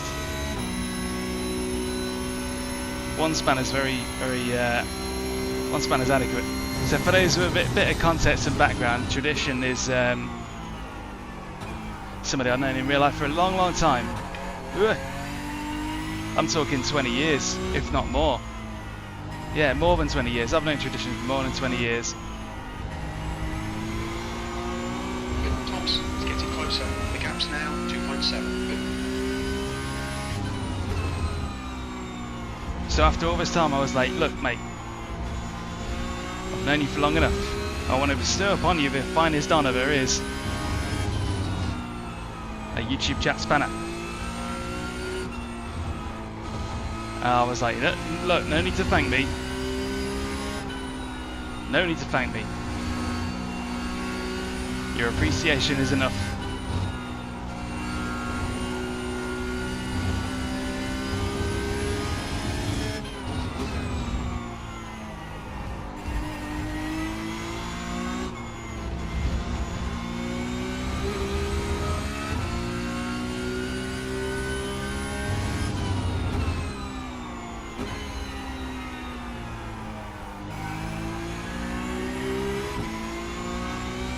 Right, well, I think Ilya's got it. Shame we couldn't hang on his coattails, but he did a good job. Did a really good job with that, he did.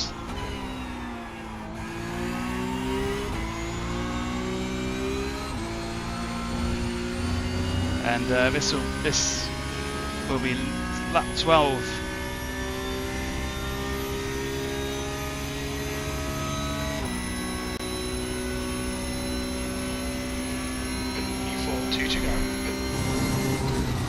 I thought it was the other way around. I thought you got me into the for speed. Maybe I was wrong. Somebody somewhere got us into it.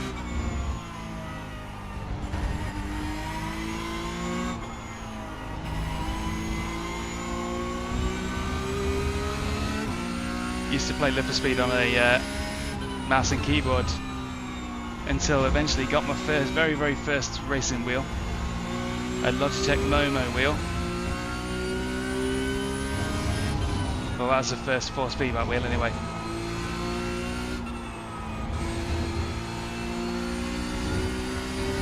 And then moved on to a Logitech G25, which blew our minds at the time. Back then the G25 was unreal.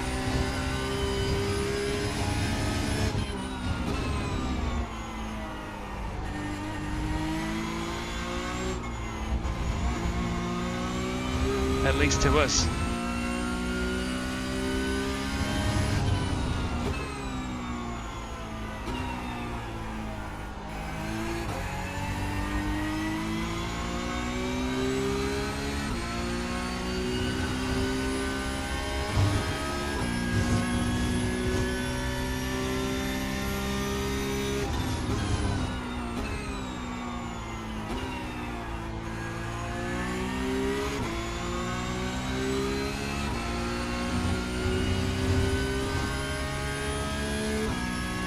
Final lap then, and Jesse Thompson from the previous race has actually gained on us, so there's every chance that that last race we would have done, he would have actually probably won.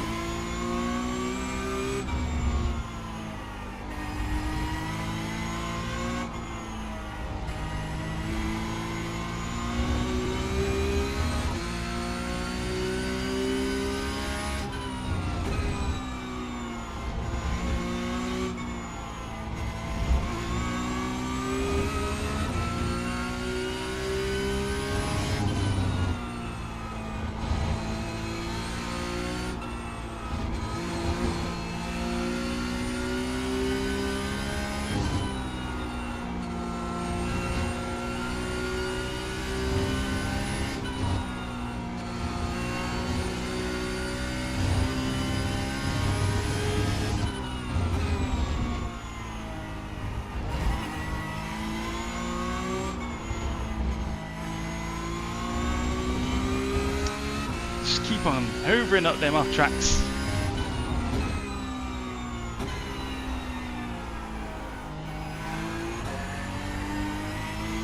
The gap to Thompson behind is now 2.1 seconds.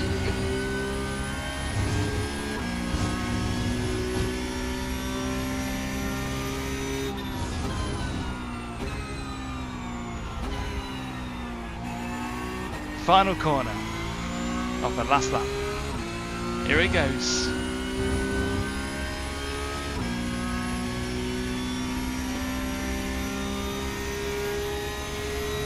Yes! 4th place! Stick that in your pipe and P4. Okay, that's burn the it. end. Good finish, mate. Well done.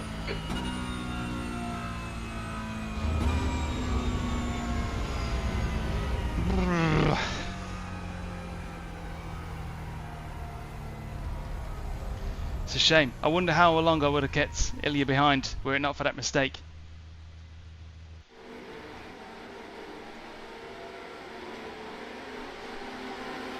My name is Oberyn Martel.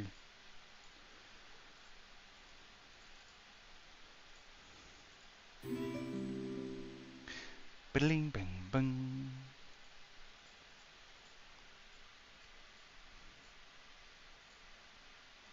Okay, so defensive stuff. Right, that lap 1 then, that was a cracker. Got a good start. Illy got a terrible start. That means that we've got like a bit of a bunch up going on here. And 3 wide wasn't happening. I want to follow Ilya through on the inside line, but he gets wide, takes that guy out. And when I see that tyre smoke, as soon as I see that tyre smoke, I'm thinking there's no way it's going to hold that impact of that apex.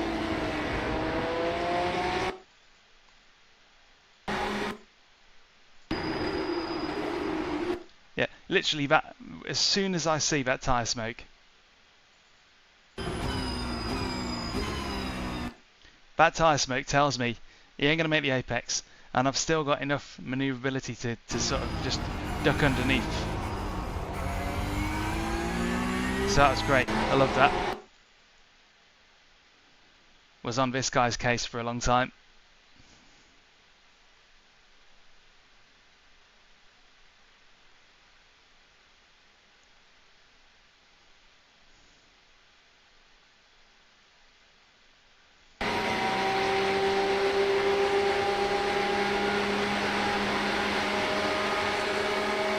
Run of a mill overtake there, but Ilya sneaks in. So this is perfect. What you're going to see here is when you're in this situation, if you ever find yourself in this situation, if there's 2 cars that are going side by side in front of you, always try and follow the car on the inside. Always, because the car that gets pushed out, they cannot just slot in behind the car that overtakes. You follow them through the door. So he holds back a bit to see what's going to happen. Holds back, and then when he sees that there's an opening, he will definitely have rolled it off the brakes to basically tuck right into my bumper. So he coasts. This is when he starts coasting just to see what's going on between me and the other car. Anything mad gonna happen?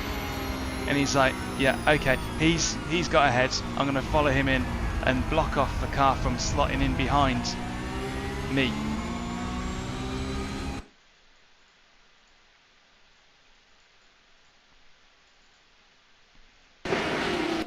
Because basically, the minute that Cedric is able to overlap, let's say he was paying attention, because we don't really know, do we?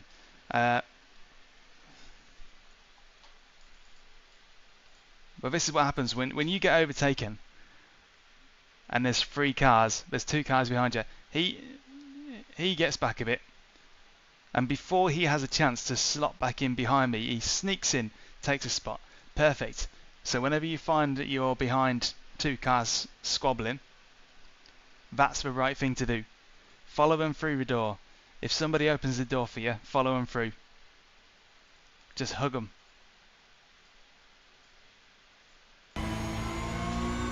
And this is me in front of Ilya now. It's always nice to just sort of look at your own driving every now and then.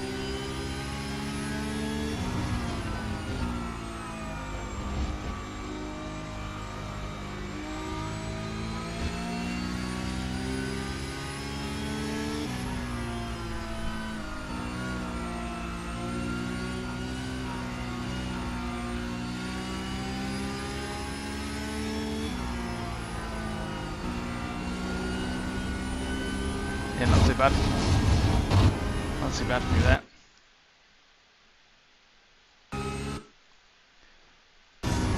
He's very close to me on the final straight. That's definitely close enough all day long to get a slipstream.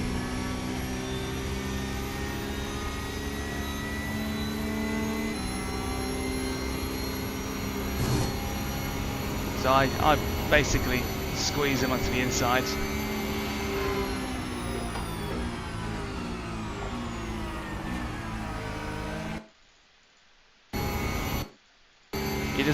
He doesn't fully commit to the inside line. I think he doesn't really want to go that far over.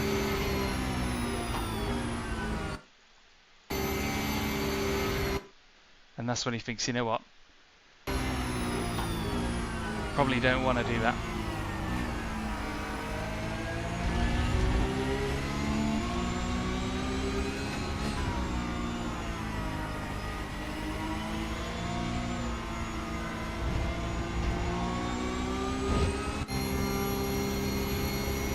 Too far away there, and he's already got past me there, so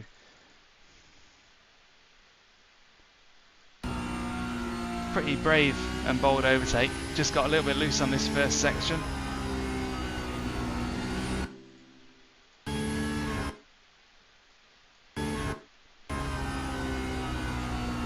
Just got a bit wide off line. It's very opportunistic. Keeps the tight line. Leaves the car's width on the outside, but he sees that I'm not. He sees that I'm not going to stick there, so then that's when he unwinds his steering and uses the whole track. Good stuff. In general, that was pretty good. That.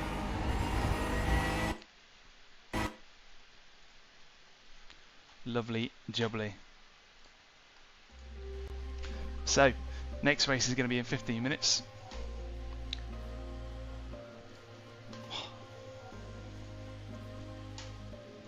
And I'm at 4.897 iRacing, so we're nearly nudging 4.9 again. It's been going up and down in that area. Still have not yet scraped 5k. And the Class B license is hanging on. Its knees are knocking. Scared for its life.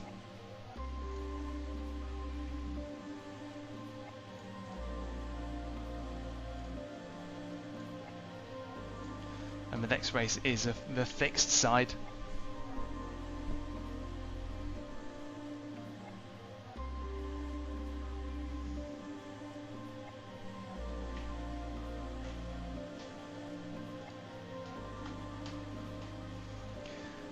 Thing is, see what happens is you only need C class license for Porsche Cup. But if you get down to C, and B licenses for most you can stay if all you do is Porsche Cup, because you need to have done some B races to upgrade.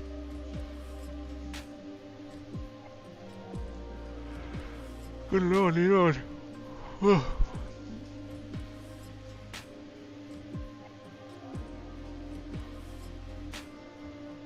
Just loading in.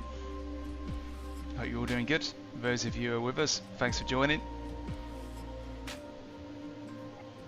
Yeah, quali fuel. Let's try that. There we go. I wonder what was wrong. There's supposed to be a chat box in the top left hand corner, but it was underneath the background image with all these sort of sponsors and discounts on, and partners and affiliates and whatnot. So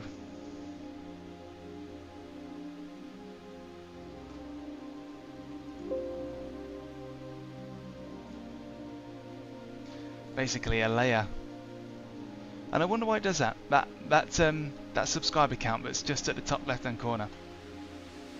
I wonder why it's just doing hundreds.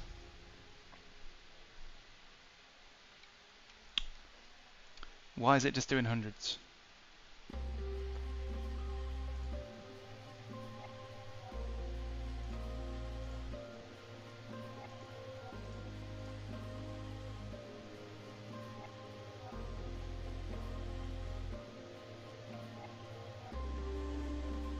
Odd. Morning, Adam. It's 1:30 here, so if you're in the morning, then you must be. The track temperature is increasing. It's now 37 in the US. Celsius. Anyway, thank you very much for taking a moment to stop by and say that. Always appreciated. Yeah, US. And I'm guessing East Coast. But yeah, much appreciated. Thanks for stopping by and letting me know. Makes all the difference. Right, back to the live scene.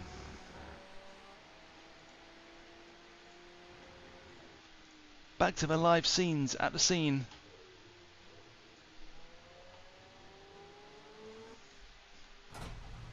Middle of the States. I'd like to go back to the States, but I would want to be. I'd want to be somewhere a bit more kind of not the built-up states. You know, it was New York that I went to, and it's okay. But I'm more of like a natural landscape guy. Way more natural landscape, less populated.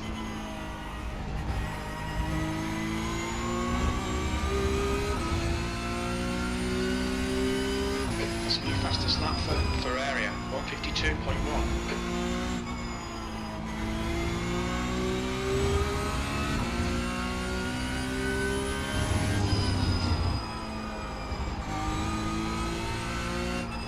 New fastest lap for Ramos, 152.1.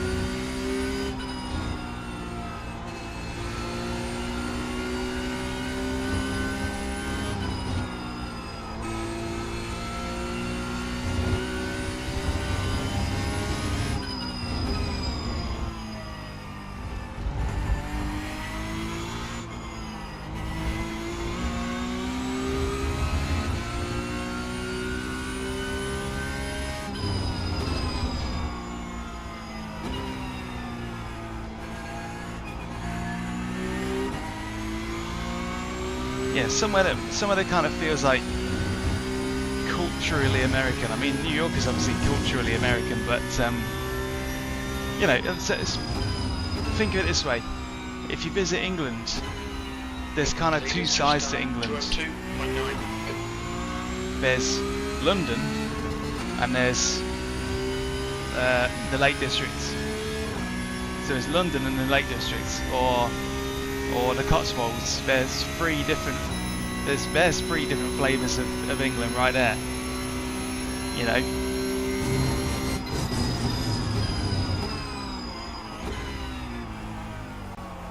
And I would imagine that there's many sides to the US.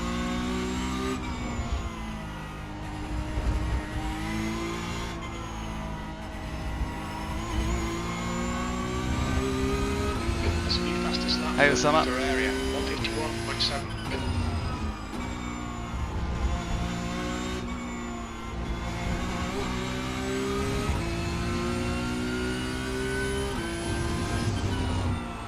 You know, I would want to like visit Texas or something, and then go somewhere a bit more northern where it's like more of an alpine kind of flavour.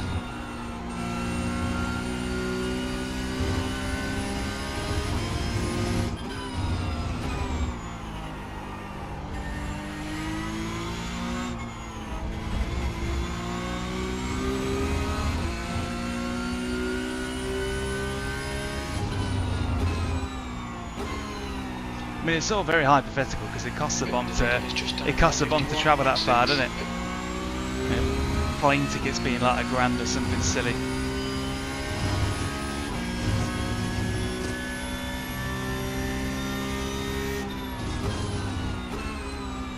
The leader has just done a 151.5.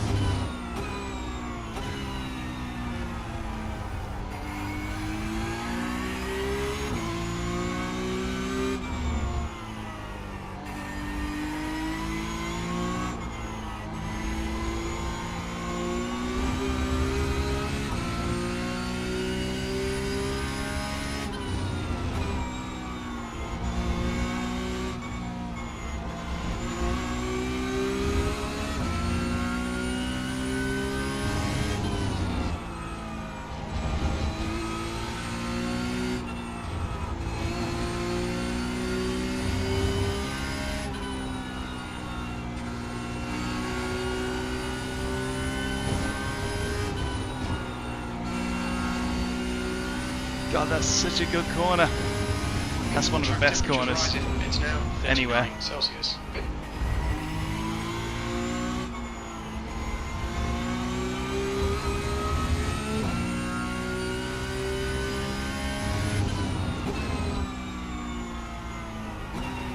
Yeah, Live for Speed right now is very good for English industrial estate simulator because it's got some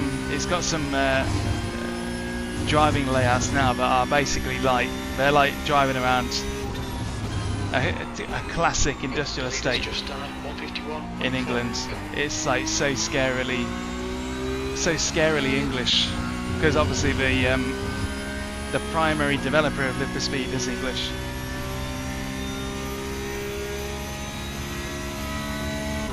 So the feel of Live for Speed is very English. Currently 0.6 off the leader's pace. That was 152.0.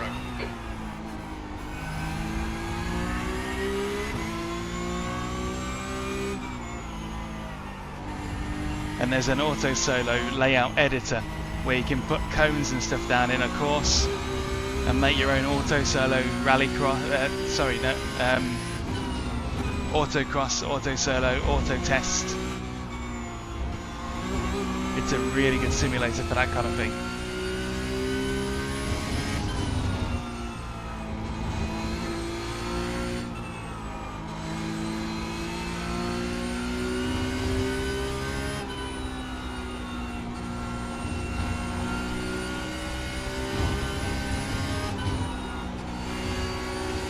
I guess BeamNG is probably Live for Speed's kind of. That's what Live for Speed kind of passed the torch to, because Live for Speed had deformable tyre walls, completely dynamic damage. It had all of that long before I heard of anyone else doing it. So tyre sidewall flex, Live for Speed had it. Flat spotting even, it's got it. Dynamic kind of tyre heat spots. So it calculates the heat of the tyres down to the very location on the tyre. So if you lock the front tyres up, you can see in the real-time dynamic view that there's actually a red spot on the tyres. As it rolls around, it sort of goes green, green, green, green, green, green, red, green, green, green, green, green, green, red. So it was so advanced.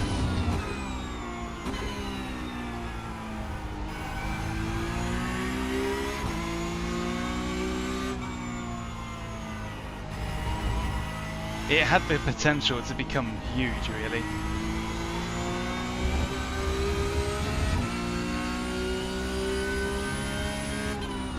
And it did become huge, but it just kind of died a death.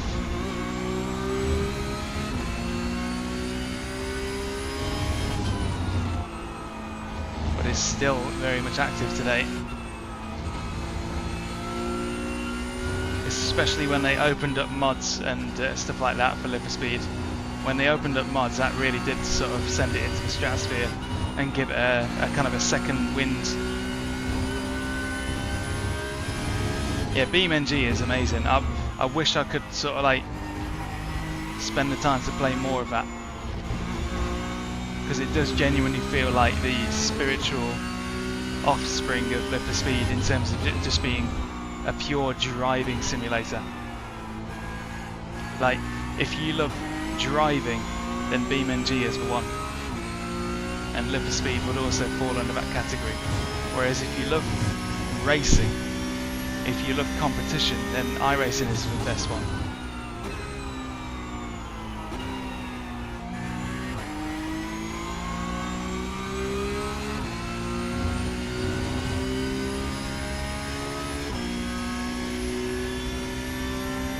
Okay, Daniel, there's a car exit in the pit, heads up. E9, you're now 0.9 off the pace. That one was at 152.3. Car right, you're right.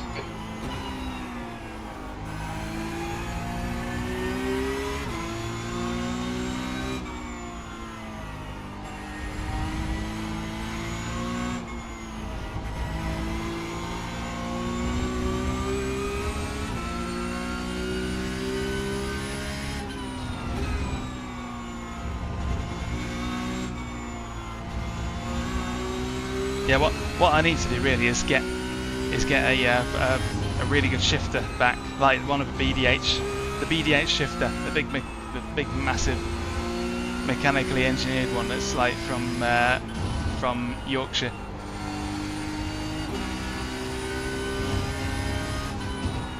Get one of those, get a couple more cameras in place, and then do some auto solo in Live for Speed.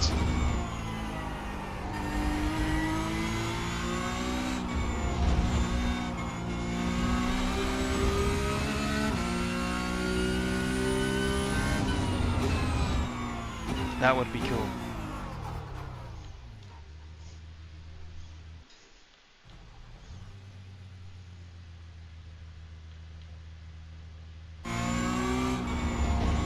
Yeah.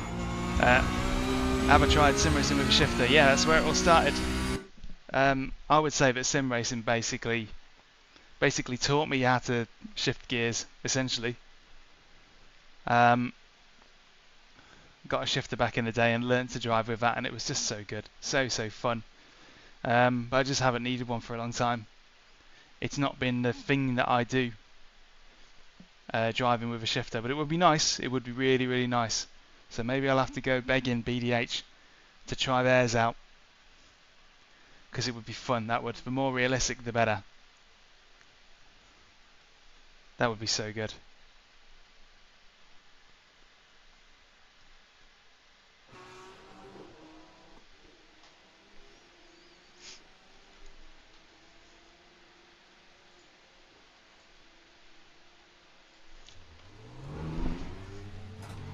That might end up being like the next big thing for me. Maybe I should do that. I should get a proper Push. manual shifting setup going on. Get some more cameras. Get a round wheel on, and do some car park drifting. No, do some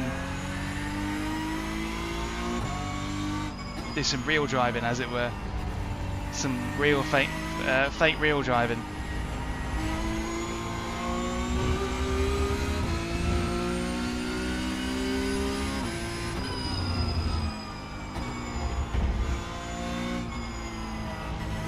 The track temps increasing. It's now 44 Celsius.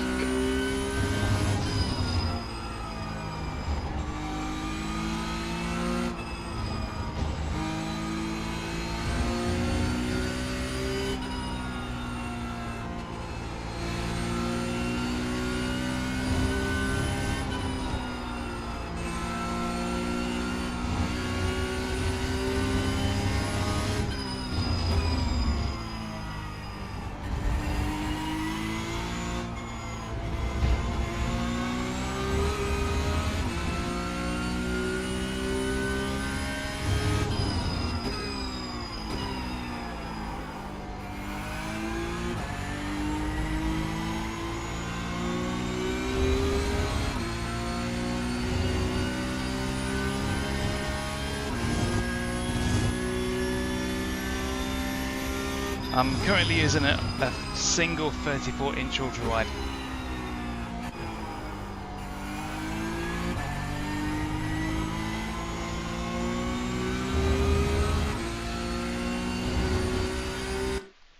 The reason for that is it makes streaming so much simpler. Also makes doing videos much simpler, just because it doesn't get quite in the way of everything so much. But I do have an alternative method for that now. You'll see that in a video coming up at some point. But I now use the same screen, the same physical screen on my rig as I do for the desk. If you can see that desk just behind me, you'll notice it ain't got a screen on it, because the screen's being used on the rig.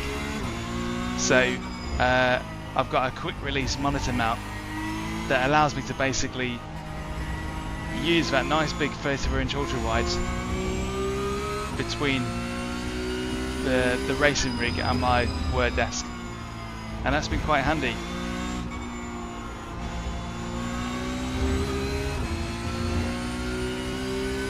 And if I don't say so myself, I think it's a really clever idea. Quite surprising from me.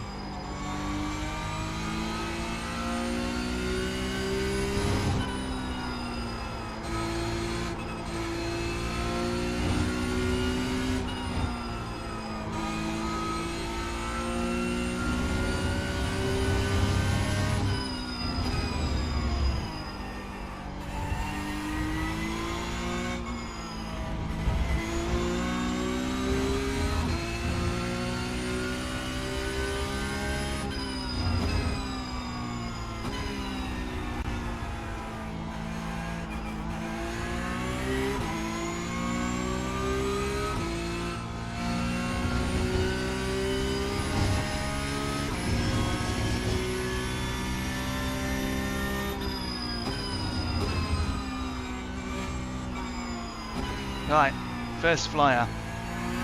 Set up a good outlap.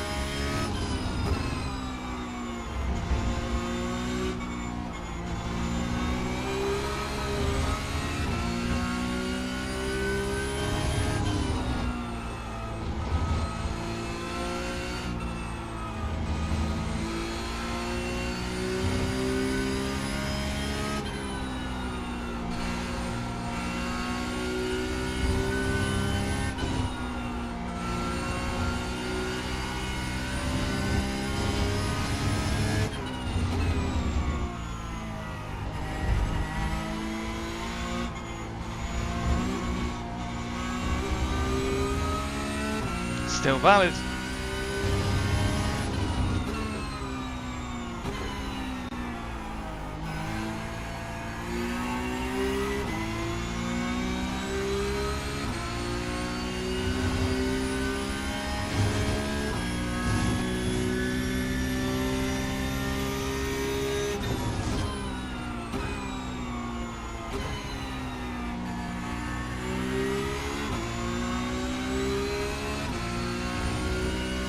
It's a very clean lap.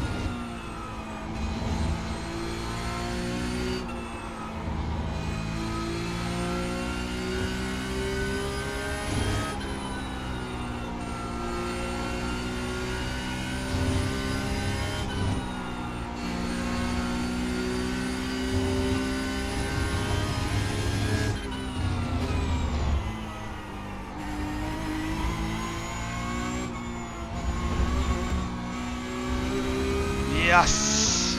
Valid. Here we go.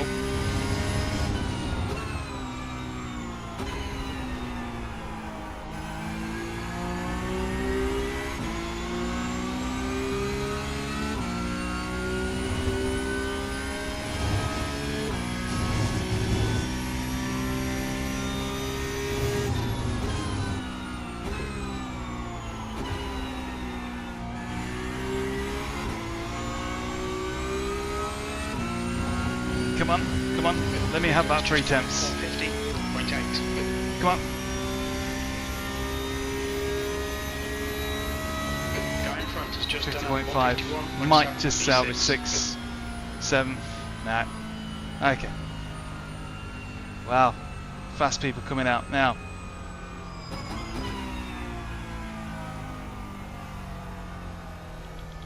This should be a pretty tough race.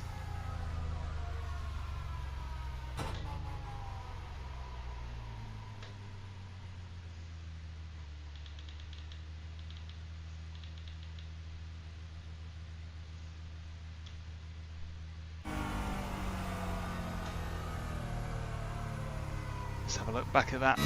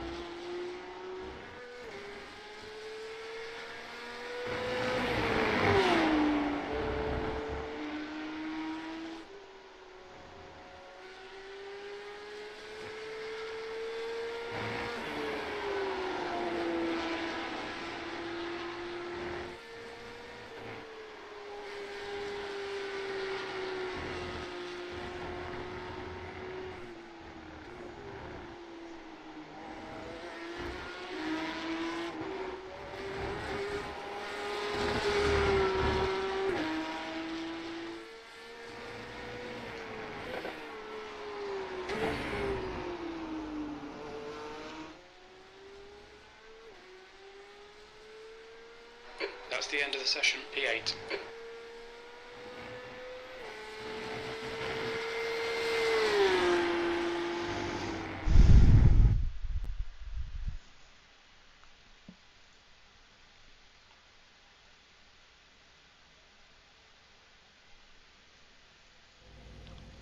Okay, fix setup. You can become a billionaire. You can become a billionaire and build any fictional racetrack from any game. Truth be told, one of my favourite games ever is Wipeout 2097, Wipeout 2097, or I think in some regions I think it might have been called Wipeout XL. I'm not sure, but if you Google Wipeout 2097, you'll know the one I mean.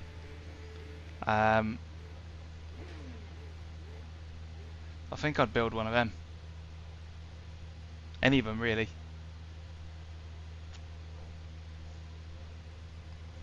Such a good aesthetic. No game has ever nailed the style of Wipeout 2097. Brilliant game.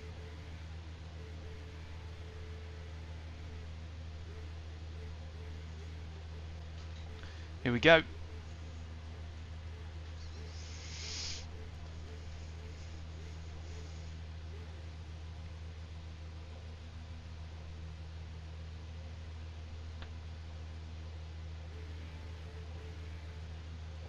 God, long pre-grid. 13 laps, 8th place. Yeah, the music was Okay, brilliant. Daniel, get ready. Go, go, go. Right, cut.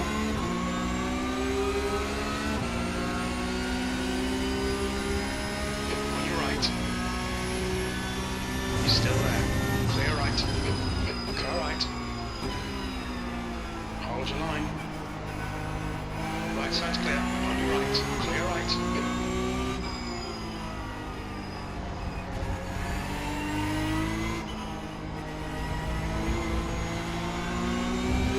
clean.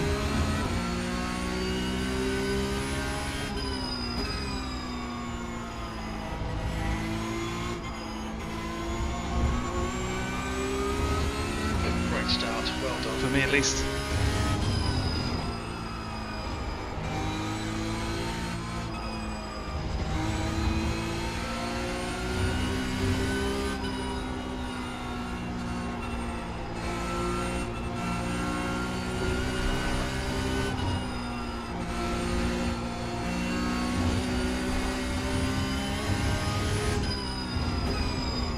Whoa.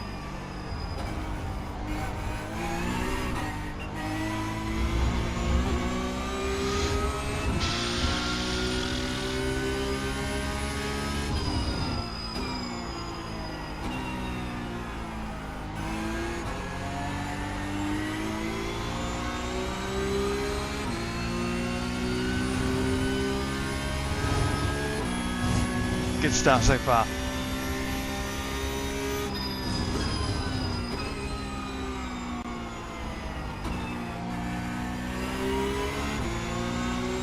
And we've got Ilya behind us, who we know is very, very fast.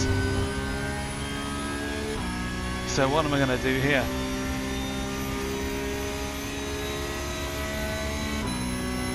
Got a bit of a slipstream train. Nice one, Daniel. You're looking really good. Come on, keep your focus. E5.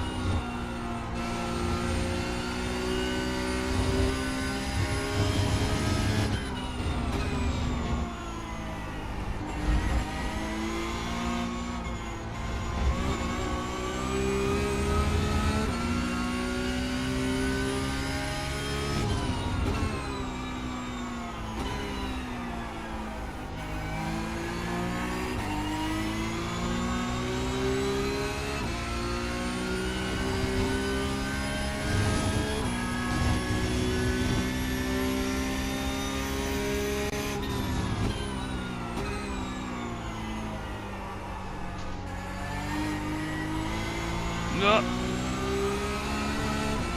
That's going to give Ilya a bit in that he wanted. The leader has just done a 151.1. Car right. Hold your line. Oh, Florian's got it. Oh, shh. Clear right. Clear right. Right side. Clear right. Huh, did he lock up then or what? Either way, that was a proper wallop. I reckon he drove too deep then. That's a shame. That was a proper wallop, that was.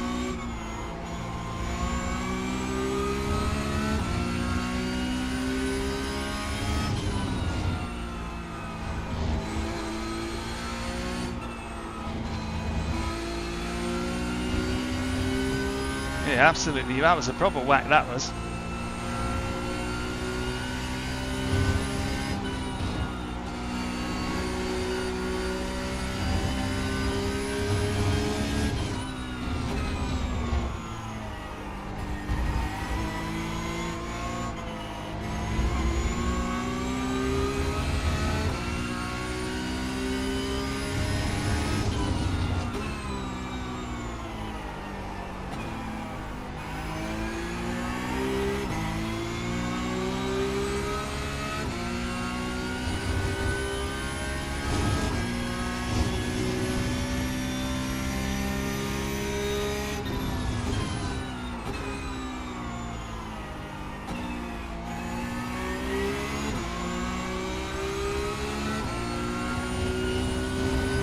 Ah, that is exactly what circuit racing is.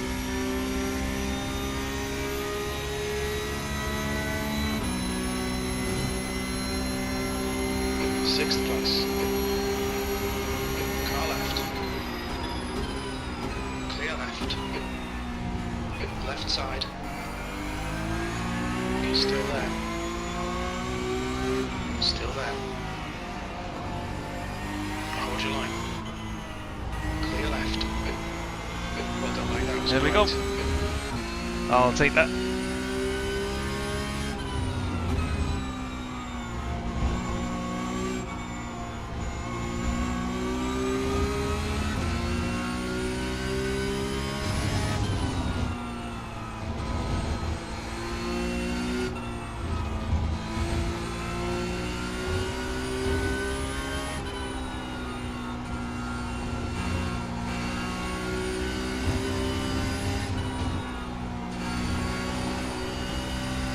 Okay, Daniel, hold your nerve, just keep it smooth, no mistakes.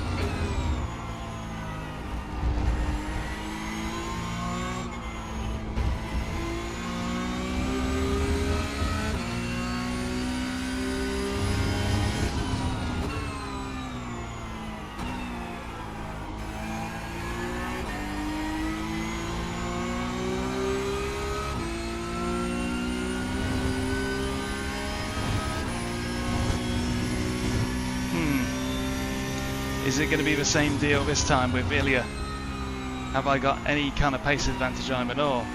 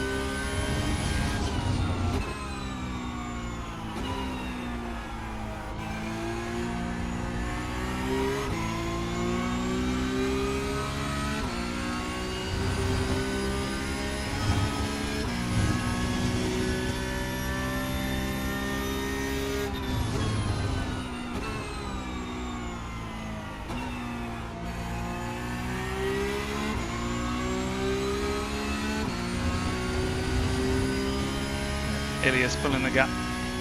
Need people in front to start fighting, really.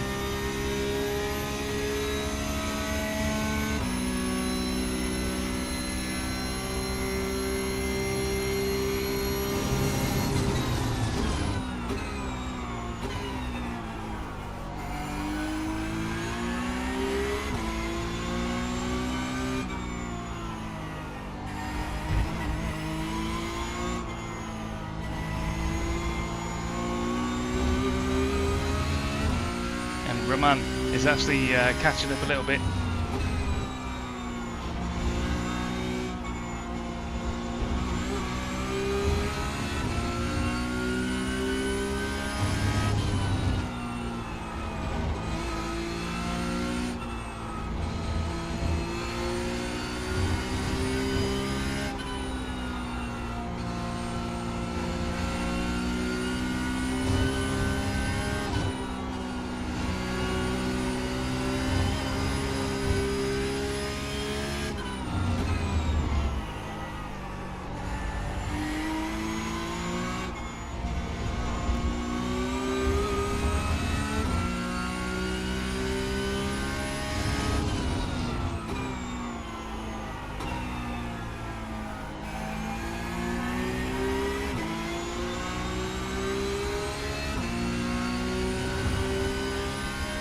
Yeah, the gap behind is very, very small, 0.3. So it's a fight behind, not a fight in front.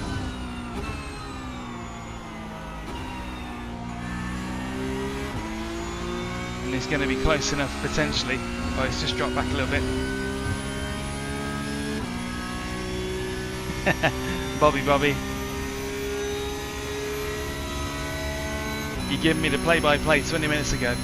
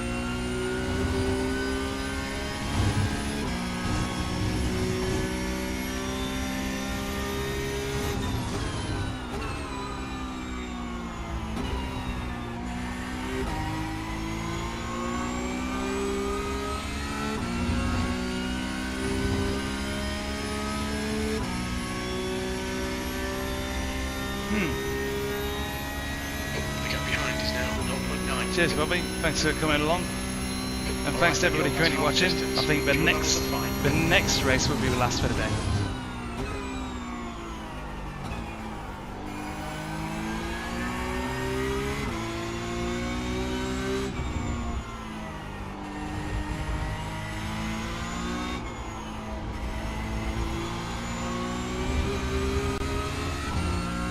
Yeah, that was a pretty good lap, that.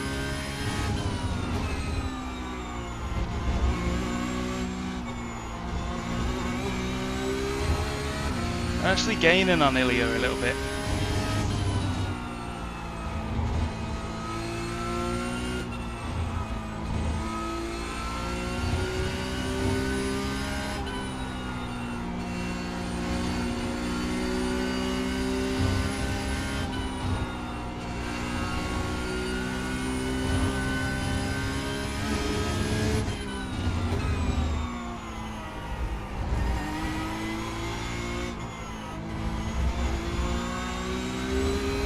Well, Jay, cool. You got to tell me.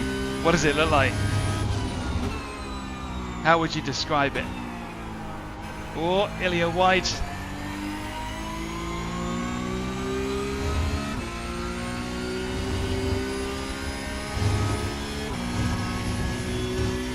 He went wide, but nothing really came of it.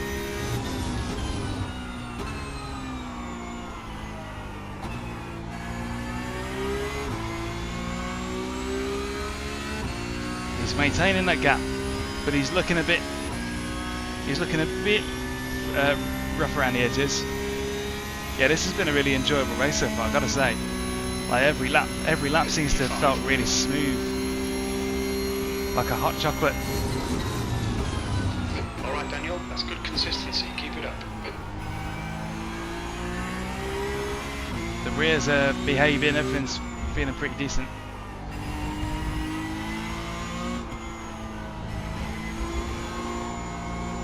He says.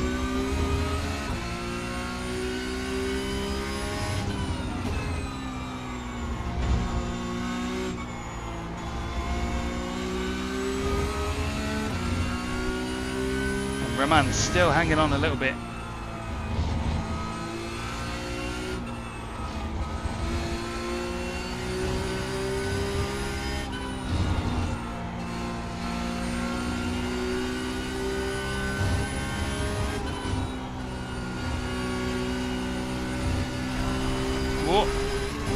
Ilya went off and so did I in Just cut the sympathy. track.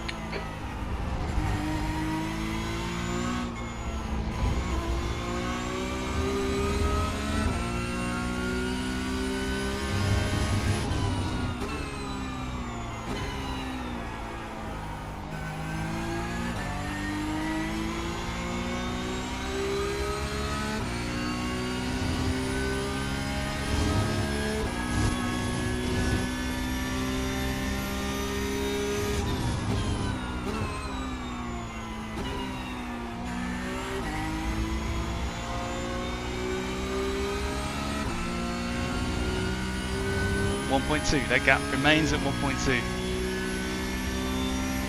Yeah, tyres start to feel a bit scrappy now. Okay, Daniel, hold your nerve, just keep it smooth. I've just shifted the brake bias forward a couple of clicks just to compensate, just in case. Yeah, I had rear and front lockage then on that right hand side.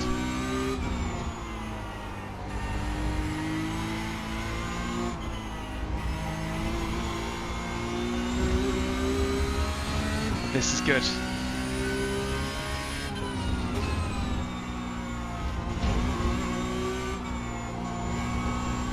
Very wide failure then. That's given me a few tenths. If he carries on like that,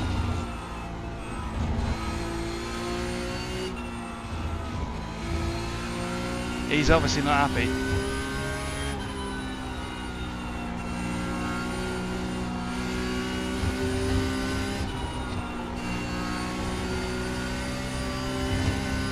This is good, this is good.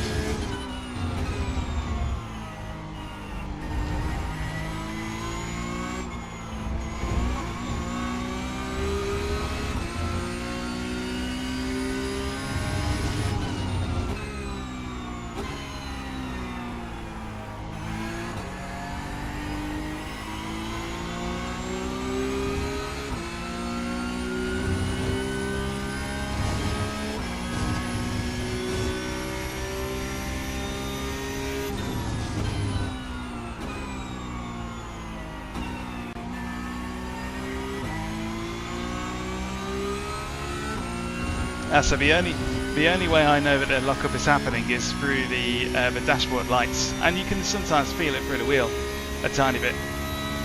But I only use the butt kicker for engine vibration and gear change, like gear change effect. It's for immersion purely. For information, it's mainly visuals. Those dashboard lights can reach my eyeballs far quicker than the butt kicking can reach the rest of me and the rest of me to my brain.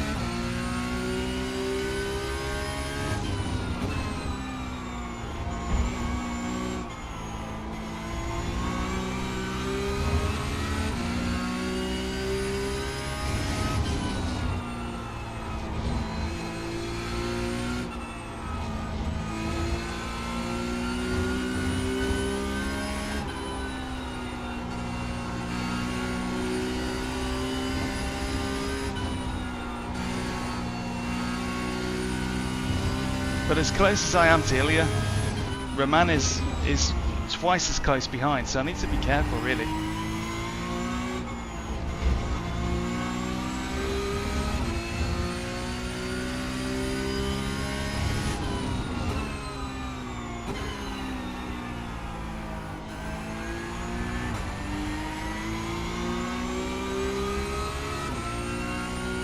Come on, don't make it easy for him. Make him go the long way round.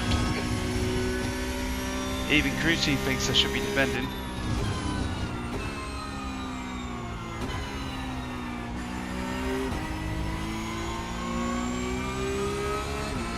.4 behind now on the straight, so I need to keep an eye on Roman. There's a car leaving the pits. There ain't many chances for people to make up spaces now, so it's going to be a last lap lunge really. 2 laps left. You've just done 152.0.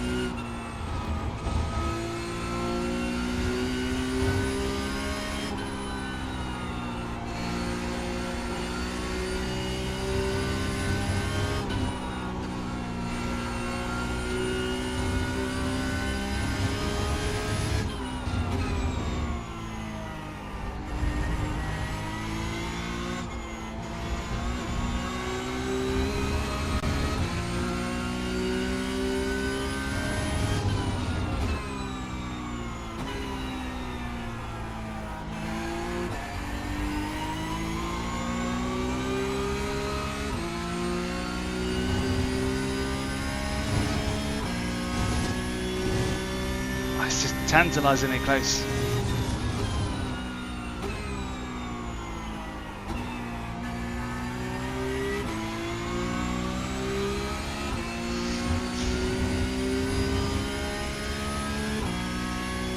Right, heading into the final lap. So, a bit of pressure from both sides, but hold on to 5th after all that. Not bad.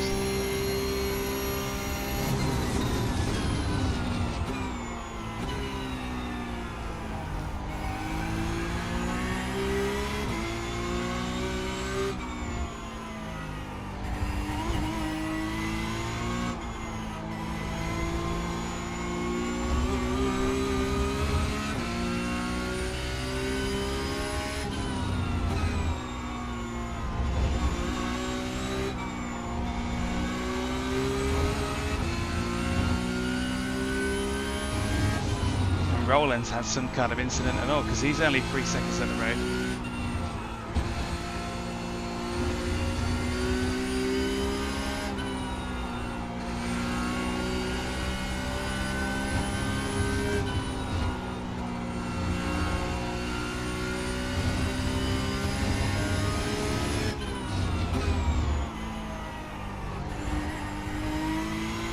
Okay, Daniel, don't let this guy distract you.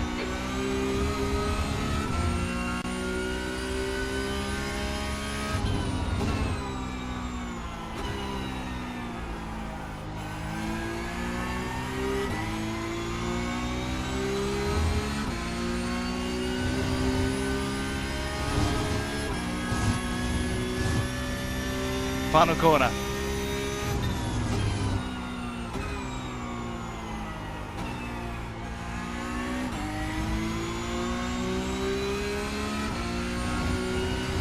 Whoosh. Another studious race where it's all about focus and concentration. Wow. P5, that's the finish. Well done. Some good results today, at least. Like, finished with like a 3rd, 4th, 5th, 6th. One more to go after this, and then I'm calling it a day. Well,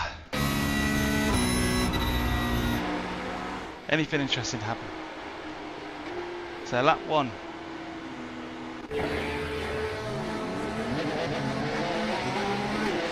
Oh yeah.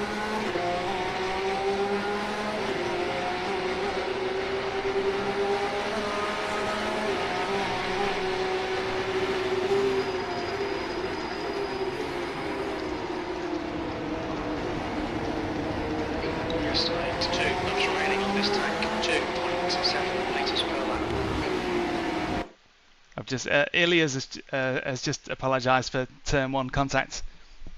I've said no problem, man. It was a hard knock. My monocle fell out. Hopefully he knows what a monocle is.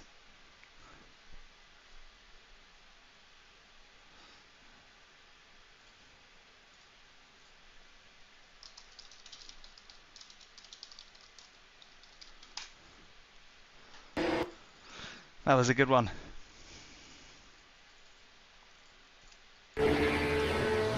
So started 8th. Bad start for Miller again. He had a bad start last race and all.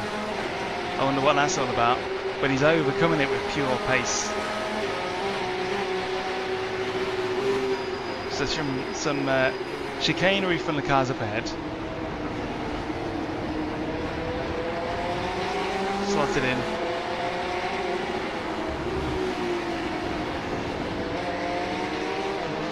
Oh, these guys. And that yellow car ahead, that yellow and black car. He bites off a bit more than he can chew later. Hi, Paul.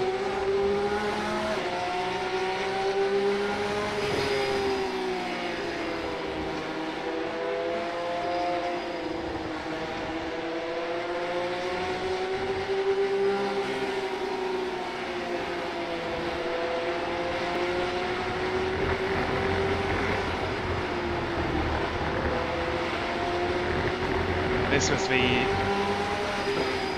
crisis aversion. Yeah, so he was caught out there. Oof.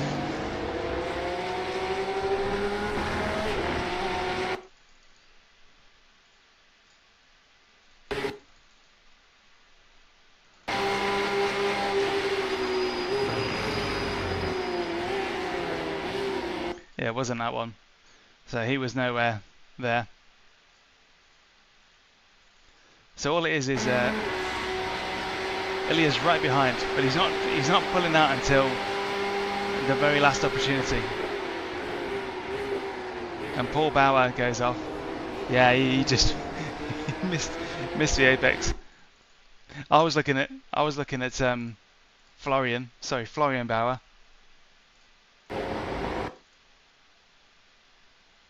And it's just a meeting of minds, really.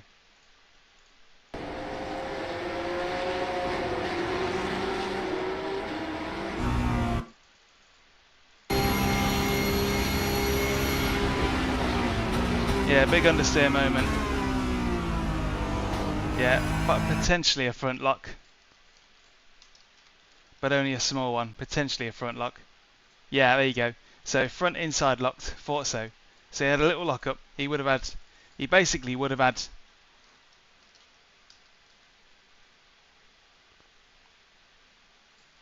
and that's when he would have known. That's when he knew. He messed up. And just salvaged it. Oh well, no harm done. Both carried on, both clean. Didn't even scratch the paint. How about that?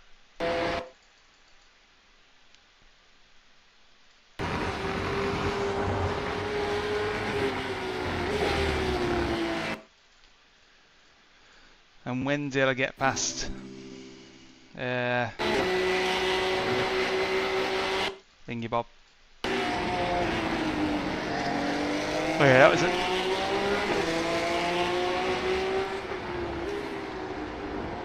Outside for that becomes inside for the next, and you can't really hold on when it's like that.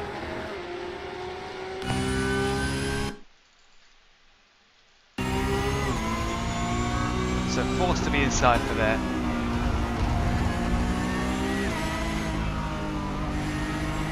Possibly thought he might be able to cut back. Either way, he gave me a very wide berth and that left him high and dry. There's not much he can do about that. But then there he was, lap after lap after lap after lap after lap after lap after lap. Just waiting for some kind of screw up.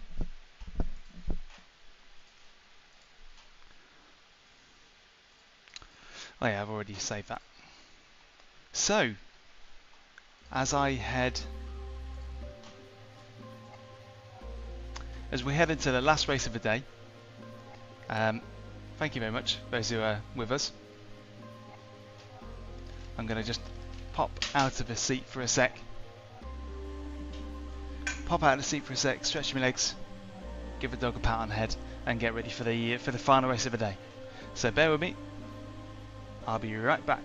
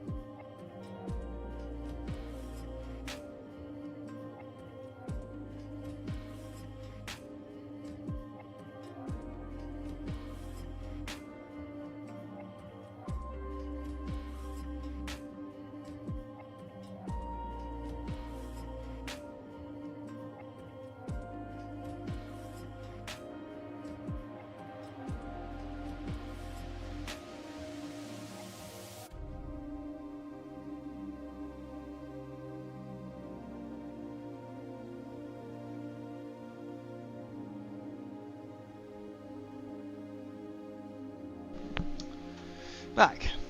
Right, just realised. It when I scheduled that reel, this morning's reel slash Instagram, Instagram reel slash YouTube short slash TikTok about the about learning tracks. I forgot to put the blooming link to that guide in the actual blooming link. See, it's not all fun and games, this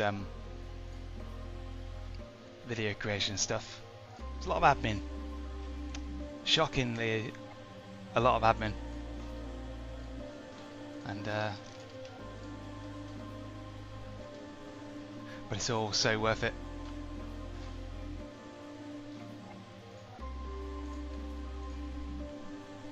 Hello.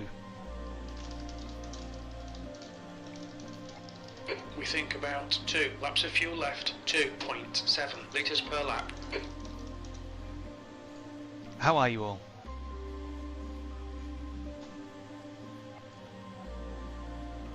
Good, I trust. So the next race that's going to be coming up will be the last one of the day. So at 2:45 the session will start. 3 minutes or 8 minutes quali, 45-minute race. No, 13 lap race.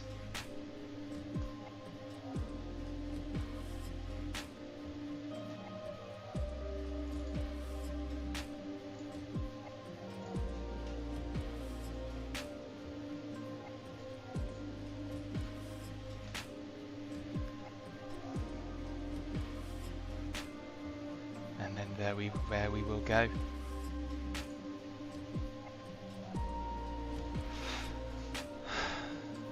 Right, that's sorted. Okay.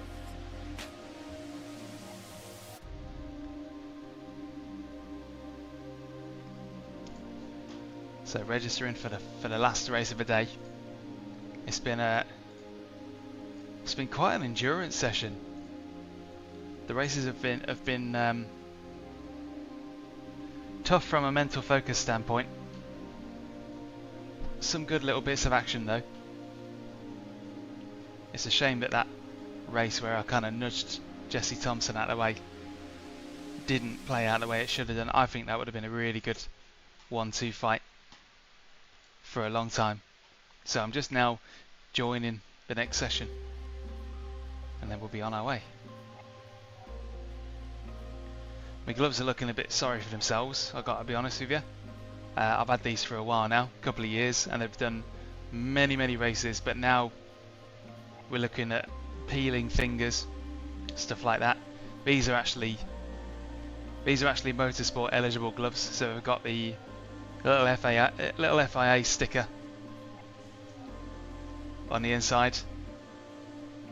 They're not the most breathable things, but you know, cheers tradition, gifting a membership. It's a lovely thing to do.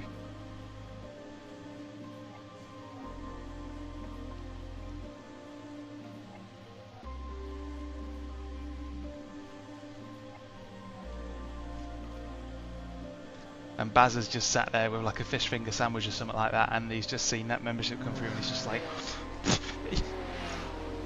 put his fish finger down quickly and go, oh, nice. That's what's happening in my mind, at least.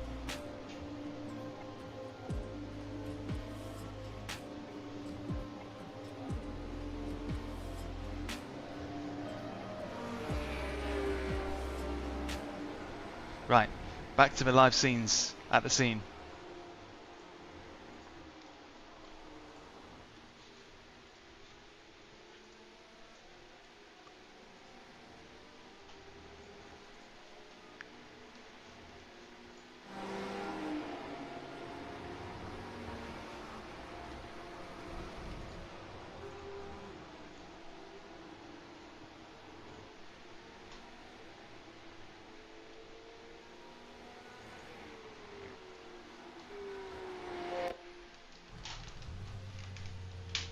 Fastest Mugello. lap for Bauer, 152.7.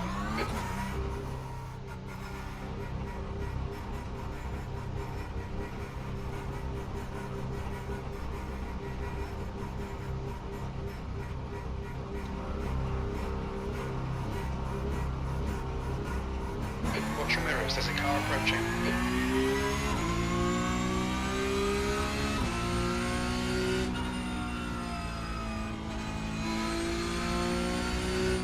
Hey, that track map actually came in really handy, man. I don't think I've looked at that at all since I put it up there. And I actually just used that to see instantly if there was anybody coming out onto turn 1. Maybe I've been looking at it all wrong.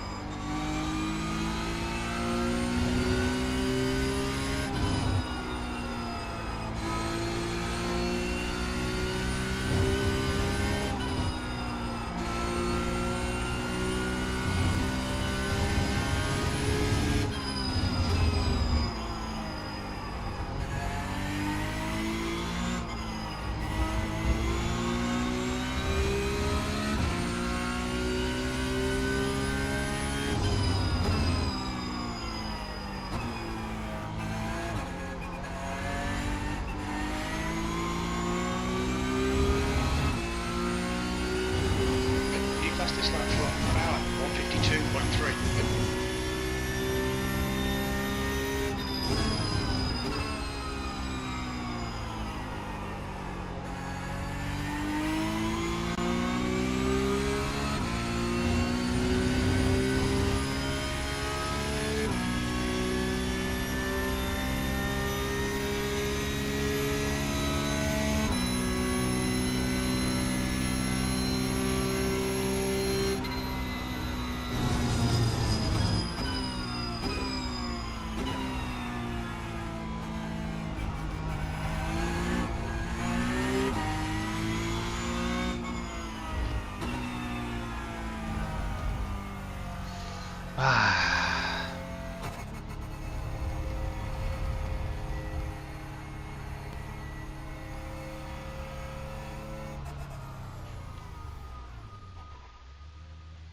See what's going on out on track.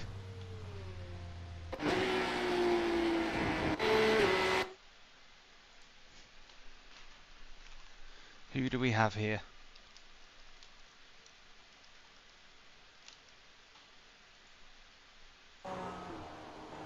Mika Vahamaki, he's been quick before.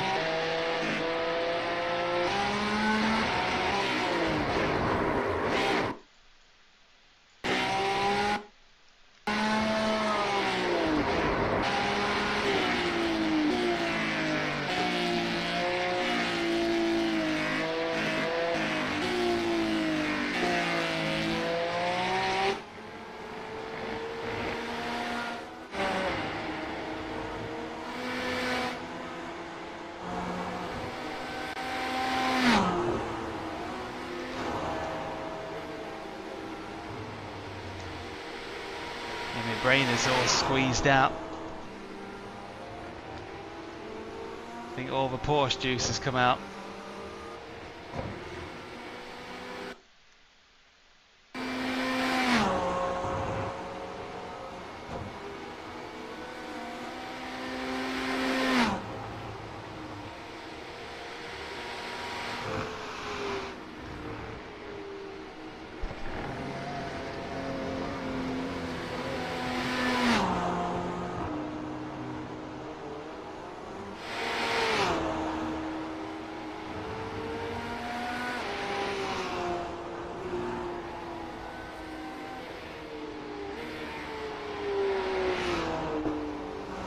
Fastest lap for Vahankai, 151.3.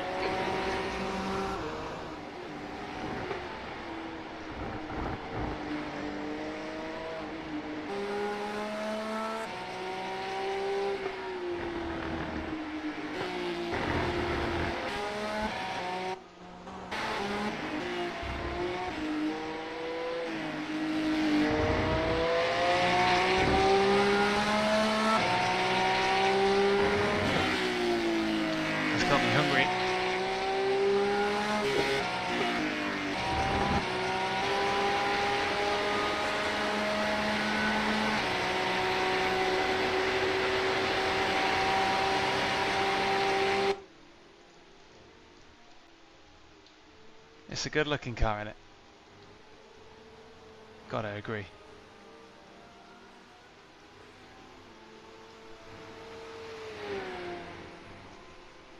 Now all we need is some Gran Turismo music.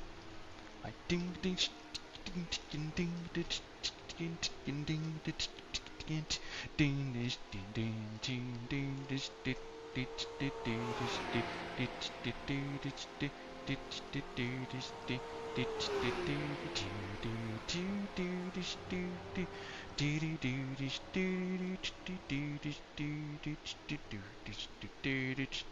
What is the lowest back toe in the Porsche?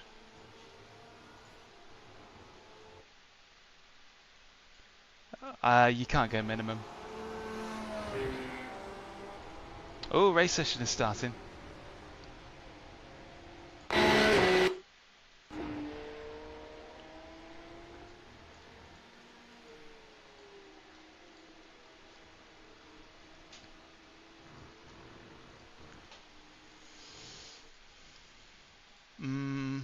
Depends.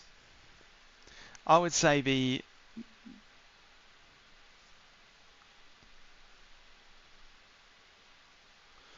McLaren wheel feels much less substantial, but it is the more functional wheel because you'll get your dual clutch pedals, which can be useful, but the Formula wheels do usually tend to feel a bit more kind of put together, a bit more quality.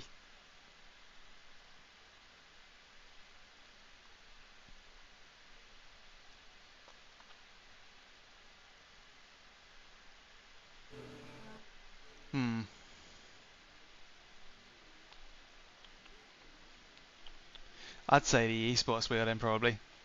I had my very first sort of sim racing wheel was a Fanatec Formula V2, and I enjoyed it quite a lot for a long time.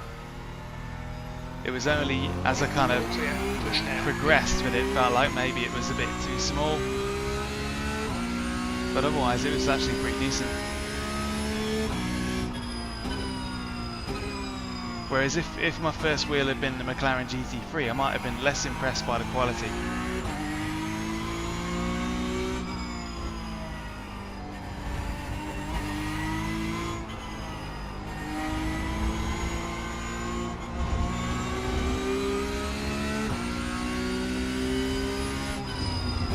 The track temperature is increasing. It's now 48 Celsius.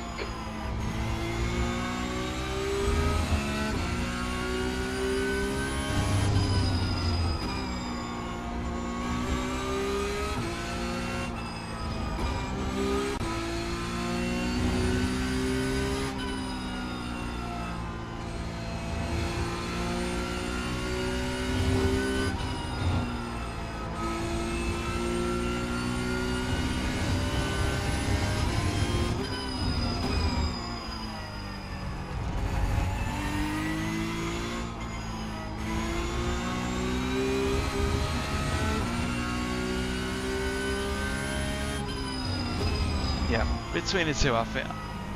And also, yeah, don't forget, that's a very, very good point. You need to weigh up your options, really, because although Fanatec are functioning, or at least Fanatec say they're functioning, their operations have been in a mess for a while. It's just not getting any, just doesn't seem to be getting any better. So whatever's really happening behind the scenes there, it almost does not matter. It does not matter because the perception right now is that they're in a blooming, they're in a bit of a mess.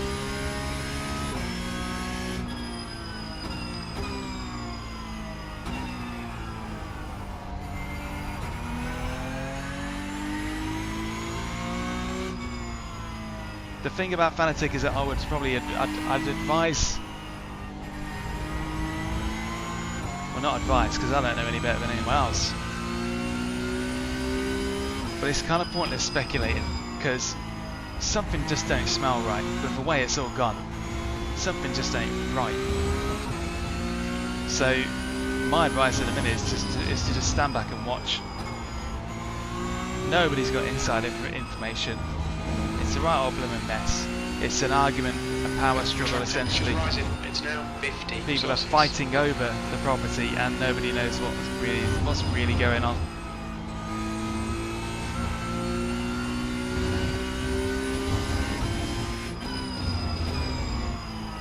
And I would never have dreamed, back when they first really dropped the ball on Black Friday 2023, almost a year on, I can't fathom how it's still not really resolved. Like, yeah, they've got a lot of goodwill to earn, and who knows when we're ever going to do it.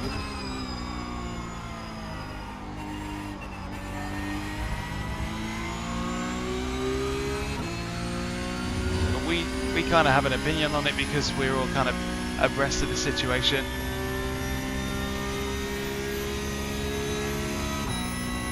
But it's also very important.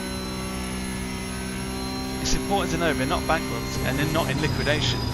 Neither of those things are true. You will hear some people say they're bankrupt. They're not bankrupt.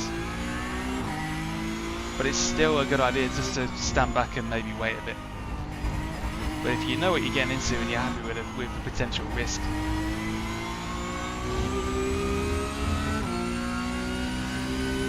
then that's fine. Personally, as a creator, it makes zero sense to do any kind of material on Asetek until it's all sorted out. And it's just the recent news really tipped it over the edge for me. So when they get their act back together, then I'll give them another look again.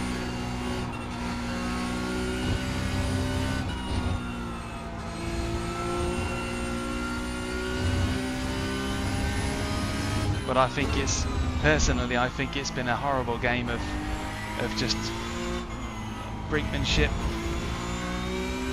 and they've got to sort it out, or they have to sort it out, or there'll be nothing left for them to fight over.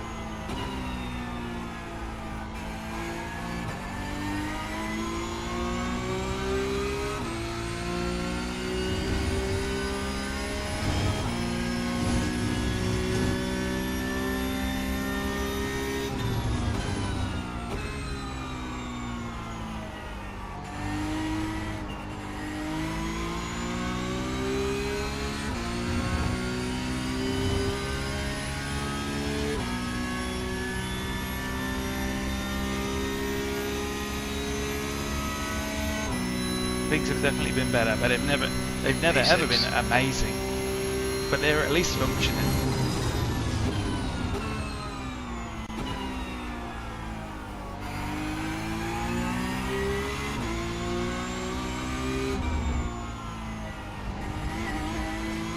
I used to receive stuff within like a week.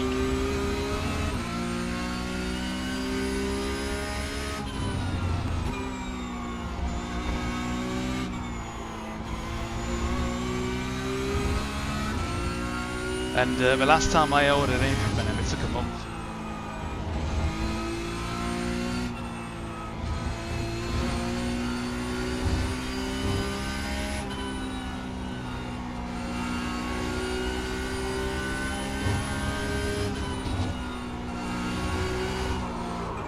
Oh dear. Right, it's going to be starting from the back then on this one.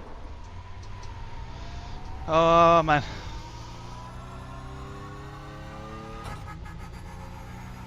That's going to be a tall order. Oh no, I did put a lap in, so it won't be totally from the back, but it will be not from where I should be.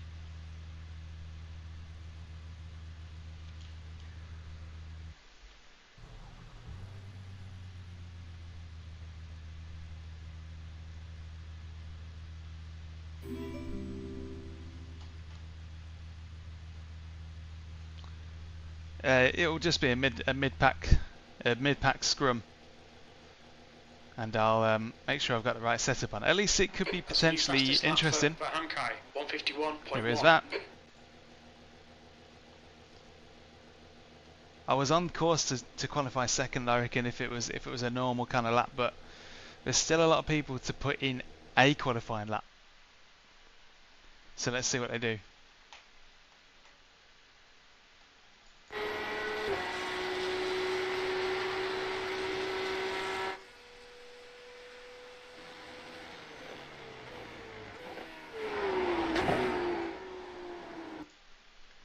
But my point of view on it is just remember that there is a big difference between insolvency, bankruptcy, and liquidation. They are completely different things, and some people are jumping way beyond the gun by saying that they're bankrupt. Some people have been saying that a long time ago. Bankruptcy is literally when you have no options left, and if they're heading for it, fine. But we're not there yet. So people reporting on it and saying as such is, I would not have the stones to do that. You're opening yourself up to such big legal peril by publicly writing that a company is in a state that it isn't. I don't know how some people can do it and not lose sleep over it. I wouldn't do that until it was literally written in stone that it was factually correct. Such and such has filed for bankruptcy. Until they do that, you can't say that, surely. But then again, I was always a cautious kind of guy that liked to try and make sure that everything was kind of accurate at the time. And if I couldn't do that, if it was anything to do with speculation, then I tend not to do it. That's why you don't really see any videos from me that are just about kind of news speculation, because it could be out of date quicker than you think. You could be completely wrong, and what value does it serve, really? That's the end of the session. P7.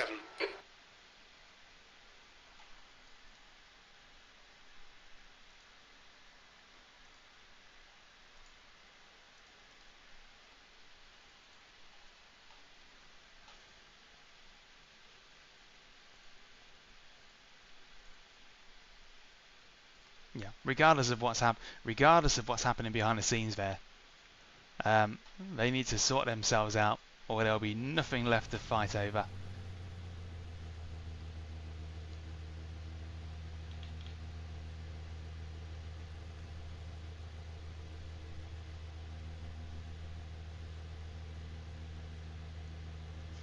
Oh, sorry. Yeah. I would like to retract my statement declaring that such and such Inc. Could potentially be bankrupt. I was incorrect at the time, and it's not true.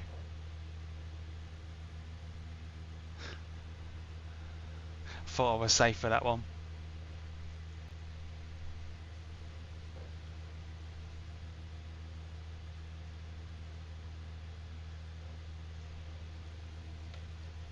But you know what I'm saying. The fact that some folks can say blah is bankrupt or whatever when they aren't is the only reason why they wouldn't be getting in legal trouble right now is because they're being allowed to do it.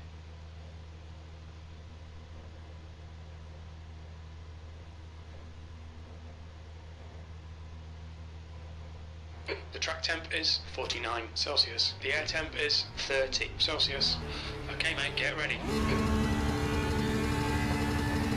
Go, go, go. Whoa! Straight past. On your left. Clear left.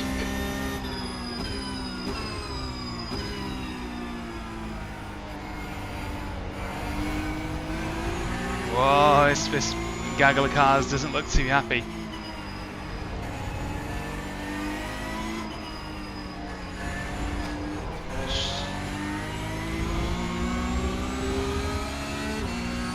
Well done, Daniel. Good start.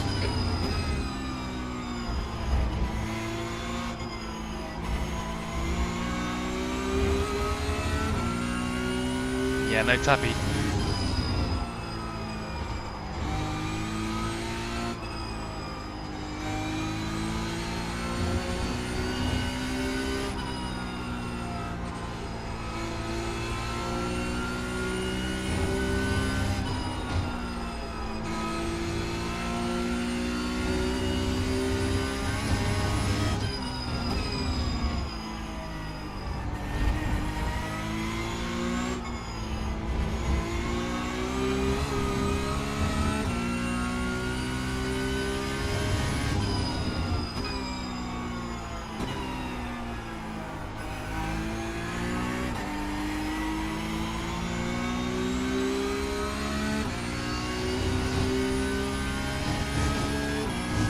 Oh, a few off tracks. Oh well, never mind.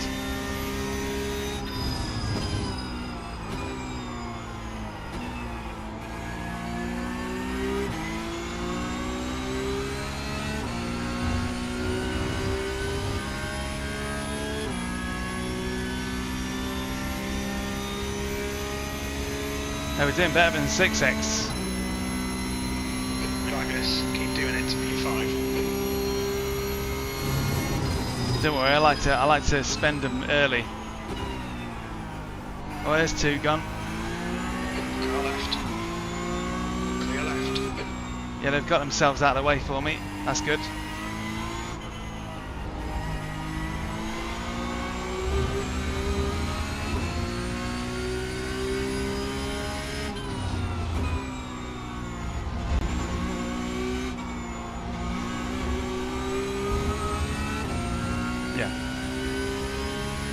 As I say, the insolvency news really kind of just made me think, you know what, you sort yourselves out. Sort yourselves out now, because this is silly. But insolvency is not the same as bankruptcy. It just isn't. And it's not even an argument about whether they're heading that way. You can say whether they're heading that way or not. But to release videos saying they are bankrupt, I don't know how people can just do that. If you did that about any other company, I'm sure that by now they would have been hammered. So it just makes you think.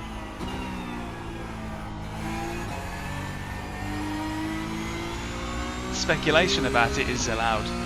Stating it as fact, I don't know how.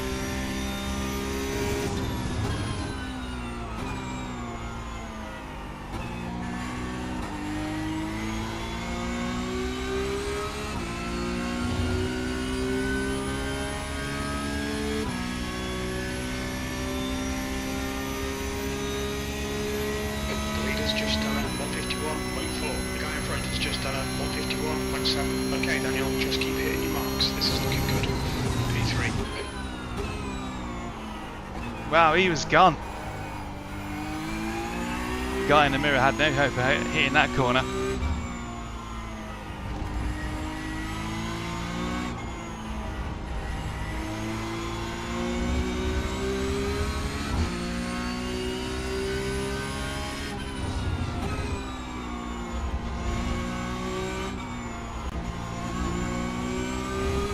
It's one big drama. I can't wait until, I wish I could fast forward time by like 1 year and just see how it all played out, because it's a fascinating drama.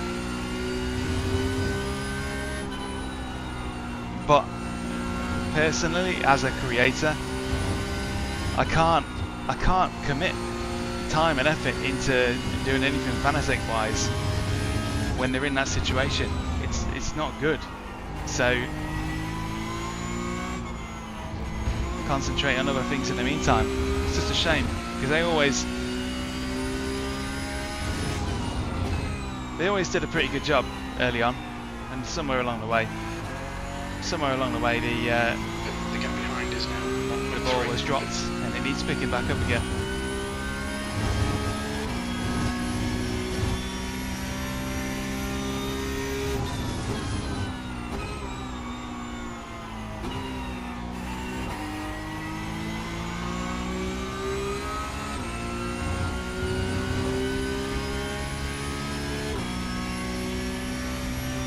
Right, let's get into the groove. I'm sure we can catch Florian if we just concentrate a bit. 2/10 off the pace in sector 1. Sector 2 is 0.4 off the pace. Sector 3 is a 10th off the pace.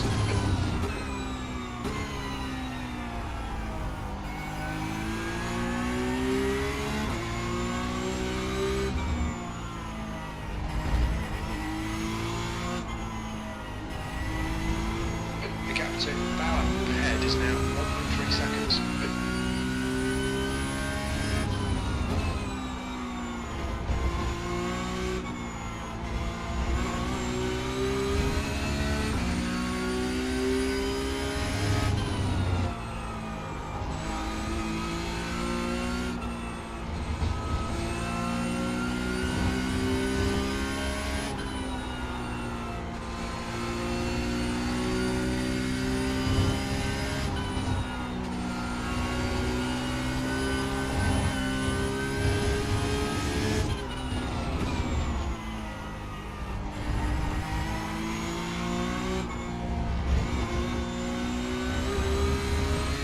What? 10x? Blimey.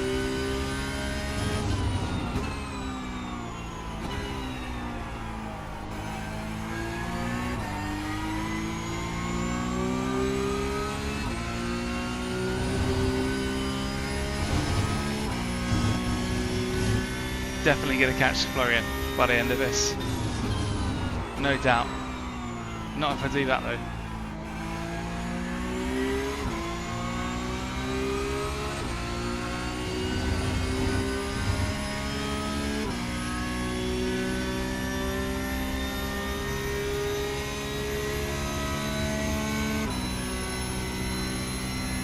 You've just done a 152.3.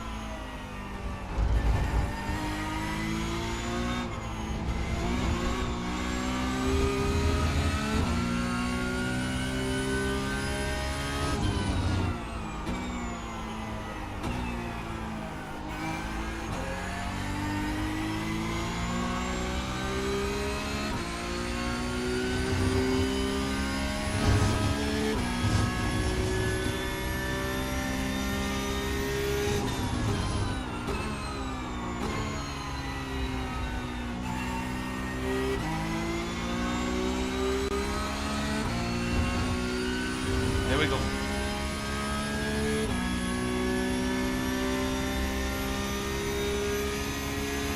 Gap to power in front is now 1.3. Fastest lap in sector 2 is 0.3 off the pace. Yellow flag.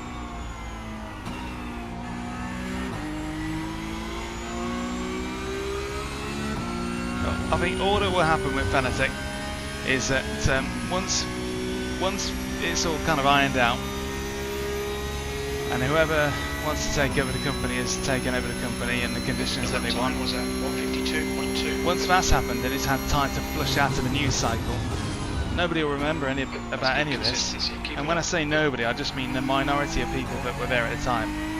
For example, who here remembers the Race Lab Apps payment scandal? Hands up if you remember it, or if you don't know what it was, say no, I don't know.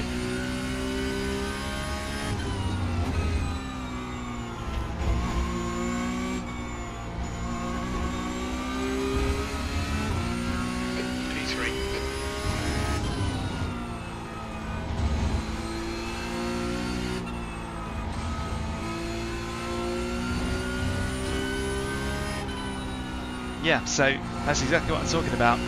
It was a pretty terrible scandal at the time. A lot of people boycotted them over that, and rightly so. It was pretty silly. But there are people that have entered sim racing since then that would have no idea what they were talking about, and there are people who did see it happen and they don't really mind, like me. It was a silly thing to do, and it was optically terrible, but they're over it. They're over it, I'm over it, and the same thing will happen to Fanatec if somebody actually does take them over. Somebody is going to come out with Fanatec's operations in their hand, and when they do, when it's finally settled and there's a winner, yeah, exactly that. There's only a minority of people that are really aware of anything happening with Fanatec. Even if they are, there are still some people that just don't really mind. And there are plenty of people who will order their stuff even now, and they'll receive it without suspecting that anything is really going on behind the scenes. It's just the way it is. It's a news bubble. The more you pay attention to an issue, the bigger it seems.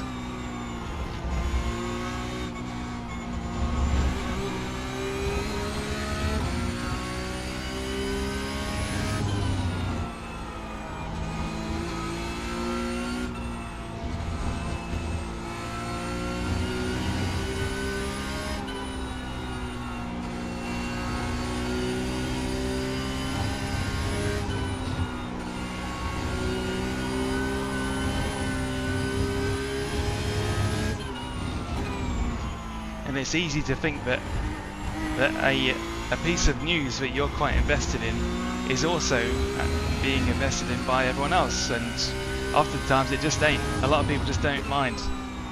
They don't care, they don't know. And that's perfectly fine as well.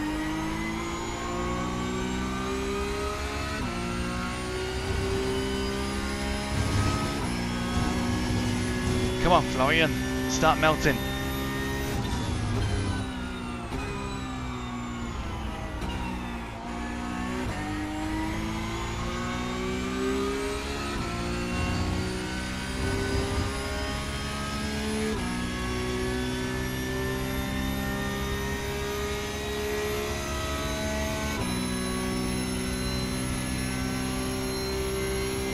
Time was 151.9. Looks like he's taking a lot of chunks out of the tyres, out of the rears.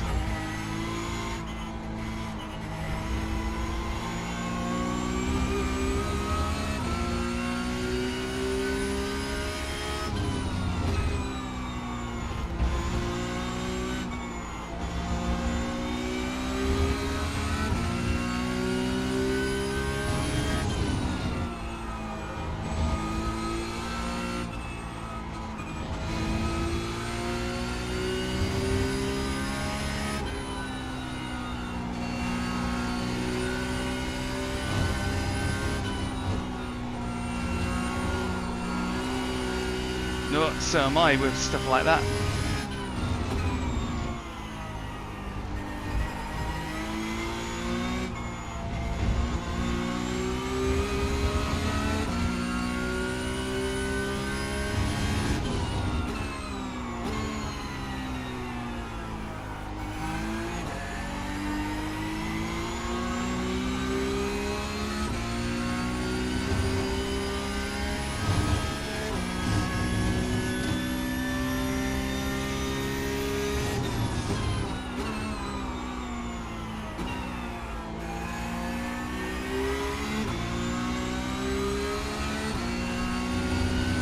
That wasn't ideal.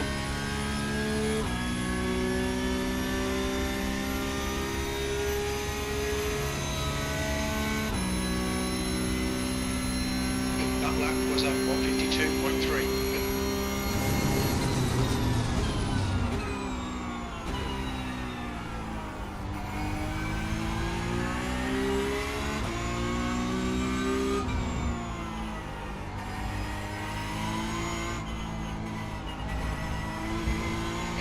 to the bow ahead is now 1.0 seconds.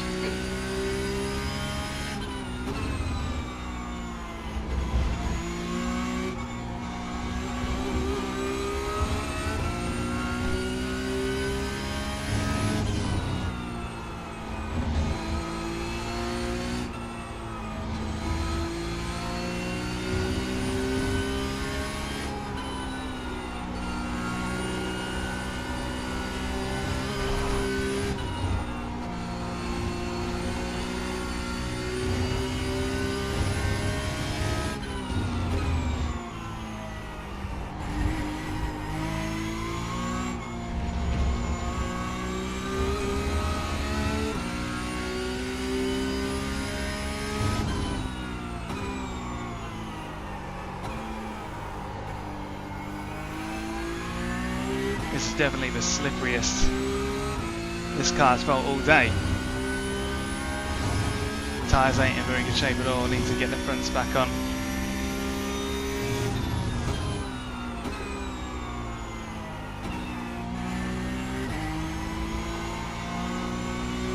Yeah, the rears are melting.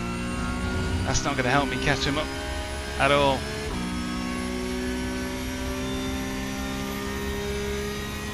Hey Joe. Yeah, true brake, great mod. That last lap was at 152.5. Brilliant mod.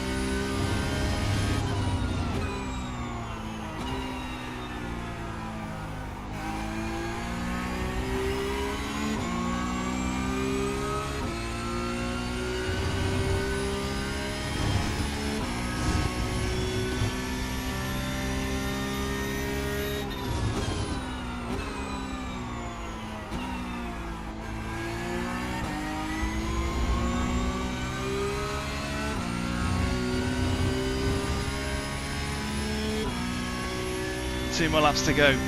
He's not showing many signs of cracking. But I only need one slip up. 2 laps left, come on, you're looking good for a podium. Okay Daniel, lap times are pretty consistent.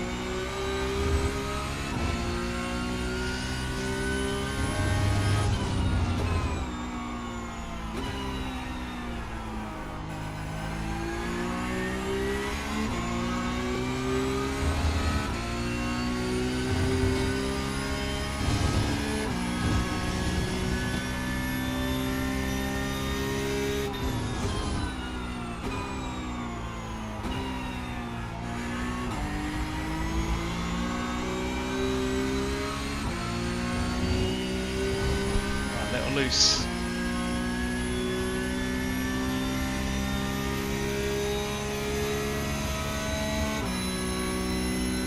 Okay, Daniel, one more to go. Keep it together, we'll be on the podium.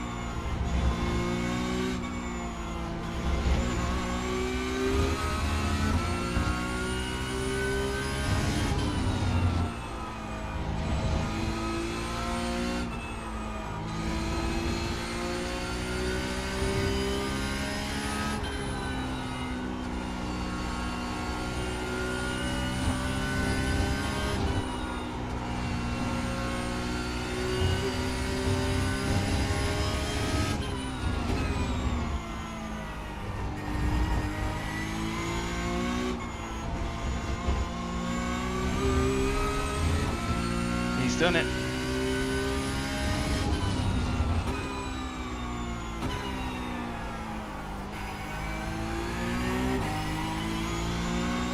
He held on. It was a fun chase, but he didn't put a foot wrong, did he? Really?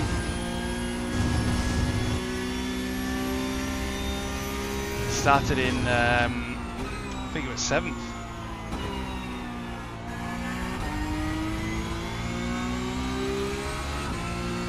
There we go. Final corner, final straight of the final race of the day. Blimey. I am absolutely pooped. We're on the podium. Good drive. Amazing pace from Florian. Consistency. So good. Couldn't get him.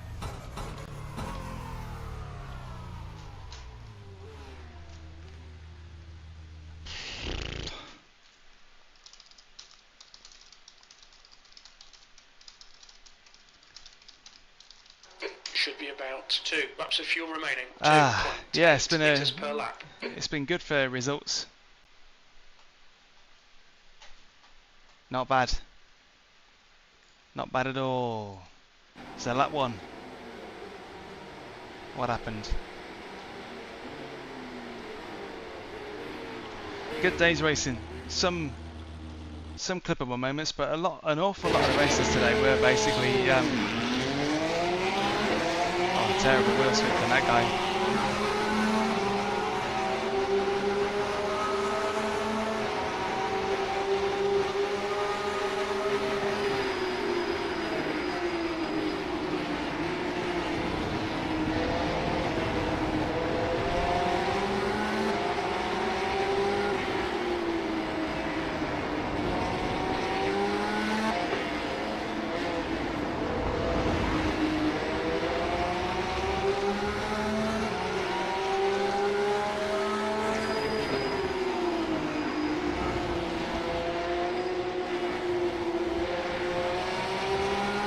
So, wasn't watching any of that. Yeah, ended up sliding into 5th. Looked like there was going to be some kerfuffle going on up here, but in the end, no. But a couple of people took themselves out. I think it was lap 2, turn 1.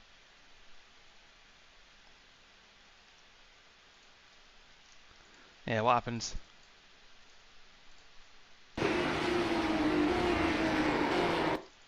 Yeah, overcommitting. I mean, that's a dive bomb from another planet, really, isn't it? That's from another planet. Best places to buy Moser in the UK. I'd probably say you've got a selection at the very least. So GT Omega do sell Moser. They're not allowed to discount it though.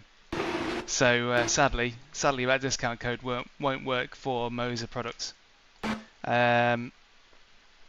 Sim Demon also stock them. Brutesy stock them.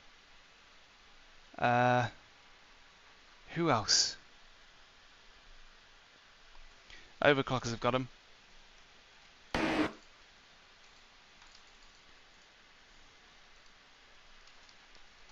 Overclockers do have quite a big section, so that's why they are one of the links in the description. Because they actually do stock a whole lot of stuff.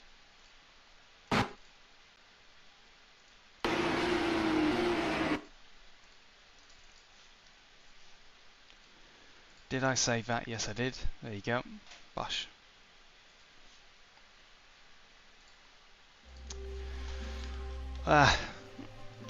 What a day.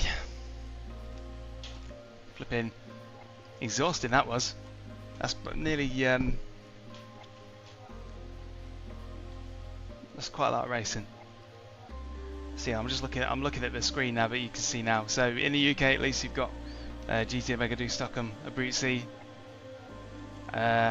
Sim Demon, and who else? Overclockers, yeah, Overclockers. So you basically sport for choice, but it tends to be the case that if one of them doesn't have it in stock, the rest of them probably don't either. So it's just a case of who happens to have the best price at that particular time.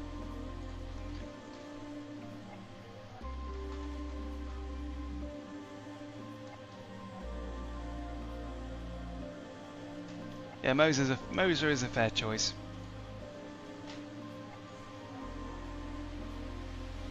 It's a fair choice. The only problem with I say the problem, it's not really a problem, but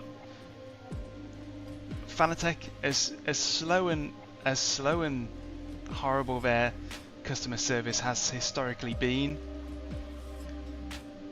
you were at least getting support from the main party. Moser and Simagic and a lot of other kind of,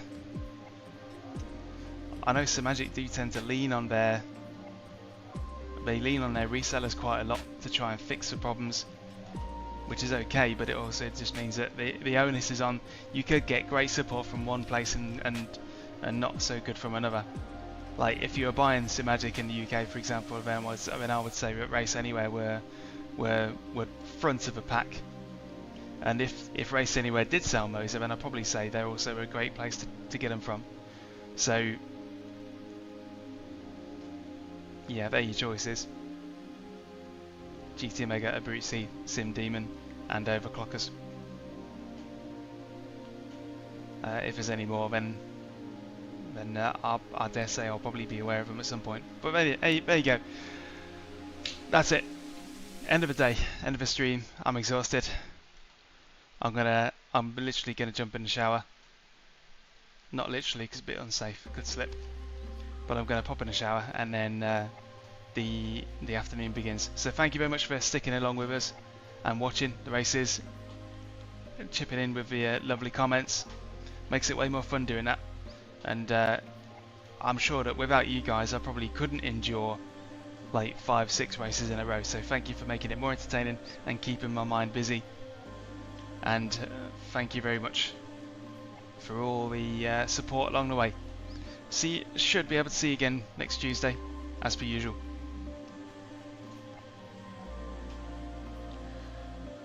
Yeah, should be able to see you next. Not see you next Tuesday. Back next Tuesday. That'll do it.